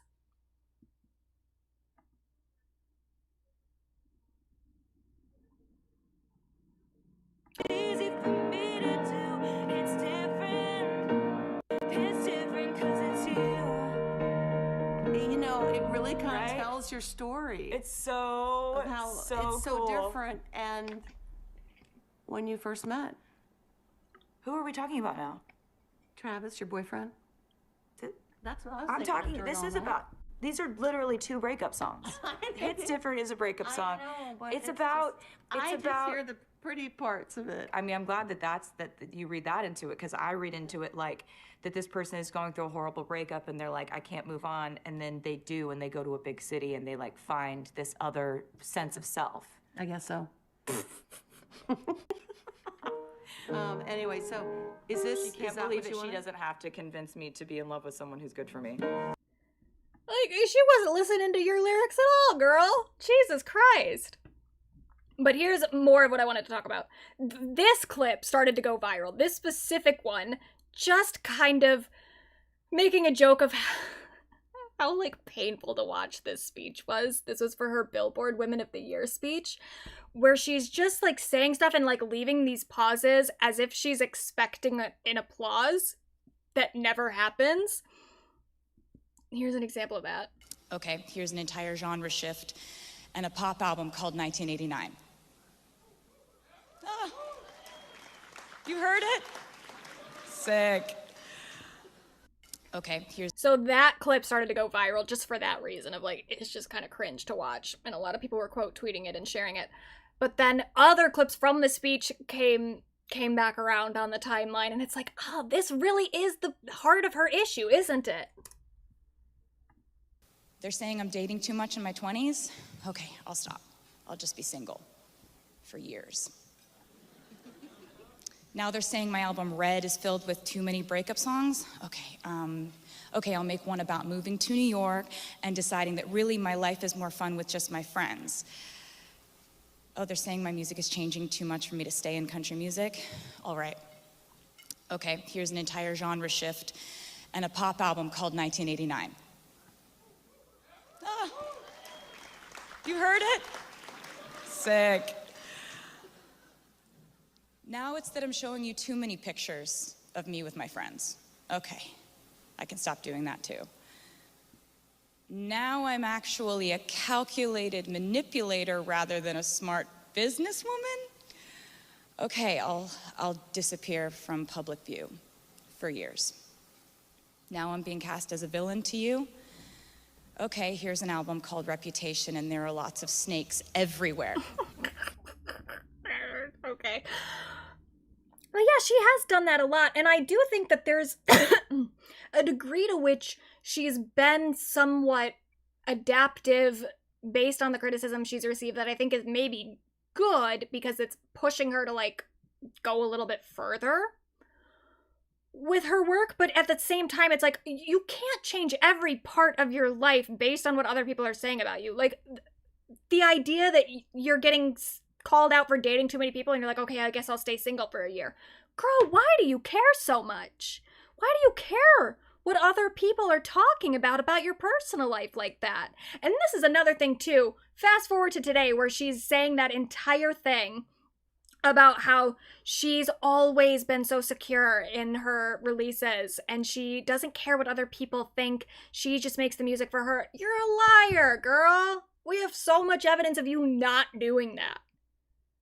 And I think, honestly, I do think Folklore kind of was that. Folklore and Evermore were just like indulgent, like this is the album that I want to make right now album. The albums, period. Or albums, plural. I really can't talk today. But then after that, it's like she just slid right back into, I'm gonna make the albums other people want me to make. And I almost wonder, too, if part of it has to do with the fact that when she was in lockdown, when she was in COVID, she was in her fucking house and not being told what to do by her goddamn parents all the time. But I don't know. I'm just very suspicious of them. I also came across this 60 Minutes interview that she did a long time ago, and a lot of it was just really disturbing. Like, this 60 Minutes interview was... I feel like you could do an entire video essay on this specifically.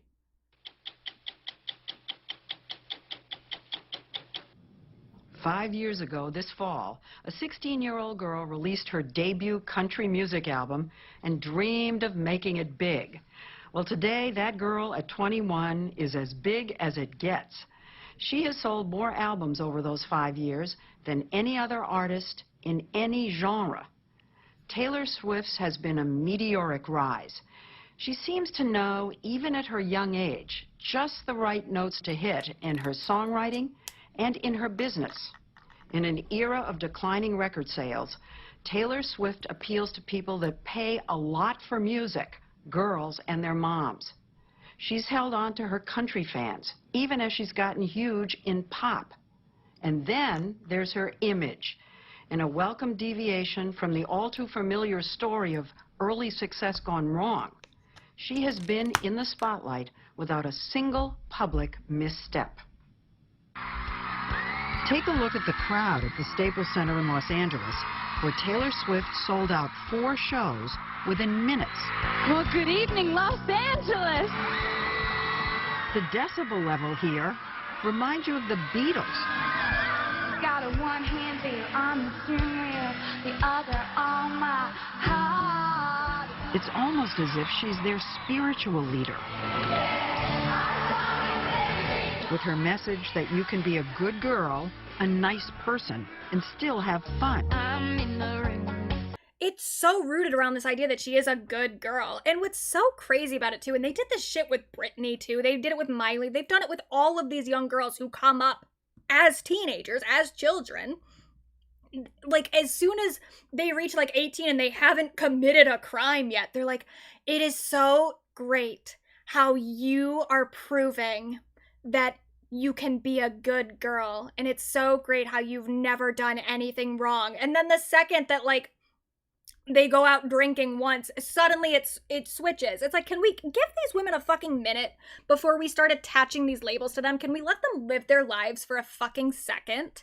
And Taylor, what's remarkable about Taylor is she really did manage to keep this good girl image for pretty much forever until the Taylor, or the Kanye West Snakegate thing, which she clearly found very traumatizing. But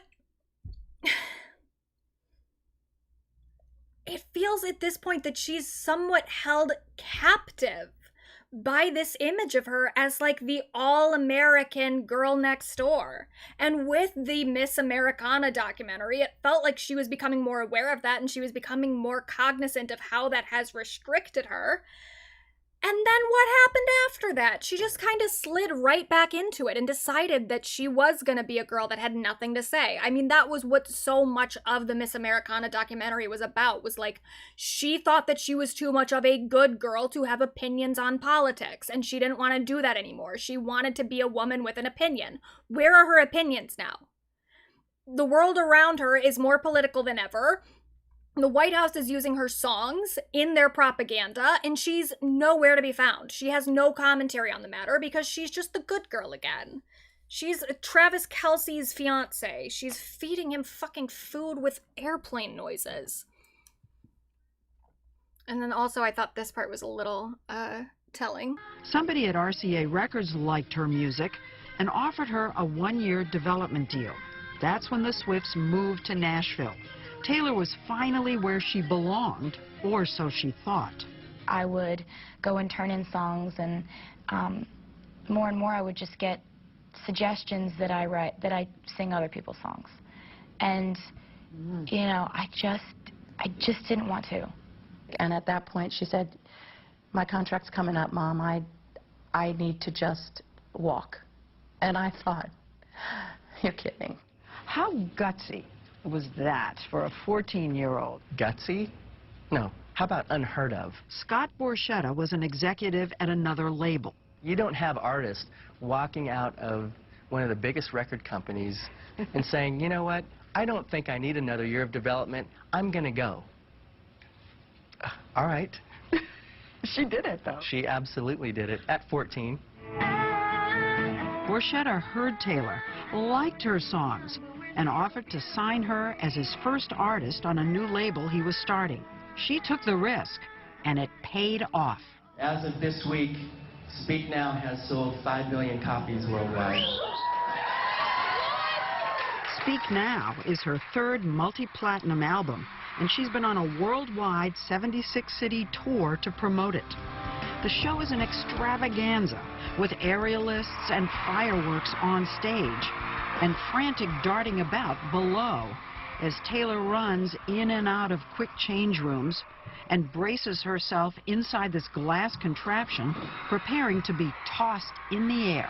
I'm praying that I'm not going to break my leg. I'm like, dear God, I'm very clumsy. I'm not a gymnast. I'm not graceful. Please don't let me break my leg. That's what's going on. Like, this whole idea that she was the one to decide to walk from RCA, when we kind of know now that really, like, Scott was talking to Scott Swift and Scott Borchetta were talking to one another. Scott Borchetta was he was willing to fast track Taylor's career the way that Scott Swift wanted him to. I don't remember if she says it in this interview or if it was in another one that I watched, but like Taylor specifically said that she wanted to leave the development deal with RCA because they were probably going to keep developing her and not let her release an album until she was 18. And it's like, okay, but that's fine though. That's when you're an adult. It's so weird the way that their real opposition to being on RCA was not even that they were like really, I mean, she does say the thing about them wanting her to not write her own songs, but it's like, it was still a development deal. They were just kind of saying like, record some tracks. We want to develop you and develop your skills. It wasn't necessarily saying that they weren't gonna let her release her own songs once the album came out, but it was probably gonna be an album that came out when she was 18. And that's the real issue, is like they wanted it on a faster pace. They wanted her to be able to release albums while she was still in high school. And that's so fucking weird, dude. You put her into this situation where now she's barely out of high school and she's on this like international tour. She's released 3 albums. It's just so bizarre when you look back and you think about how fucking young she was and all this and how they really are painting it like it was all her fucking idea. No, it wasn't.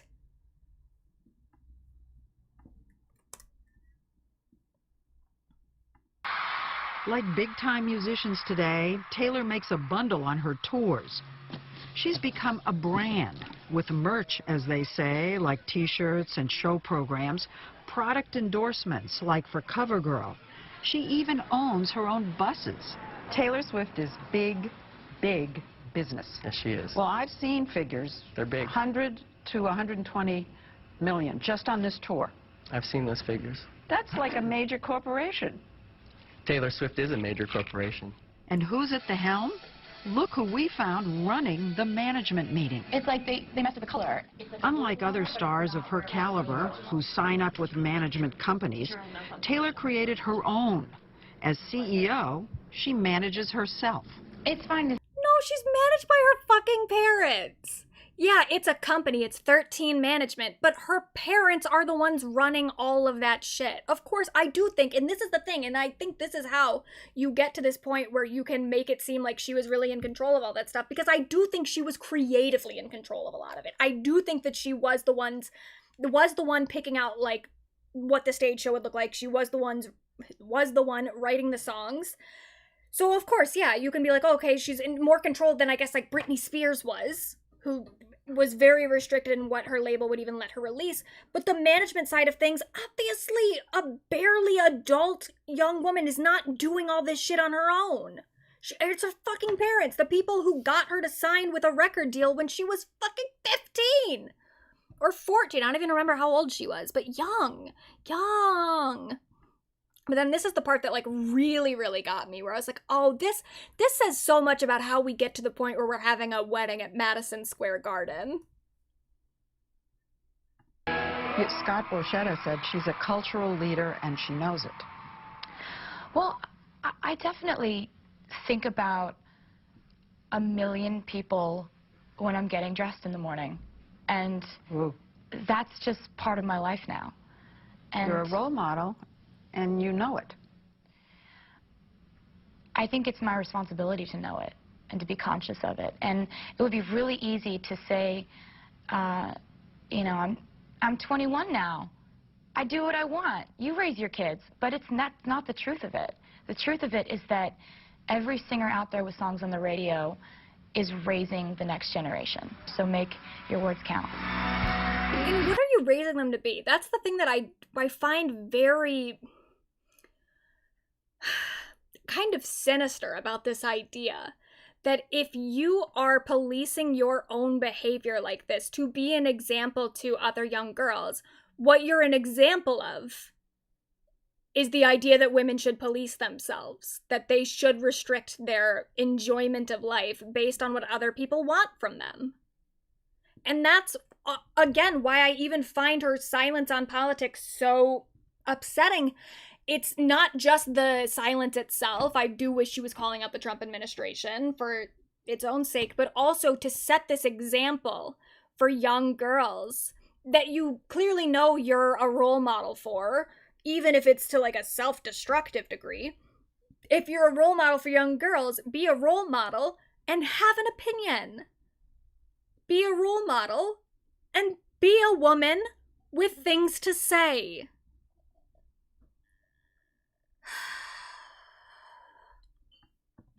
But I think that she does. I think she wakes up and thinks about the millions upon millions upon millions of people that will be looking at her in any given day. And I think that's how we end up with a fucking wedding at Madison Square Garden. Especially when she announced the wedding in the first place, there were articles coming out about how...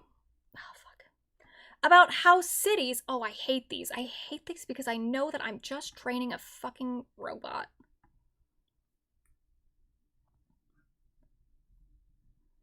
There were articles coming out about how cities should compete for the Swift-Kelsey wedding. It was so commodified, it was so commercialized immediately.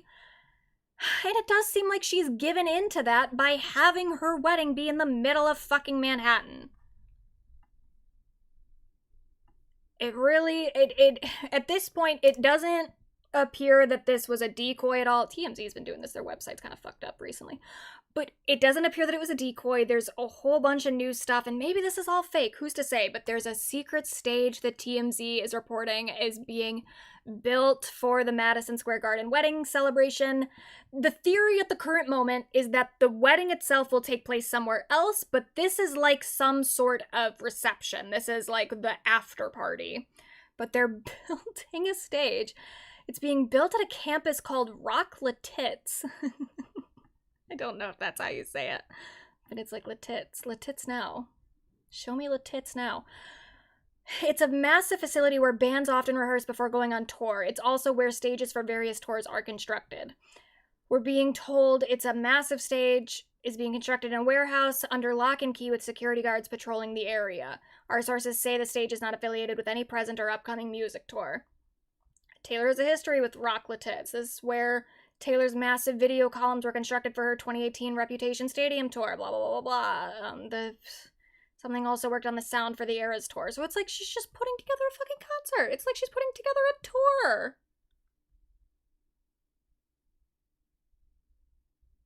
For her wedding. She cannot escape the performance of her life. And then there's been a lot of watching, especially with TMZ, but like the pre-wedding activity where they're basically just staked outside of her fucking Rhode Island mansion. Just being like, wow, there's people there. And it feels so fucking invasive, and I wouldn't even show this shit except for the fact that at this point, I'm not sure that she doesn't want it.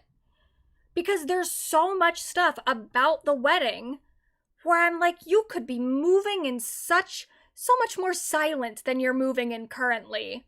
Where I almost feel like they do want this spectacle to some degree, even if they don't want the paparazzi on their property. It still is like, well, but if you didn't want the attention, period, would you be doing it at Madison Square Garden? People can bend over backwards and say all this shit about like, well, it's a windowless building, and so they'll have protection from the paparazzi inside there. I'm like, okay, well, it's still in the middle of fucking Manhattan. There are no other windowless buildings in the entire world. Taylor Swift could have rented herself a fucking island if she wanted. She could have erected her own windowless building. She could have created an entirely new building for her wedding if she so pleased. She chose to do it at Madison Square Garden for a reason.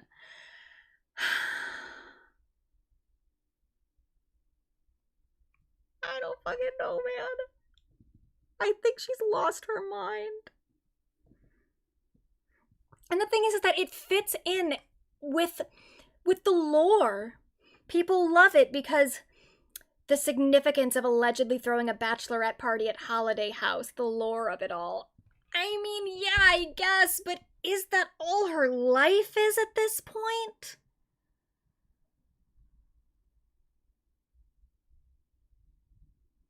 Just lore?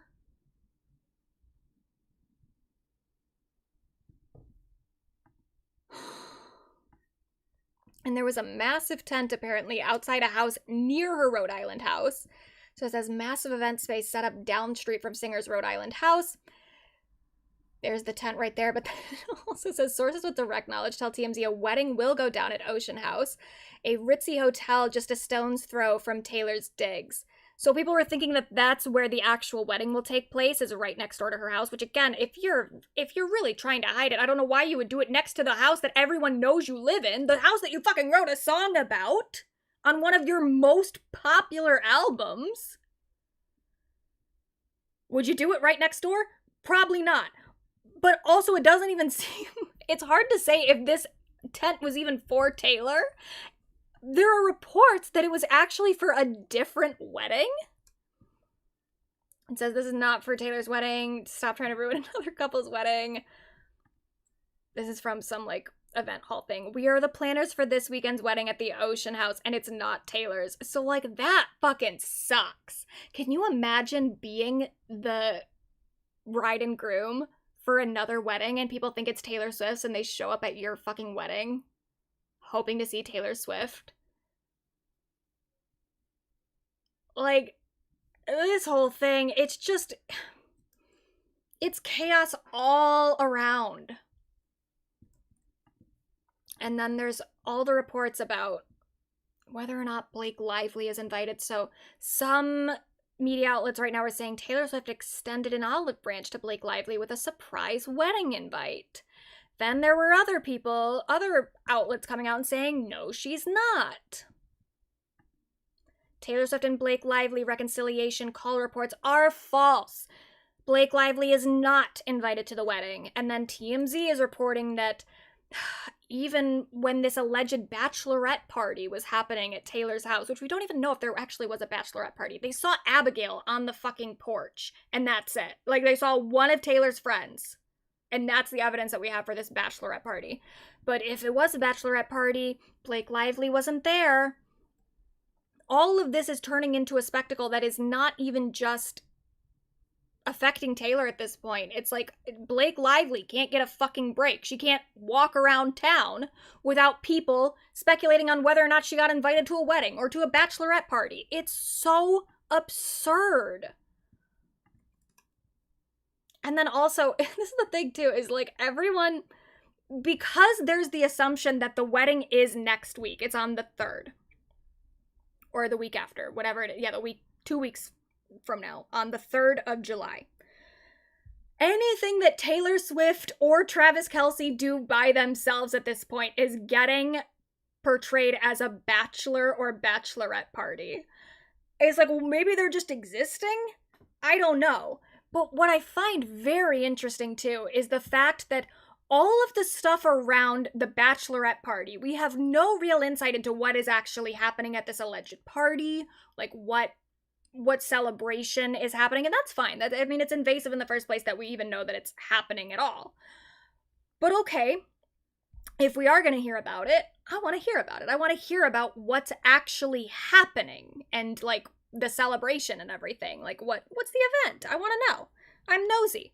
But I don't get to know any of that because all of the discourse around Taylor's bachelorette party, so much of it just has to do with the location and the invitees. Who got invited to the bachelorette party? Is Blake Lively invited? Is Miles Teller's wife invited? There was a whole thing with that. All of it is based around this really, really petty gossip. And then the shit with the bachelor party that is allegedly taking place, which is just fucking Travis Kelce out and about somewhere. It's all about the fun he's having. And even there, it feels like there's such a double standard in what we're willing to engage in what different media outlets are willing to report on in terms of this wedding. It's like Travis Kelce having fun, having the time of his life. Look how cute he is. Look how he's blowing bubbles. People, this is just a Twitter user, but people thought he was going to go to a strip club for the bachelor party or some shit. Meanwhile, him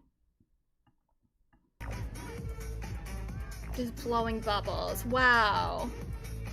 How incredible.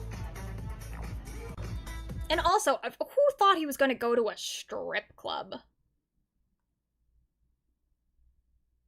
I don't think that the Taylor brand would allow that. Maybe they would. I don't know. He's allowed to smoke weed and she's not. I want to see Taylor light up a joint.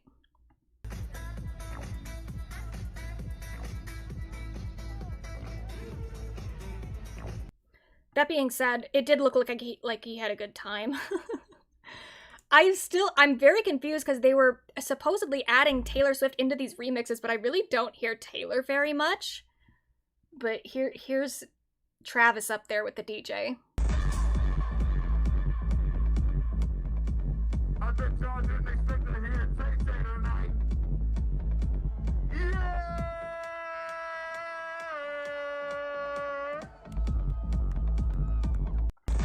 When did they hear Taylor? That didn't sound like Taylor to me.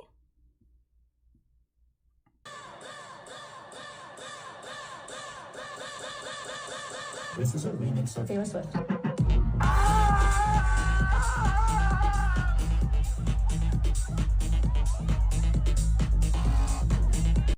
I don't know, man.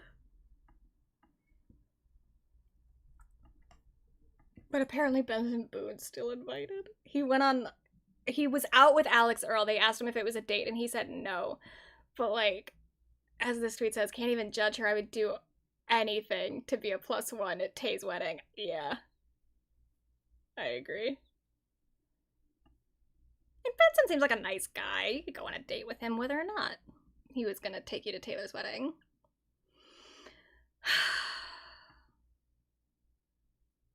I don't know. I'm kind of disturbed by the whole thing because it's like the capitalist propaganda that is wedding culture in the first place is already, it's steeped in a lot of not just capitalism, but like patriarchy, lots of gross, weird shit, classism, white supremacy to a large extent. Weddings are gross. They're like kind of a weird institution. And I just don't love the fact that the press around Taylor's wedding is becoming essentially pro-wedding propaganda. So it's like, from bridesmaid to bride, every wedding Taylor Swift was in or attended before her engagement to Travis Kelce. Who cares?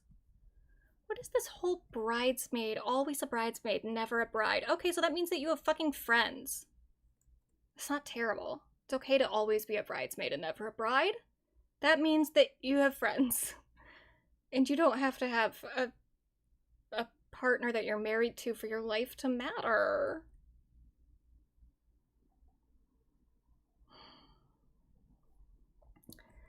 But the New York Times would like you to tell them why Taylor Swift's wedding is meaningful to you.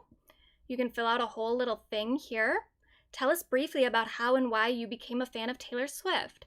Tell us about a moment when you felt particularly close to Swift or felt seen by her songs or life experiences.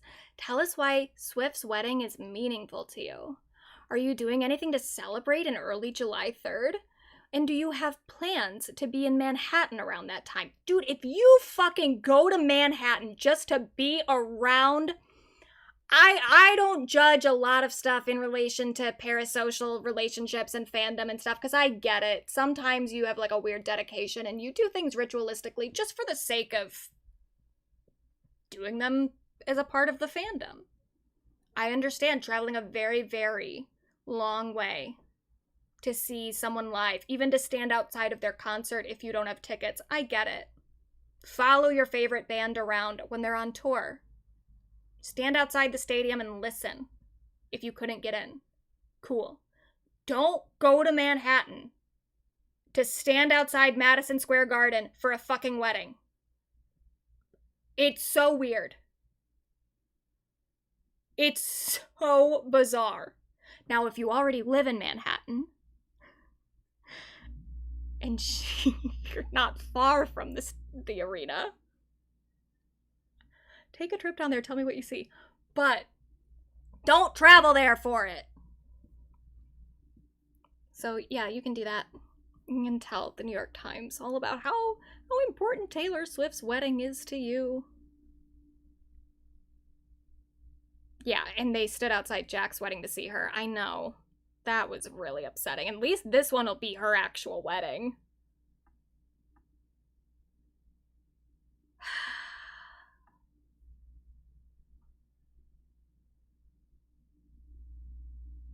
Anyway,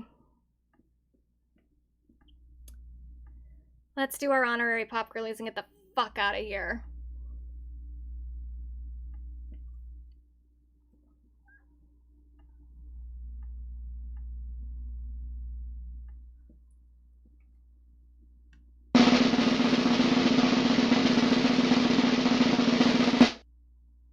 Well, first we have Jonathan the Tortoise. He is the oldest living mammal, or oldest living land animal on Earth currently. I don't know about historically, but currently. He's 194 years old. He just turned 194. Or I don't know if he just turned it, but he got a new record in the Guinness Book of World Records. So shout out to him. I mean, you know, 194. This man has seen some shit. And he's cool. He's a cool little tortoise. I like a tortoise. I don't like a snapping turtle. They scare the fuck out of me. But a tortoise is cool. Look at him. He's so cute. And then our final honorary pop girly.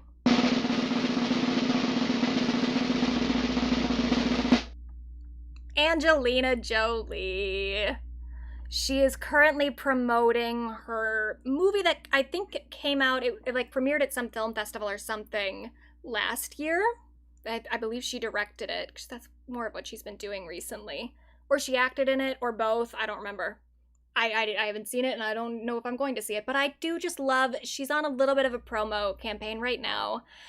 And I just love to see her out there doing shit again. It's been quiet from her for a while, and she did say that she has her fighting spirit back after her divorce, which fuck Brad Pitt. We don't even need to go into it, but fuck Brad Pitt so hard.